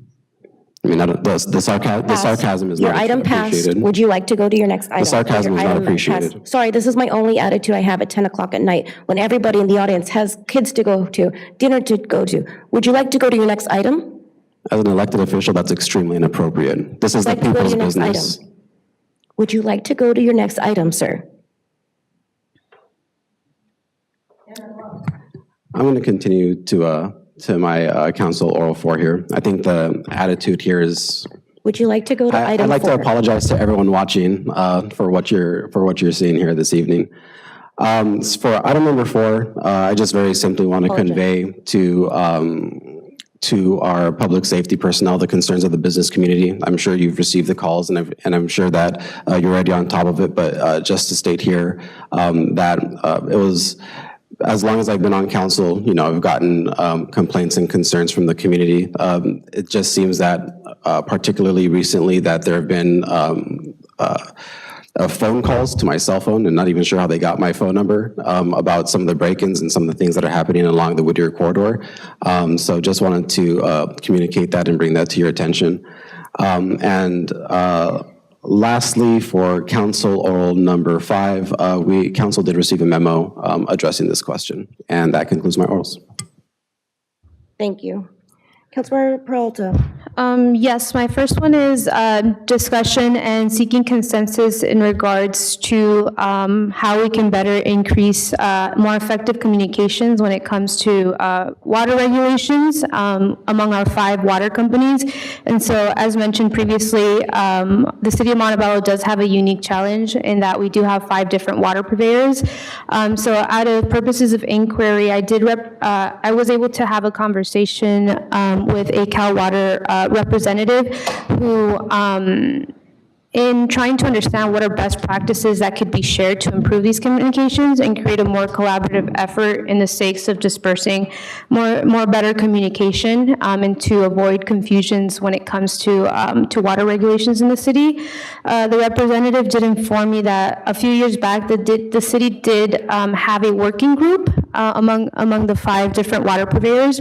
Fun fact, they called it the Montebello Pumpers, which I thought was really funny.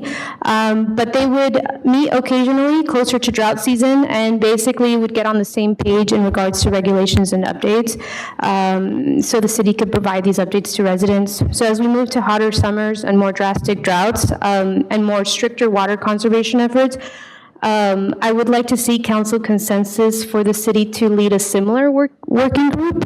So I'm asking basically to direct staff to initiate this working group among the 5 different purveyors or those that are interested in participating.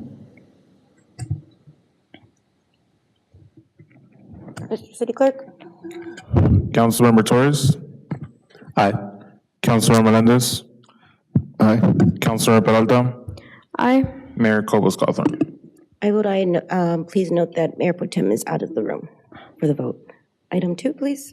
Yes, this is in discussion to traffic and safety-related concerns. Last week, I had the pleasure of attending a community meeting that was hosted by residents that came to speak the last council meeting in regards to consistent issues, car collisions, pedestrians being hit, and cars belonging to those individuals being completely totaled throughout the years. This is in regards to the Lincoln and Wilcox intersection. One resident, Stella, who organized the meeting, her mother was actually killed in the intersection a few years back. 2 weeks ago, a small child from one of the neighbors was actually hit by a car. I do want to thank our police chief, Traffic Officer Morgan, and Captain Zizik for attending the meeting and speaking to our residents about potential solutions for the intersection.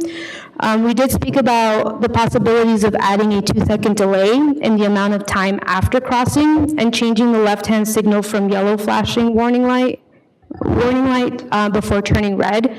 We also did speak about some of the calming barriers, like speed humps or speed bumps along Lincoln to the west, and possible signage that potentially could go down to create more of a calming effect as folks are going down that hill into the intersection, which they try to speed through and ultimately cause collisions and in the past deaths.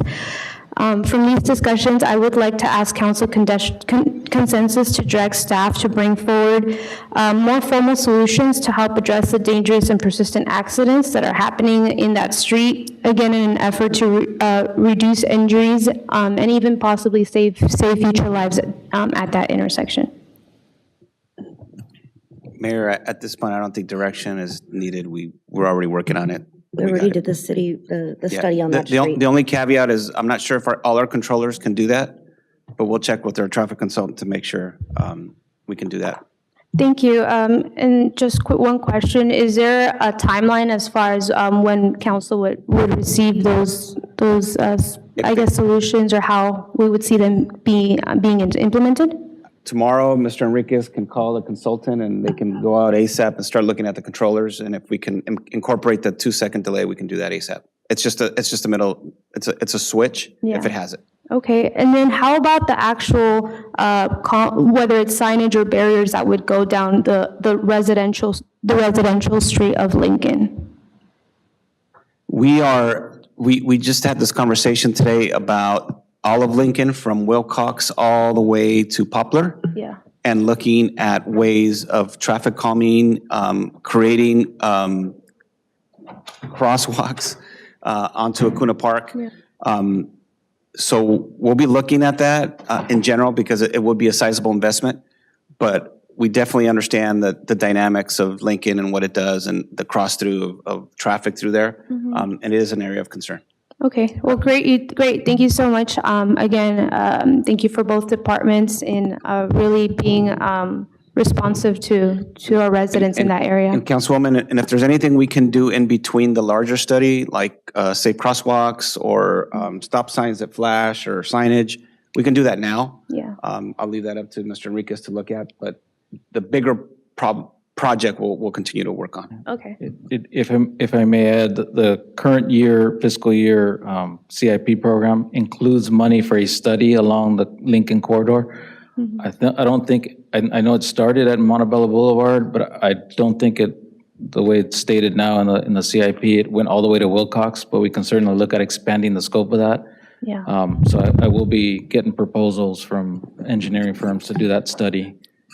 And more immediately, I can speak to Siemens, now called Unix, which is our signal maintenance company, to go out and look at the controller itself to see what we can do about changing some of the timing. And we just had this conversation with our Assembly Member Miguel Santiago about funding through Caltrans. Yeah. And as you know, our 60 freeway and the 5 freeway are abut our city, north and south. And as folks traveling from LA to their destination travel through Montebello, a lot of our streets are through streets, right? People are using it as a way to get off the 60 freeway or a way to get off the 5. So Waze doesn't help because it helps people get into residential streets that are quicker to navigate. So I really want to have a more candid conversation with Caltrans about funding sources that help either keep those folks on the 60 freeway, but if they are going to get off, how do we partner in getting them on thoroughfares that make sense and not some of our neighborhoods that affect, our quality of life. So I know they have funding for stuff like that, so we'd love to try to capture that and incorporate into some of these projects. Yeah, excellent. I really appreciate that feedback, and would greatly appreciate if council is notified of the immediate solutions as well as the more long-term ones that the city is looking into. And then just lastly, if council could just even receive an email or just more information in regards to the exit 6 A Finley Avenue potential shutdown of that and the removal of the K-rails. This is something that I've heard from residents in the area that received a notice. I wasn't aware of it, so just having more information in regards to what that potential development or work within that area, I think would be great for council too. So James, this is the notice that Councilwoman Peralta was referring to a couple years ago. If you remember, there was a project, they got a project notice, and we got a lot of folks that got concerned about the K-rail. Yeah. And we delayed it because we were looking at the Finley off-ramp. So we currently have a project that's designed, that's ready to advertise, that was a couple of different intersections, including Finley and Villacampo and Garfield, and I believe Whittier and Garfield. So one of the issues with the way that was designed, and I don't think there was outreach to the community, that project included the removal of that K-rail. Yeah. And that K-rail was put in there to prevent the cut-through traffic on Finley. So if we remove that K-rail, the traffic on Finley is going to immediately increase because everybody's going to be making that right turn. I know that because when I went to Cantwell, that was my off-ramp, and I turned right on Finley to go to Cantwell. Yeah. So for now, James, we are not removing the K-rail based on some of the concerns we got from those residents, Correct. right? And I do have an update in terms of communication with Caltrans. We sent them a concept that one of our consultants developed for actually closing that. And James, if I may, council member, so when this issue came up regarding the K-rail, I think it was about 2 years ago. We had just started COVID. We got these concerns. James had advertised the project, and people went, we got a bunch of calls. So shortly after that, a vehicle crashed into a house on the corner.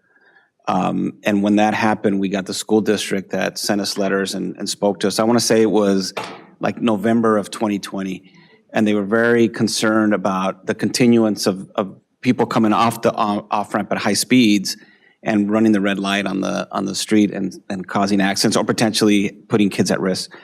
So at that point, we set up a meeting with the director of Caltrans, District 7, and we met with him and shared our concerns regarding the off-ramp and the potential of closing it, which was something they hadn't heard before. So James immediately started working with a consultant because we figured, why don't we take the lead and try to figure out how we can redesign this and show it to Caltrans and say, look, it works. And James can give us an update on how that So we sent by email a concept of closing that Finley off-ramp and improving the Garfield off-ramp, probably making it a dual lane off-ramp. So good news, bad news. The good news is they finally got back to us and they are open to that discussion. But I will caution and to temper expectations that would be a very long-term project. Yeah. Dealing with Caltrans.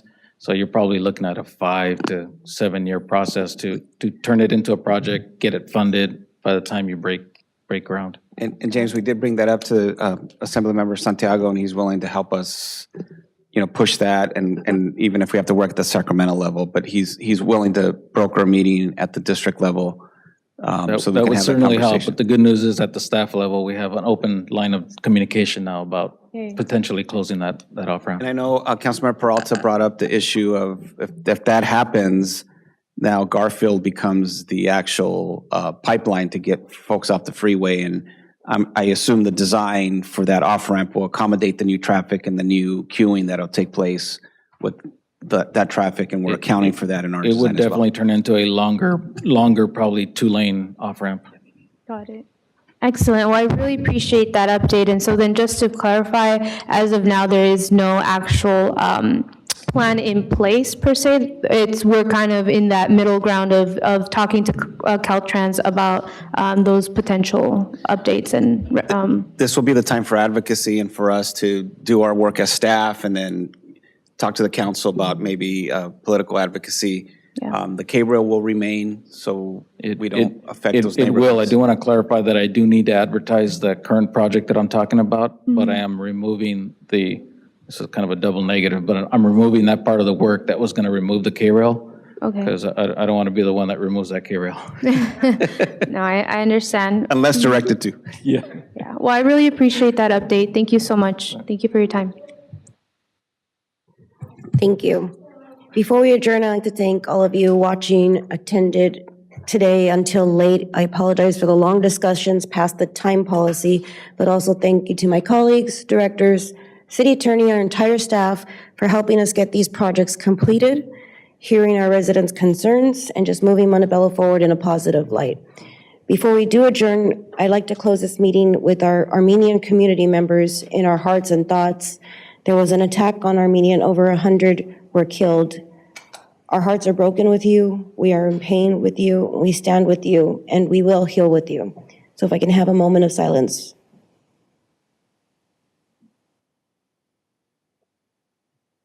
Thank you. Can I have a motion to adjourn? I'll make the motion. Okay. And we are adjourned till September 28th at 5 p.m. Thank you, everyone.